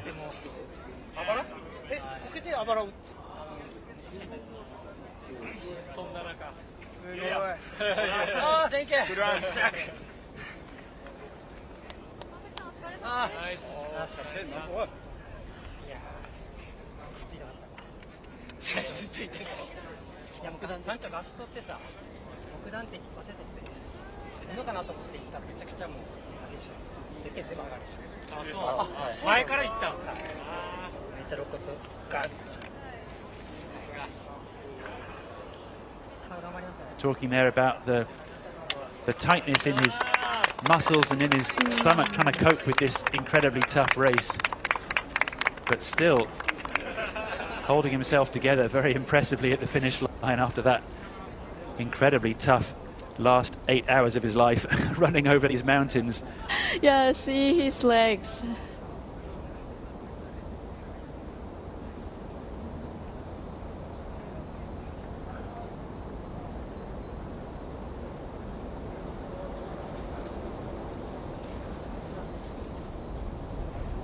Yeah, I think it's also the second woman heading to the Sinbusan. We see now down below us from this drone shot the conclusion of the women's race with Hau Ha-ti, the second place female for much of the last 3 or 4 hours of this second half of the race, after being overtaken by Xiang Fujiao. She's now powering herself to the top of this final climb on this beautiful staircase before she too starts her final descent to the finish line. And we really appreciate here just how strong these female athletes are. You can see the gap between the elite men and the elite women, really not much. Yeah. Not far to go, Hau Ha, and you've got many supporters cheering for you online. What a conclusion, Selby, to this race. It's rare to see an 80-kilometer race with 4 male athletes so close together. Yeah, that's, and also like they place has changed a little bit, like from the beginning. So I didn't expect that like this is like a very competitive like race such like that. It's certainly been exciting, hasn't it? So great to bring this to you all watching. Just give you a little bit of a recap, of course, for those. If you're joining right now, where have you been? What have you been doing all morning? This is the conclusion of the Asia Pacific Trail Running Championship. Quickly rewind the live stream and try and catch up, because we're watching the second place female, Hau Ha-ti. The poles have gone back into the back of her bag there. It's hands on knees time as she powers up these stairs to get over the final climb of Shinbulsan, the famous Shinbulsan mountain here in the Ulju region. She's almost there. Almost there. I'm sure she knows it, even though she mentioned to us before that she hasn't been here before. She doesn't know the course at all, but I'm sure she knows she's not far away. And I believe ahead of her there, if I'm correct, that looks to me, if I use my binoculars, like Ani Macarenas of the Philippines, I'm going to guess, in the men's elite division. Himself a true warrior. I suspect that might be him. In which case, again, a fantastic representation the blue shirts. of exactly just how strong these women are performing today. That looks like the Team Philippines t-shirt. It also looks like the T8 trucker hat. I believe he's got on backwards there, which is always a giveaway if you see the T8 hat. I think that's Arnie, one of the strongest runners from the Philippines, himself pushing himself up over the top of this mountain. The other people on the trail, just for reference for our viewers, are probably hikers or runners in the local Ultra Trail 9 Peaks race, which is taking place at the same time, just to avoid any confusion. But I think I spot Arnie there, and Hau Ha right behind him on the left of screen. This is the Nepalese runner, Rokamagaman Kumar from Team Nepal, who has been so consistent and strong throughout the day. He's now pounding his way down this road towards the finish line, doing a good job of taking the inside line on that bend to try and just save himself a few seconds. Easier said than done, taking the inside line on these types of roads, even though it's the fastest route, because of course your legs are so crushed at this point. Yes, that's true. Taking the outside line is much softer on the quads than taking the inside line when your ankles and quads are screaming for mercy. So a measure of the strength of this man and those before him, that they're still pushing and running tactically and aggressively even at this stage in the race, because anybody who thinks running downhill at the end is fun and easy, promise you it's not. It's the last thing your legs want, frankly.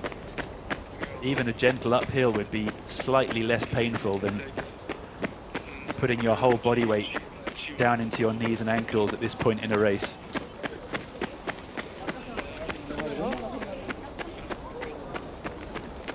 So huge kudos to the Nepalese runner here for streaming down this mountain in the way that he is, pushing himself into contention for a very respectable finish. We wonder though whether the two Japanese runners we've seen behind Kawasaki and around Kawasaki-san, who's already finished, may pip him to the finish line. We'll find out soon. Kento Tamura and Goshi Osada, both of Japan, were all in the mix at this point, alongside Rokamaga Mankumar of Team Nepal. Those three runners all close together.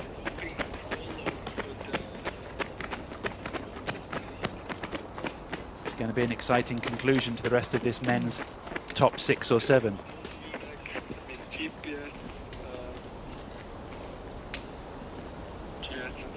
While we wait for him, it's worth just mentioning, I'll take a look at this first, but we'll see Xiang Fujiao approaching that very final summit there on our tracker, with Hao Ha of Vietnam still in pursuit, but I suspect probably not going to manage to challenge her at this stage. You can see on the right the switchbacks on the road section as the runners descend off the top of the mountain.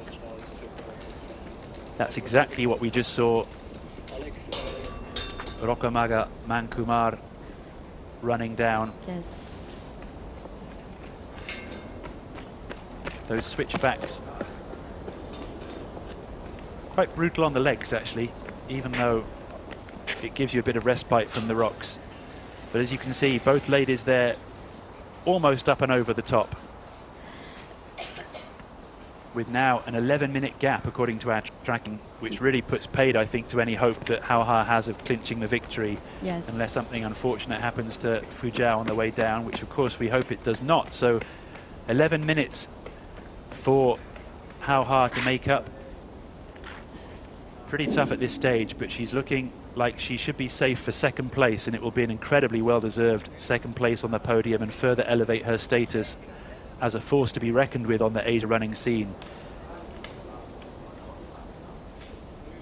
You can see there Yuri Yoshizumi around the same distance behind Hao Ha as Hao Ha is from Fujiao, although the terrain will be slightly different between them, but I suspect there's probably at least a 10-minute gap, if not more, probably 15 I would say, if not 20 honestly, between Hao Ha and Yoshizumi-san. So a comfortable cushion, I think, for Hao Ha if she can get over the top of this final climb. Lots of support for her coming through on our live stream as they see her approaching the finish line.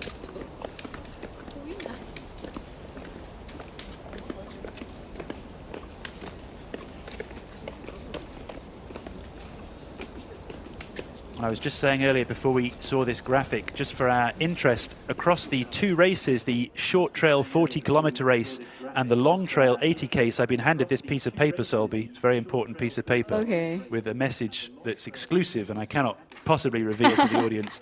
But this message, it tells me the overall standings for the team positions effectively after the 40-kilometer short course race, because of course as well as the individual positional rankings, there's also going to be a calculation for which team representation has scored the most points, if you like, for these whole APTRC races. This will combine the 40-kilometer and the 80-kilometer race results. So just for our reference, after the 40-kilometer race results, Japan is in the lead with 577 points. Second place is Australia. We've obviously seen another strong performance here from Mikey Dimoantes. They're in 565. So that's only 12 points difference between Japan and Australia. And the Philippines, thanks, I'm sure, to John Ray Onifa's win in the 40-kilometer race, they have 540 points in third. Team Hong Kong China in fourth with 515. And the Republic of Korea. Oh, Well done to you and to all of them back in 5th place. So an interesting competition as well on the sidelines of also the international individual results of which of these teams will be best represented. Japan then in the lead narrowly after that 40K, with Australia in second. And I would probably guess, excuse me, that Japan can hold on to that if we've seen four Japanese runners, I beg your pardon, likely in the top 6 in the men's race. And of also course, we already saw also the female athletes on the 80K, the Japanese athletes also good at. Exactly right. We've got Yoshizumi-san and Kanako Edamoto in the female race, likely also to finish in at least the top 6 or possibly the top 5, both of them. Yoshizumi-san, about whom we've just been talking, is right on screen there. There she is. Yes, there she is.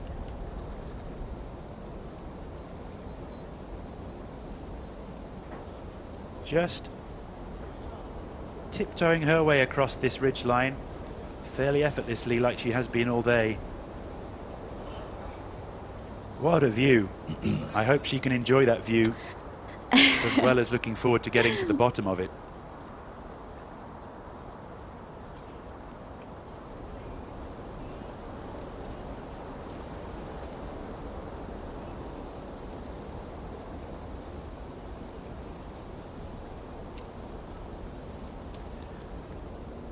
Ah, look at this scenery. What an advertisement, I should say, for the Ulju region and indeed for the Asia Pacific Trail Running Championship and of course for trail running in general. What a glorious sight. It doesn't get better than this. Single track trail ridgelines across epic mountainscapes is what many of us see when we close our eyes and go to bed at night and dream of, and that's exactly what we're watching right now. It's exactly what these runners are experiencing. And it's really a beautiful thing to see these elite level runners being able to race in this way, in this place, in this kind of championship. A real celebration of the sport of trail running. Yoshizumi-san there, you can see from our analysis, as we mentioned earlier, losing time in every stage pretty much, but really consistent, losing kind of the same amount of time each time. So yes, she's losing time, but a solid performance, really. Yes. The worst thing that can happen when you look at these splits, of course, is just to see one of them saying something terrible like 20 minutes when something's gone wrong. You've sat down at a checkpoint for far too long. She's really like keep on her face, like from the beginning to the finish line. I think she's really good at the managing her pace. Yoshizumi-san, really an inspiration to many amateur level trail runners. Not flashy, not particularly aggressive ultimately relative to some of the races we often see nowadays and those that I race against certainly, but just super consistent, super solid. A totally reliable pick if you're building a dream team in a trail race scenario. And also, I think the consistency is very important things, especially on the a long trail race. That's why I think she can keep on the 3rd place continuously. I think she's really doing a great job. Absolutely, the gap now extending to almost 40 minutes there between Xiang Fujiao and Yoshizumi-san.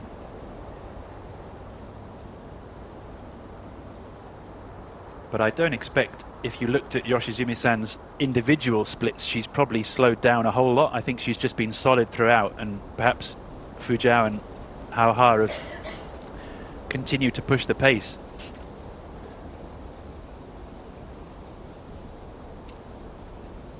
But in all likelihood now, this looks like the 1, 2, 3 in the women's division.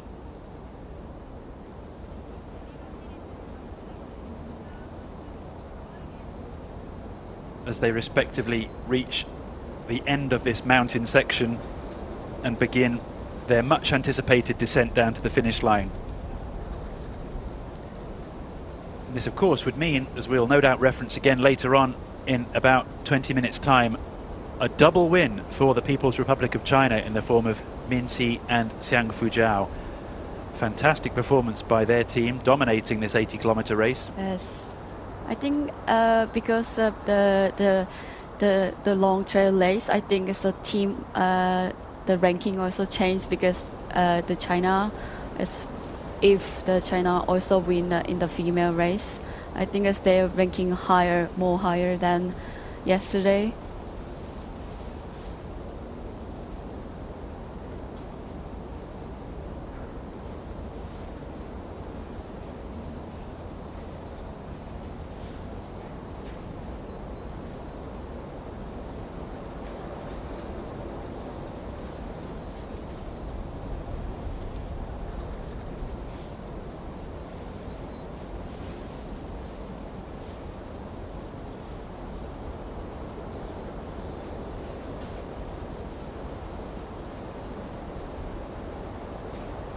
Just give you an idea of the scenery here in Ulju County as we look at the finishers so far in the men's division.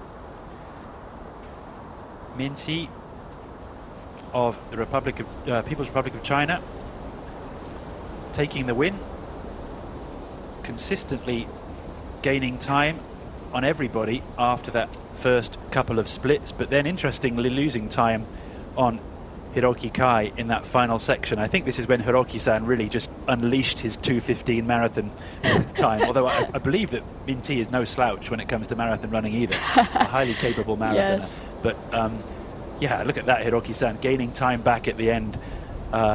Very impressive. Yeah, very impressive. Like, because like even like last after the like passing the checkpoint 6, and then I feel like there's no energy left on his body, but he just like pushing himself like to the finish line. Yeah.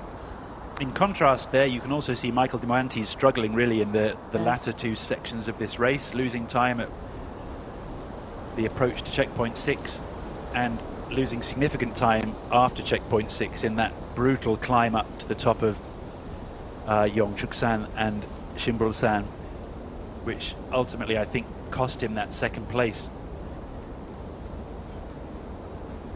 Kawasaki-san there for Japan, relatively consistent, gaining back a bit of time also at the end there, comparatively with the time that he had been losing earlier on. So interesting to see that data. But at the end of the day, it's Min Si who takes the win. And it's Min Si who will go down in history as the first champion of the Asia Pacific Trail Running Championships, as we see another legend of this race, Roka Magar Mankumar of Team Nepal. He's the 5th. Dancing across the river there in that final, slightly technical and very easy to fall over section that I very nearly fell over yesterday when I tried to dance across it on the way down the mountain. Here he goes into the finish line. I'm sure we can take pause in a second to hear.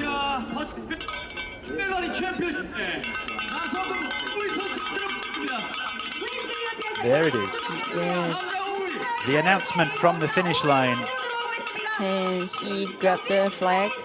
It's a very unique shape of the flag. A proud victory for Team Nepal. We'll soon see that iconic triangular flag being unveiled as he rounds the corner and the next corner. And here he comes.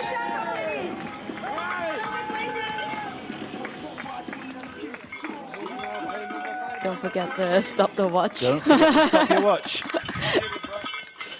Not that it matters anymore. 5th place. What an achievement.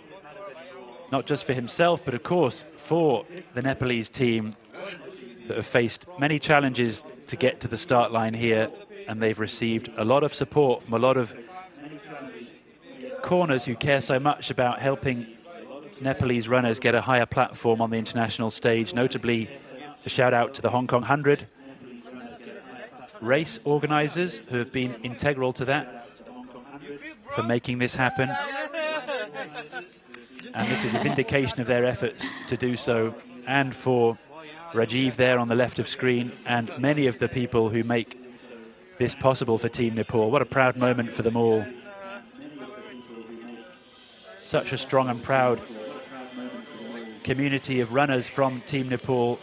Everybody's always happy to see them do so well and for them to have more opportunities to race overseas.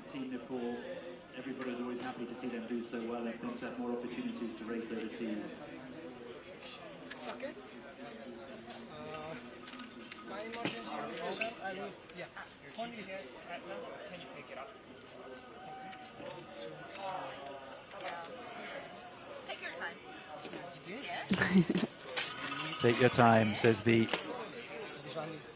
race helping official there.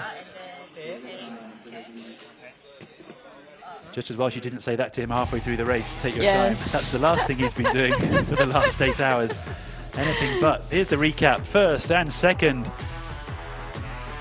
Mincy, Hiroki Kai. There he is, Mincy, the race winner. Before him, Hiroki Kai,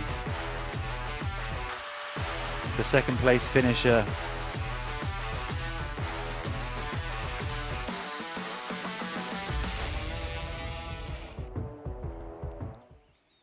And there you have it. We now have the top 5 for the men.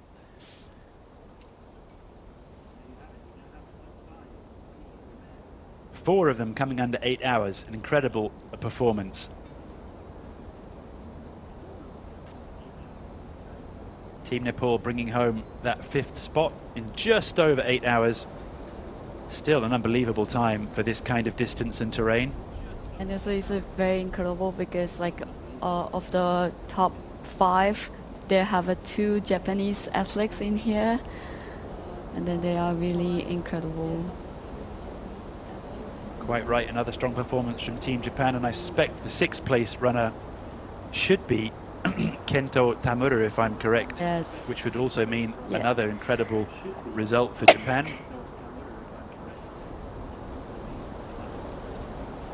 Back up on the mountain there, Yoshizumi-san, 3rd placed female. Continuing her consistently impressive effort throughout this race.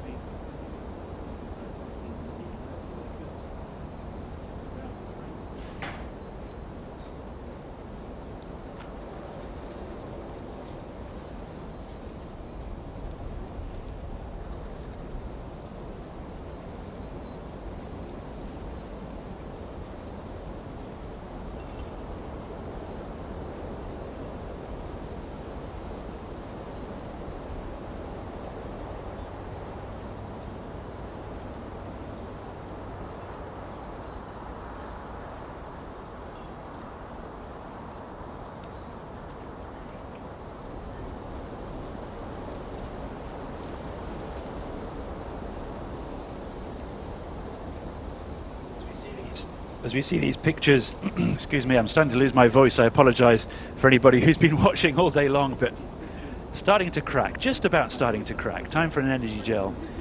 Perhaps time for both Solby and I to go and find a banana or something. Yeah, we also need like some energy. We're going to take a short break right now while we wait for the women to arrive at the finish line. Of course, we won't miss that chance, but there's an opportunity now just to have a very brief break for us in the commentary booth while we watch these hikers and runners make this final ascent up Shinbul-san.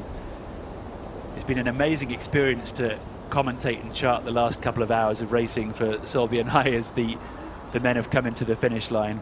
We're highly excited also, of course, for the women's conclusion of the race, but we'll take a very quick break now. Say thank you to all of you for watching. Please tell your friends to tune in for these last moments of our live stream broadcast as we see and celebrate the efforts of the elite women in this race.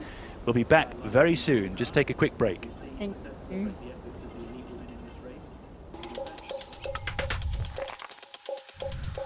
In nature's embrace we'll find inspiration. Born from elite project where the world's best athletes shaped ultimate souls for their paths and one of the Vibram soul system. With Golan, you can experience the great outdoors with confidence in every step. Featuring Vibram Mega Grip rubber compound, light-based and traction lock technologies, and SLE midsole for a fever light feel and comfort. The result is a shoe that can grasp the wild. Adventure awaits.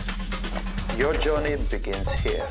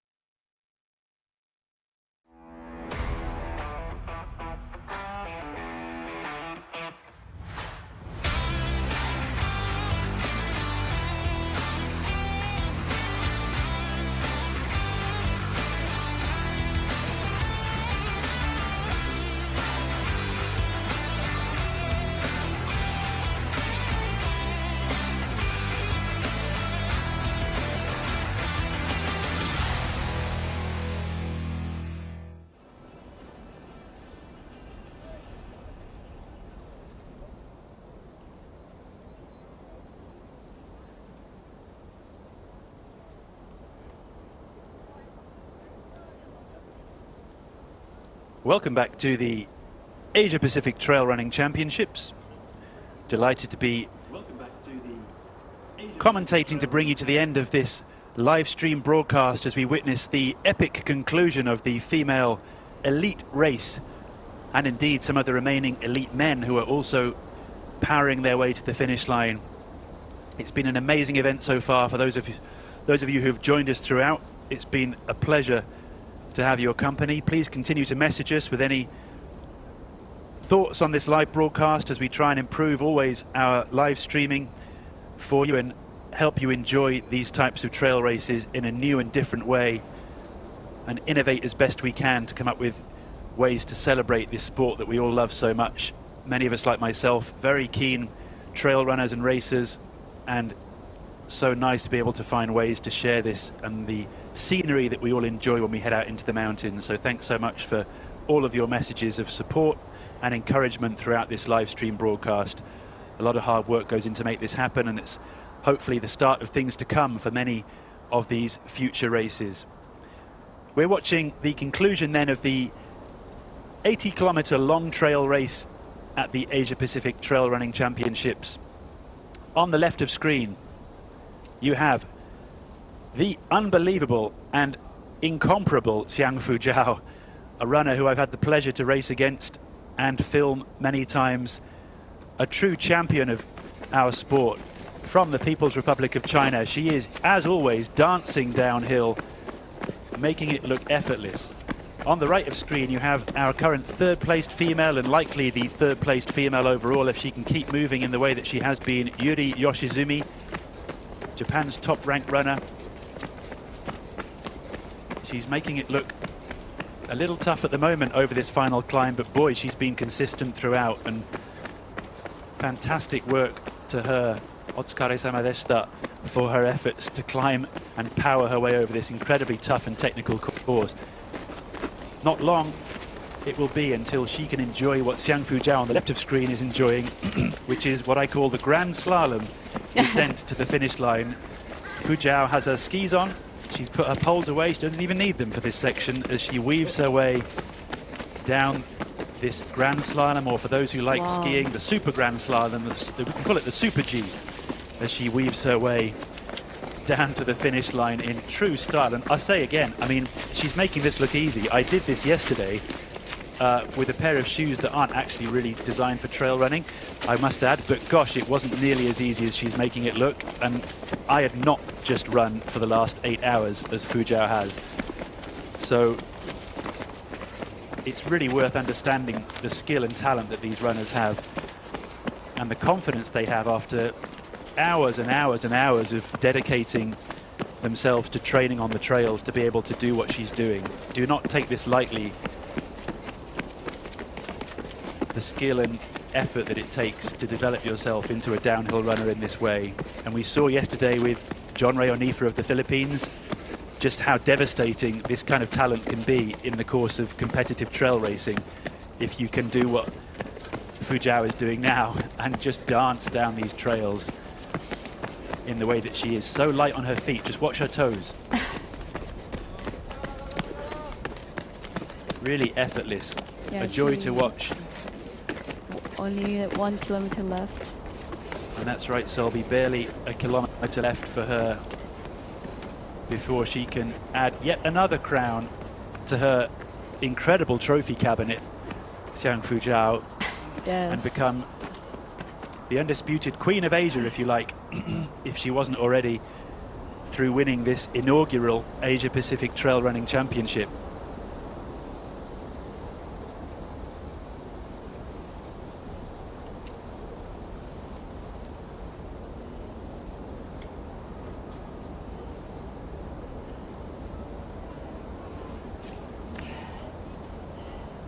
Also descending the mountain, you can see behind her on this graphic is Hao Ha-Thi of Vietnam.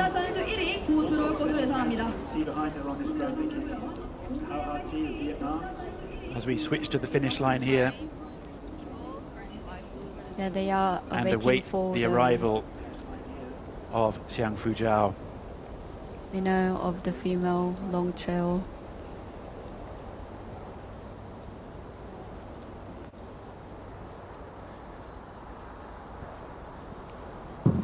Somebody here on the message board saying Fu Zhao's going downhill too fast. Yeah, too fast. Too fast for us, perhaps. I agree.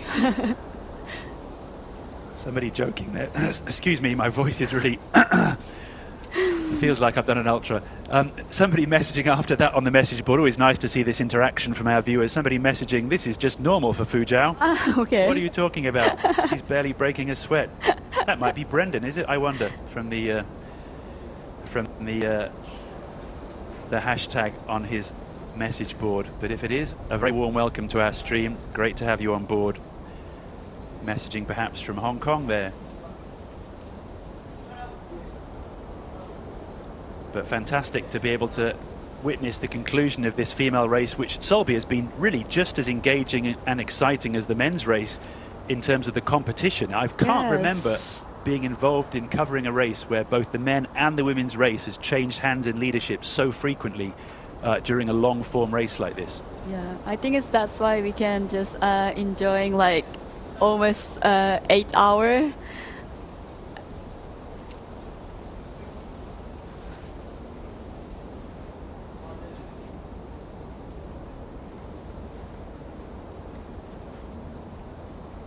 Great to be on board with this descent from Yoshizumi-san off the top of the mountain here. You can see just how technical this is coming off the top. Our friends back in Hong Kong who are watching this stream may liken this to Lantau Peak, perhaps, coming off the top of Lantau Peak. Certainly a bit tricky running down that one at speed.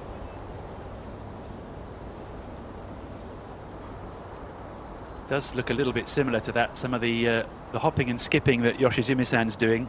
I'm sure there are equivalent descents for many of our viewers in their respective countries. They can add to the leaderboard, but back in Hong Kong, yeah, this kind of rocky descent reminds me a little of the tough side of Lantau Peak. And I've said it once, I'll say it again, having been in this position many times, hats off to our cameraman for keeping up on that downhill. Oh yes, she's on the law. It's the. Here we go, the moment we've been waiting for. Yes, she already got the flag. The flag of the People's Republic of China being flown proudly behind her, not for the first time, and surely not for the last time.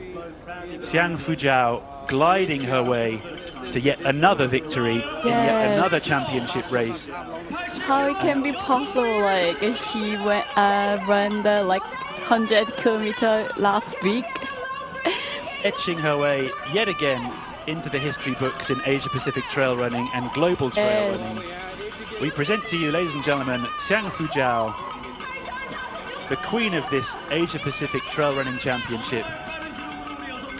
Another incredible performance just 1 week after winning another 100-kilometer race. Wow!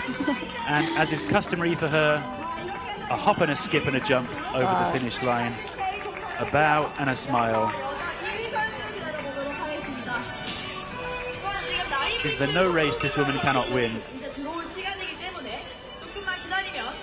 and make it look effortless in the process? I cannot believe she can smile after this long distance race.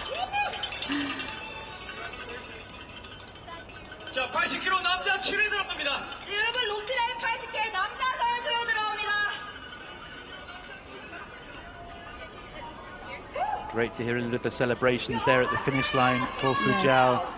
Such a popular character on the trail running scene, both here and in Europe and in the United States, where she's performed so well in recent years, really laying down a benchmark for so many runners who will follow in her footsteps from the Asia-Pacific. Yes. Raising the profile both of Asian running and female running in the process at the elite level. Fantastic to see her here, fantastic to see her win.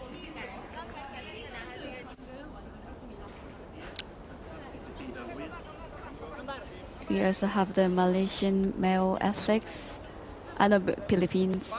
As we see also an amazing job by Larry Apolinario of the Philippines, who's had a following all afternoon on our live stream chat from viewers in the Philippines, willing him on. He's made up some serious time, I think, to take that 6th place. Fantastic effort by Larry.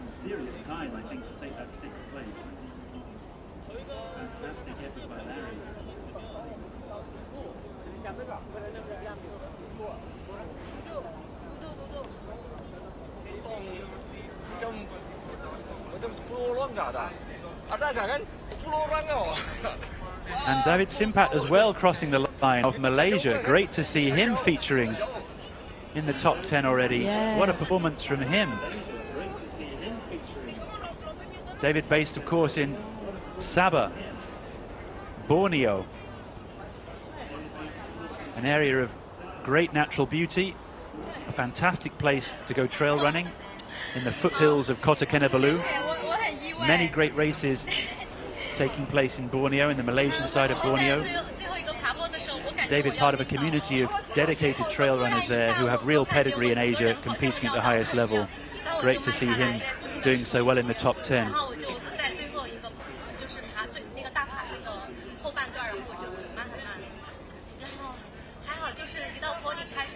Fujiao here reflecting on how slowly she felt she was going over some of that last section of the race.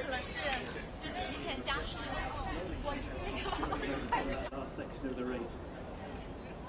Perhaps only in her own mind was she going slowly. I think we can all agree. Yeah, it's not slow. She never really seemed to slow down at all. No. Incredible effort from her. As we look a little back across the mountain now to Yoshizumi-san.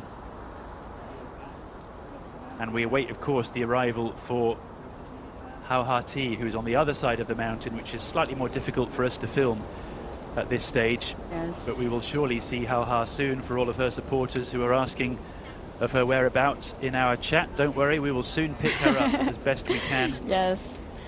The downhill side of the mountain is a little bit tricky to film, I can promise you, having run down it yesterday. But we'll soon pick her up as she approaches the finish line. And in the meantime, let's celebrate Fujiao.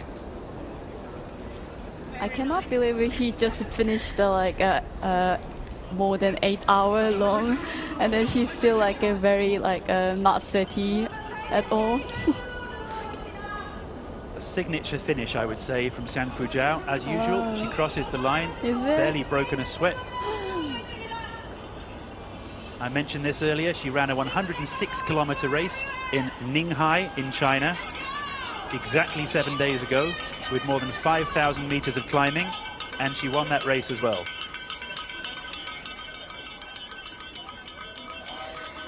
Quite incredible level of elite performance on her part to be able to so smoothly just do these races back to back as more top runners arrive. Janthrabun Kyangprapana of Thailand, a legend on the Asian running scene and Asian adventure racing scene.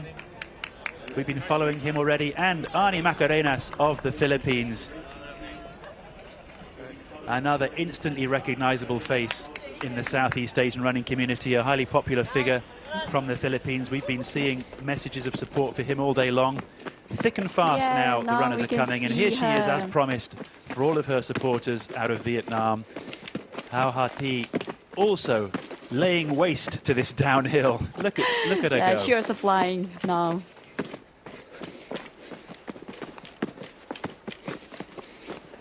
Anybody would think this was a 20-kilometer fun run.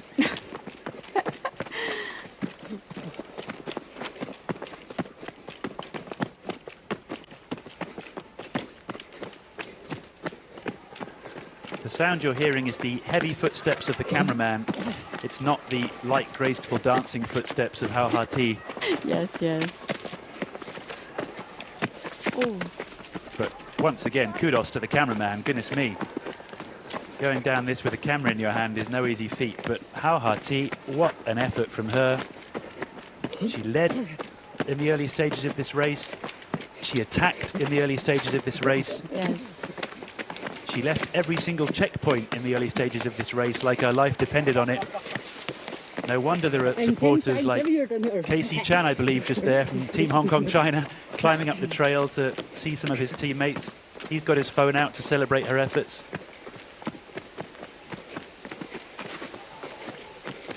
And down they go. What a glorious sight.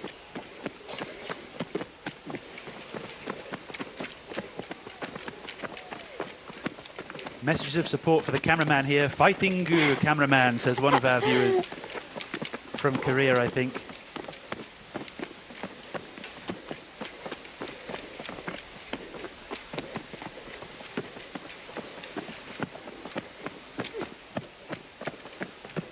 Our director tells me that the cameraman we're talking about right now has run 40 kilometers himself. Bravo, bravo, sir. Really, I applaud you. I've done that once or twice myself, and goodness me, that is an effort on this kind of trail. I really applaud you. Oh, really? Down she comes. One more river crossing to go. A left turn, a right turn, using the trees to help her swing around. Skillful running. A few more bowls to go. Time for a good photo here. There we go. She doesn't know it, but she's so close to the finish line. Yes, almost there.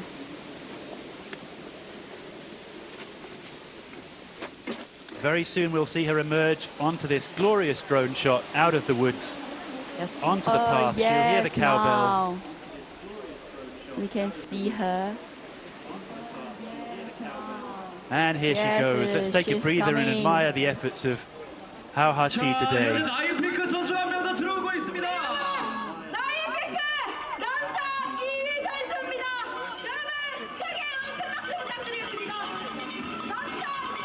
yeah, I also heard from the announcements, the 9 peak, the male, the first and the second, they are coming.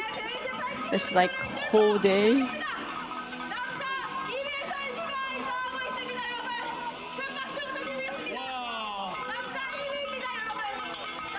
Yeah, What a sight. Only 9 minutes behind in the end.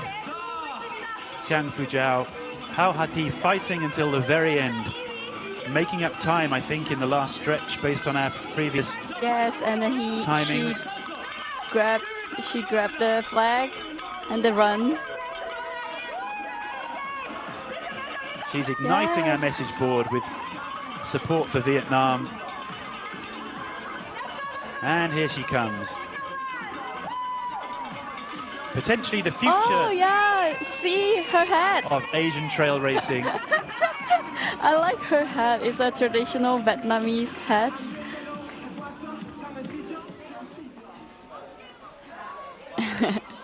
Not just a flag, but also the traditional Vietnamese hat there.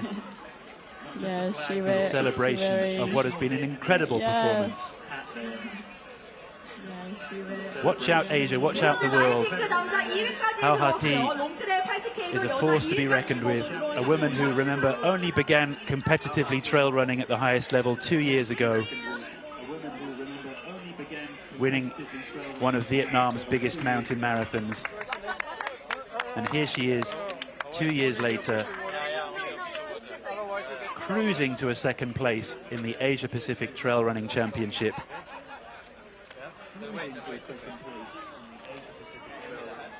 Who knows what she's capable of as more and more opportunities come her way, thanks in no small part to this amazing achievement at the Asia Pacific Trail Running Championships. Yes, it's true.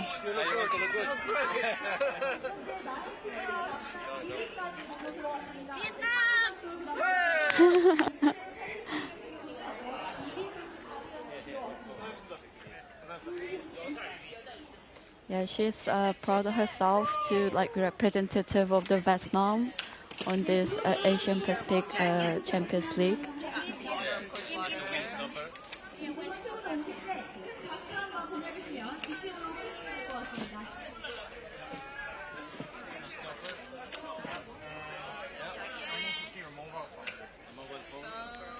A proud moment for her, a proud moment for Team Vietnam. So many supporters, clearly, for her coming onto our live stream chat. She was so humble and excited to be here. She said she'd never been to South Korea before. When we spoke to her before the race, she certainly didn't know the course very well.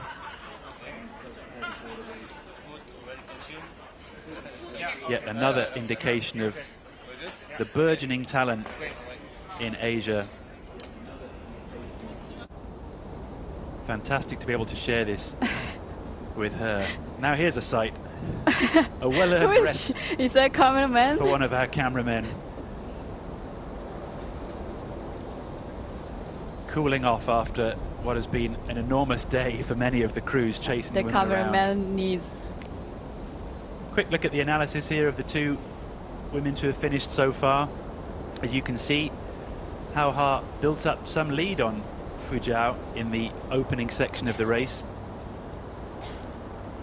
and even managed to maintain that until around the halfway point, after which really Fujiao showed her class and experience and just kept that consistency and piled on the pressure to Hao Ha, and I think ultimately that experience proved to be crucial in giving her the victory today. But all credit to Hao Ha. It ended up being 9 minutes. It could have been 15. It could have been 20, I think, for any lesser competitor who probably felt like they'd lost the chance to still be in the game. But she kept on fighting, kept on pushing, brought that down to less than 10 minutes and ended up with a highly creditable second place that she can be immensely proud of, and I'm sure will establish her name as someone to look out for, not just in Asia, but of course internationally, as more opportunities come the way of runners like her.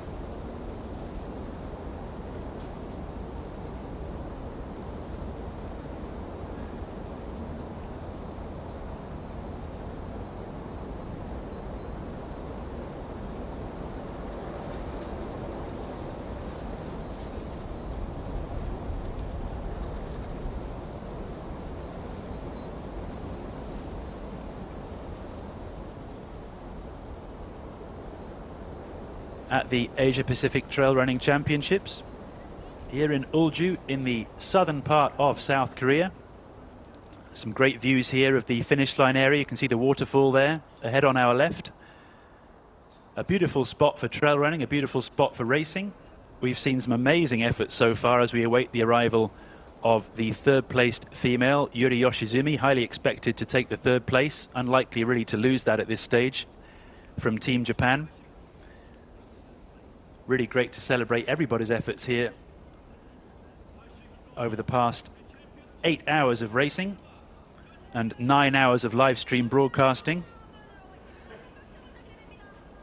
We'll stay with this, of course, because we want to celebrate Yuri Yoshizumi's efforts as she comes across the line in third.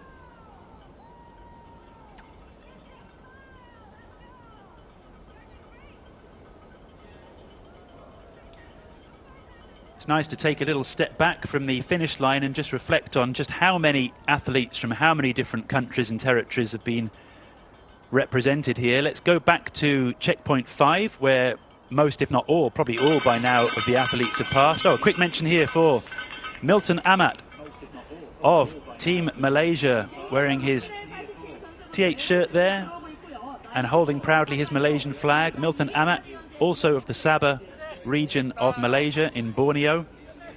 A really tenacious runner.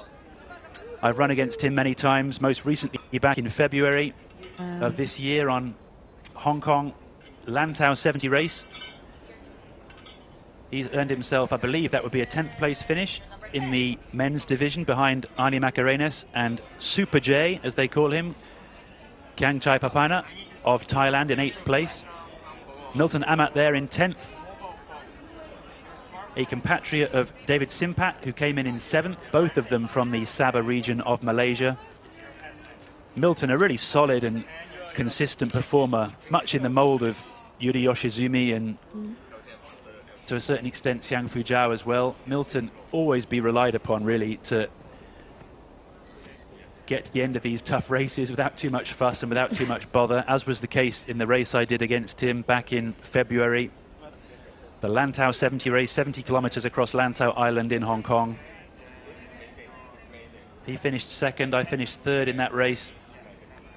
It was his consistency really that got me in that race, just for personal experience. He's one of those runners who at many times you think you could overtake, but then you just can't, because he just doesn't really slow down. Yes, that's true. So it's all very well thinking that in short moments you might be able to take some of these people out, but over these long races it just doesn't work that way. This kind of level of ability to keep moving, keep pushing is just unprecedented. And really, I'm in awe of these runners for being able to do that. Let's look back at split 5 then. This was CP5, around 3 hours or so, even more, before the finish of the race. But it's nice to look back and reflect on the efforts of some of the runners further down the leaderboard, many of whom have fans watching on the live stream and who haven't had a chance to see them as often during the stream. So we're familiar with the top 10, of course. Oh, one more person to mention quickly, of course, Minchul Ko of the Republic of Korea. Solby, you can take over. There's his daughter, his #1 fan. Solby, tell me more about Minchul.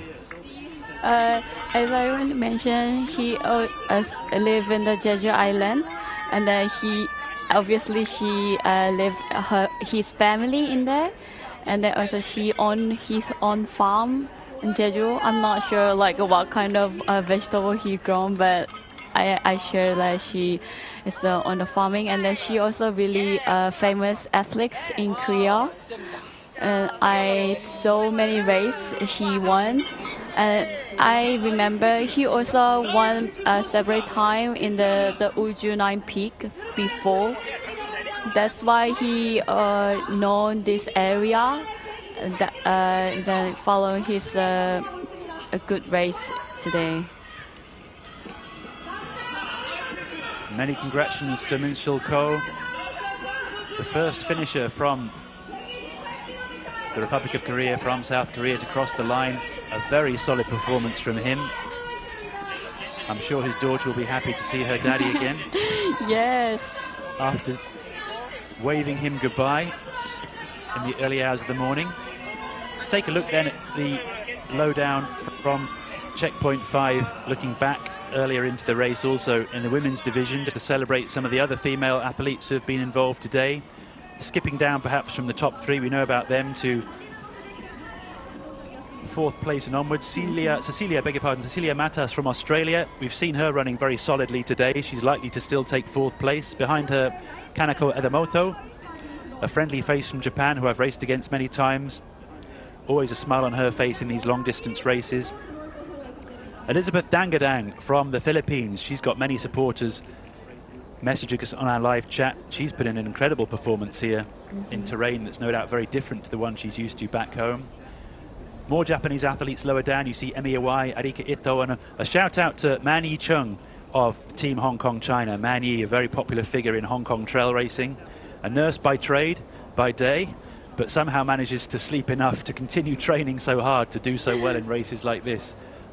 Kelly Angel as well just disappeared there off the screen in 9th place for Australia at that checkpoint 9. She was looking fresh and strong also, wasn't she, earlier on? And as we move down, celebrations for Team Nepal later, I'm sure, for Rashila Tamang in 11th. More Japanese runners, more Hong Kong runners. Shout out to Angie Yang there and Pei Pei Wong from Team Hong Kong China, running together for much of the race. Very strong performance from them. Ji Young Park in 15th. More runners from the Philippines, from Team Hong Kong China. Bo Young Jang, who you recognized earlier. Yes. And a shout out to Hee Jo as well, who often races in Hong Kong. Great experience for her to race at this highest level of competition, representing Team Korea. Lower down, runners from Macau, China. Kimmy Leung from Hong Kong, China. Runners from Thailand, Vietnam, the Philippines, Malaysia, and more from the long list of Team Hong Kong China representation here. Fantastic effort from them all in today's racing. This, of course, was their standings at checkpoint 5. We look forward to seeing them cross the line later today and seeing the celebrations from their teams as they welcome them across the line. Nice view down the road there of the town at the bottom of this mountainside, as we see more of the top runners reaching the finish line. Yes. After Min Chul Ko of the Republic of Korea came across as the first Korean finisher. Here, another legend of the sport in Asia, the one and only Wong Ho Chung. Ho Sai Lei, good job to you, sir. Wong Ho Chung, the consistently top performing runner from Hong Kong in recent years. He's proven his worth not just in Hong Kong but also in Japan at big races there, and most notably in Europe at races such as the UTMB, where he's been the highest ever finisher from Hong Kong at that event, and has really paved the way for runners from Hong Kong to follow in his footsteps, not just in that big race but also at a youth level, since he's inspired so many youngsters in Hong Kong to follow Also, we have another Korean athlete in his footsteps.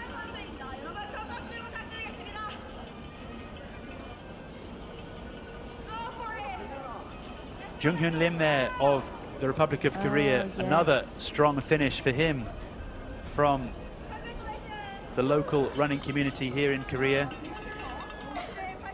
And Nagisa Itagaki of Team Japan coming across the line very shortly thereafter. Subarashikatta ne, Itagaki-san. Fantastic job by you, sir, to cross the line in such style for Team Japan, who's been so well represented at this event. I don't think there's a single Japanese athlete who's let the team down. They've all come through in impressive times. Yeah, the Japanese true strength in depth. It's from Nepal.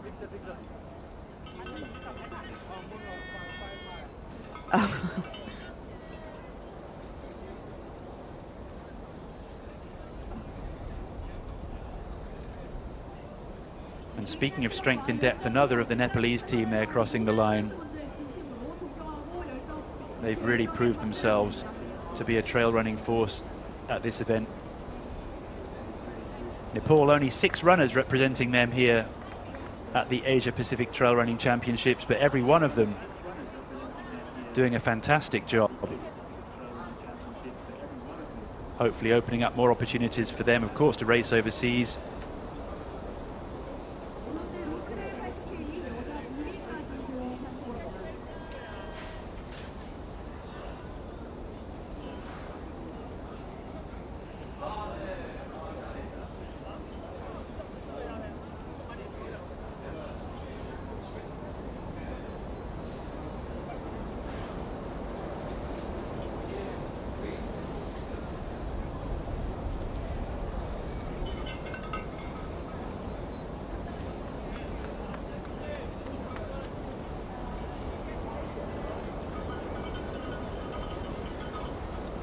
There we have on screen the woman who matters the most right now, Yuri Yoshizumi, the third-placed female in the 80-kilometer long course race here at the APTRC. We're awaiting her arrival at the finish line. Yeah, I think it's less than kilometers left for her. So close. Yes. For her. A truly impressive effort. She's never taken a backward step, Yoshizumi-san.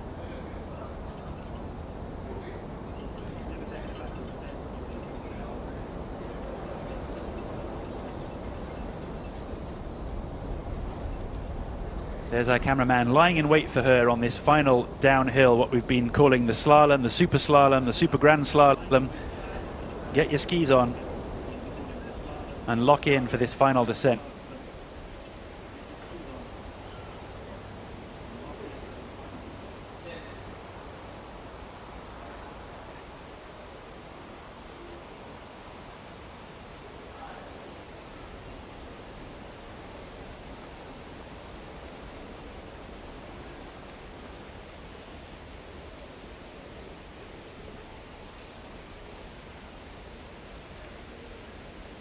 Such a peaceful area to go hiking here. Highly recommend to anybody to come and explore the Ulju region. Some support coming through on our live chat there for Wong Ho Chung. And well deserved too. A fantastic performance from a fantastic runner who's doing so much work back in Hong Kong to develop youth trail running in the territory, encouraging many youngsters to get out there and enjoy the trails. And ultimately, the program that he's developed in Hong Kong has helped runners such as Rex Lowe, who actually himself won the under-23 race here yesterday. So a clear indication of what he's managed to achieve. Another Hong Kong China runner there passing the cameraman, I believe, as more of the top Hong Kong runners approach the finish line. But lots of efforts like that taking place across the region now to encourage young runners to enter into this sport, which is making it harder and harder for the likes of me to still compete when I see some really solid performances from the youngsters. I must say, watching the under-23 race yesterday, it was pretty humbling because they were just flying down the hills without any hesitation about the technical difficulty. See her, the Yoshizumi Yuri. And here she comes, yes. Yuri Yoshizumi of Team Japan, the highest ranked Japanese athlete in the female division. And she's proving why.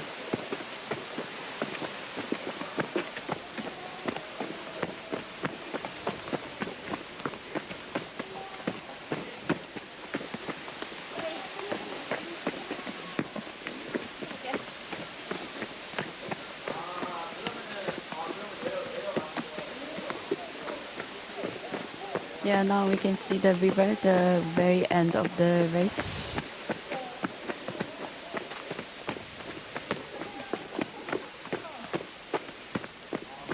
Not long to go now for Yoshizumi-san.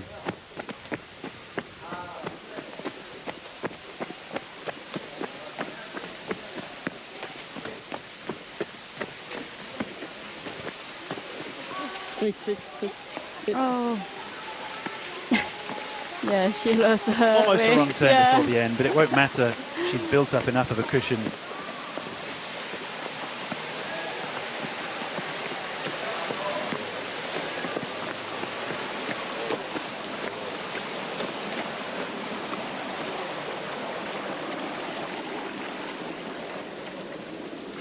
Yeah, now she crossing the river and heading to the finish line.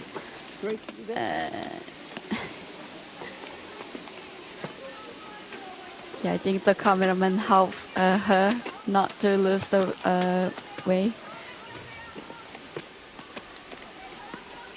So close, Yoshizumi-san. Yes.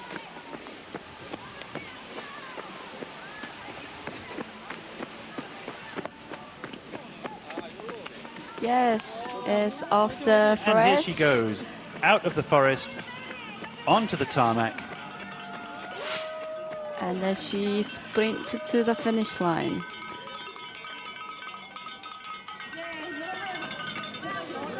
Yeah, I can see the flag waiting for her. Look at her go, taking off in flight down this finishing stretch. Yeah, she grabbed the flag and then run to the finish line.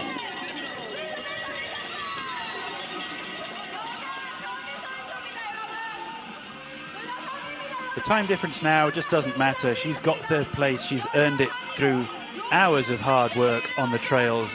A truly consistent performer from start to finish.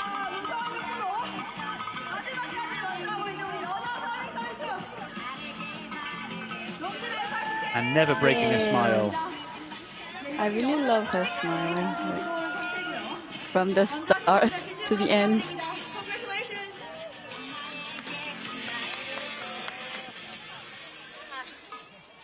Yuri Yoshizumi, a big hug from the team manager. Very well deserved.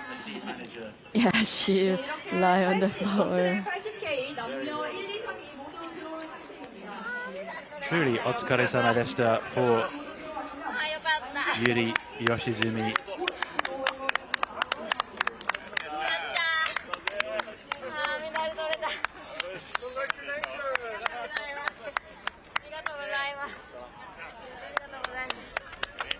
Thanking everybody for their congratulations.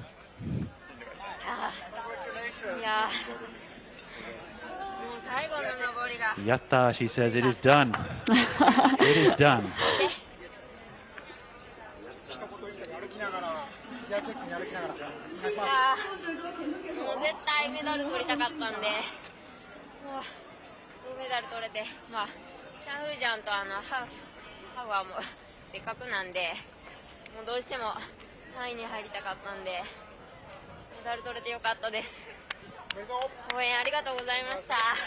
Just expressing her relief to have got to the end after she said it was getting tricky to navigate that final section. Oh yeah, it's fantastic result for her. And for Team Japan, of course, who, as I mentioned earlier, after the 40-kilometer race, were leading the standings for the overall team result, with Australia in second place.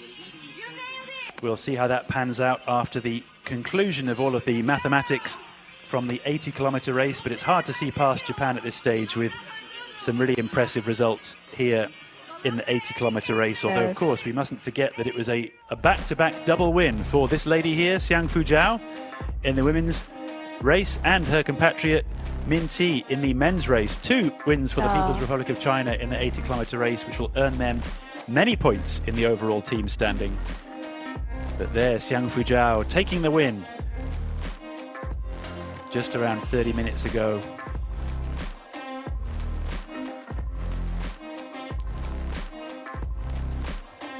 And behind her. And the second place from the Vietnam. Hao Ha-Ti of Vietnam jumping through the finish line with a giant smile to match her giant efforts in this race. Inspiring so many people, I'm sure, who, like her, may be relatively new to trail running, but have enormous potential to shine.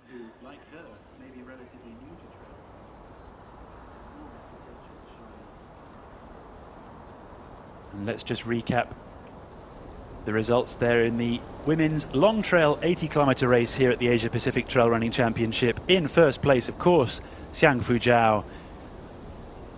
A demonstration of excellence, frankly, throughout this race. Just shy of 8.5 hours. Behind her, Hao Ha-Ti of Vietnam, potentially the future star of trail running in Asia and potentially beyond, just 10 minutes behind. And in third place, the lady we just saw crossing the line, Yuri Yoshizumi of Japan, rounding off what has been an incredible race in the women's division and a fantastic event overall for Team Japan across these championships. Behind that graphic, you can see the wonderful finish line that we've been enjoying being based out of for our live stream and our live stream commentary. Yoshizumi-san there just receiving the applause and the bouquet of flowers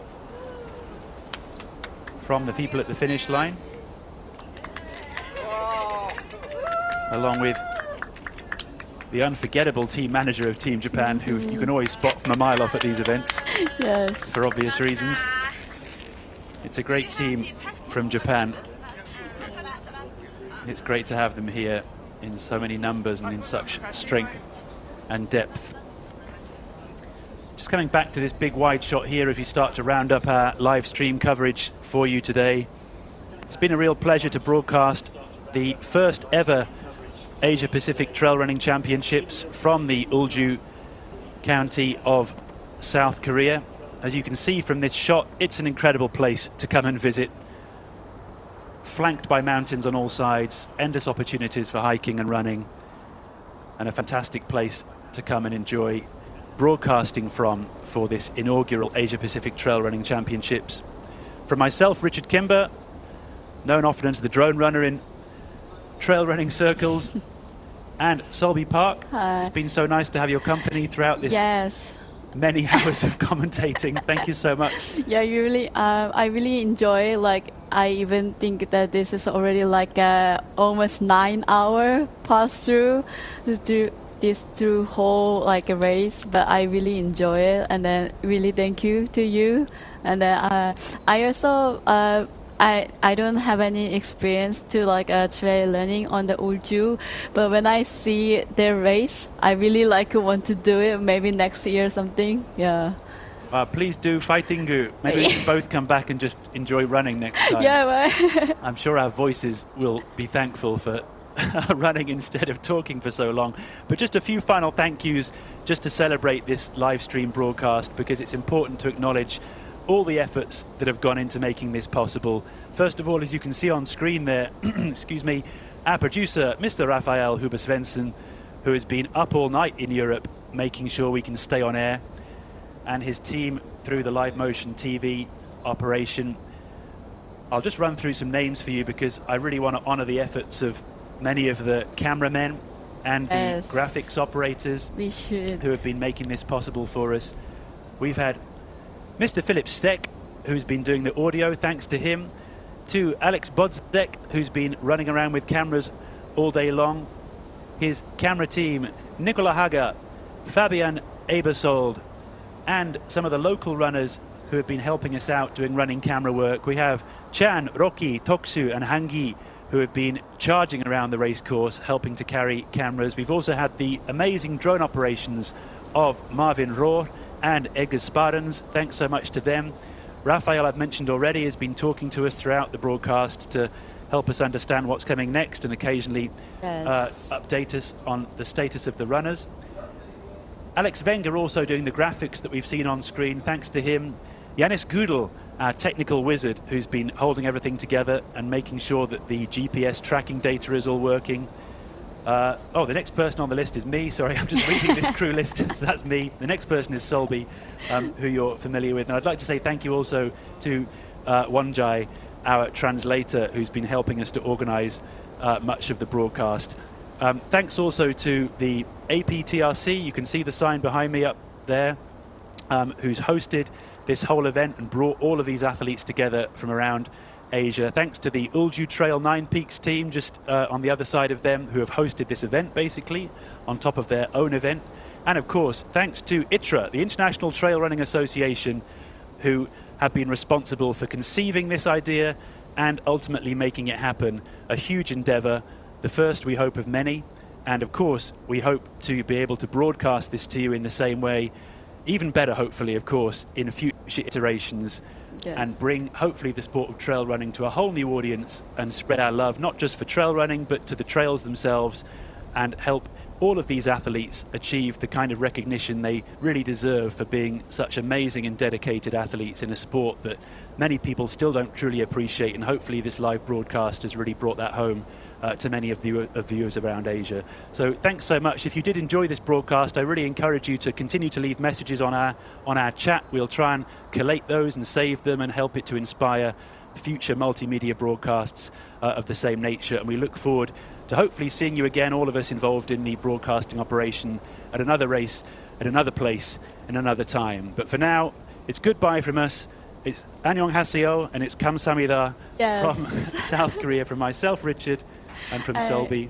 Yes, I also really thank you to you. Like you always, it's a 9 hours. It's not like a short time, and then you always like keep this broadcast very smoothly. That's why I'm really thank you to you. Thank you so much. What you mean is I always keep talking, which is basically a very polite way of putting it. But I appreciate your appreciation. My voice box, maybe not. But thanks so much to everybody for your messages on the live chat. We really hope we've managed to serve you as best we can during this broadcast. And for the last time then, thanks so much. Look out for the Asia Pacific Trail Running Championships in 2025. This hopefully is the start of things to come. Thank you and goodbye. Thank you.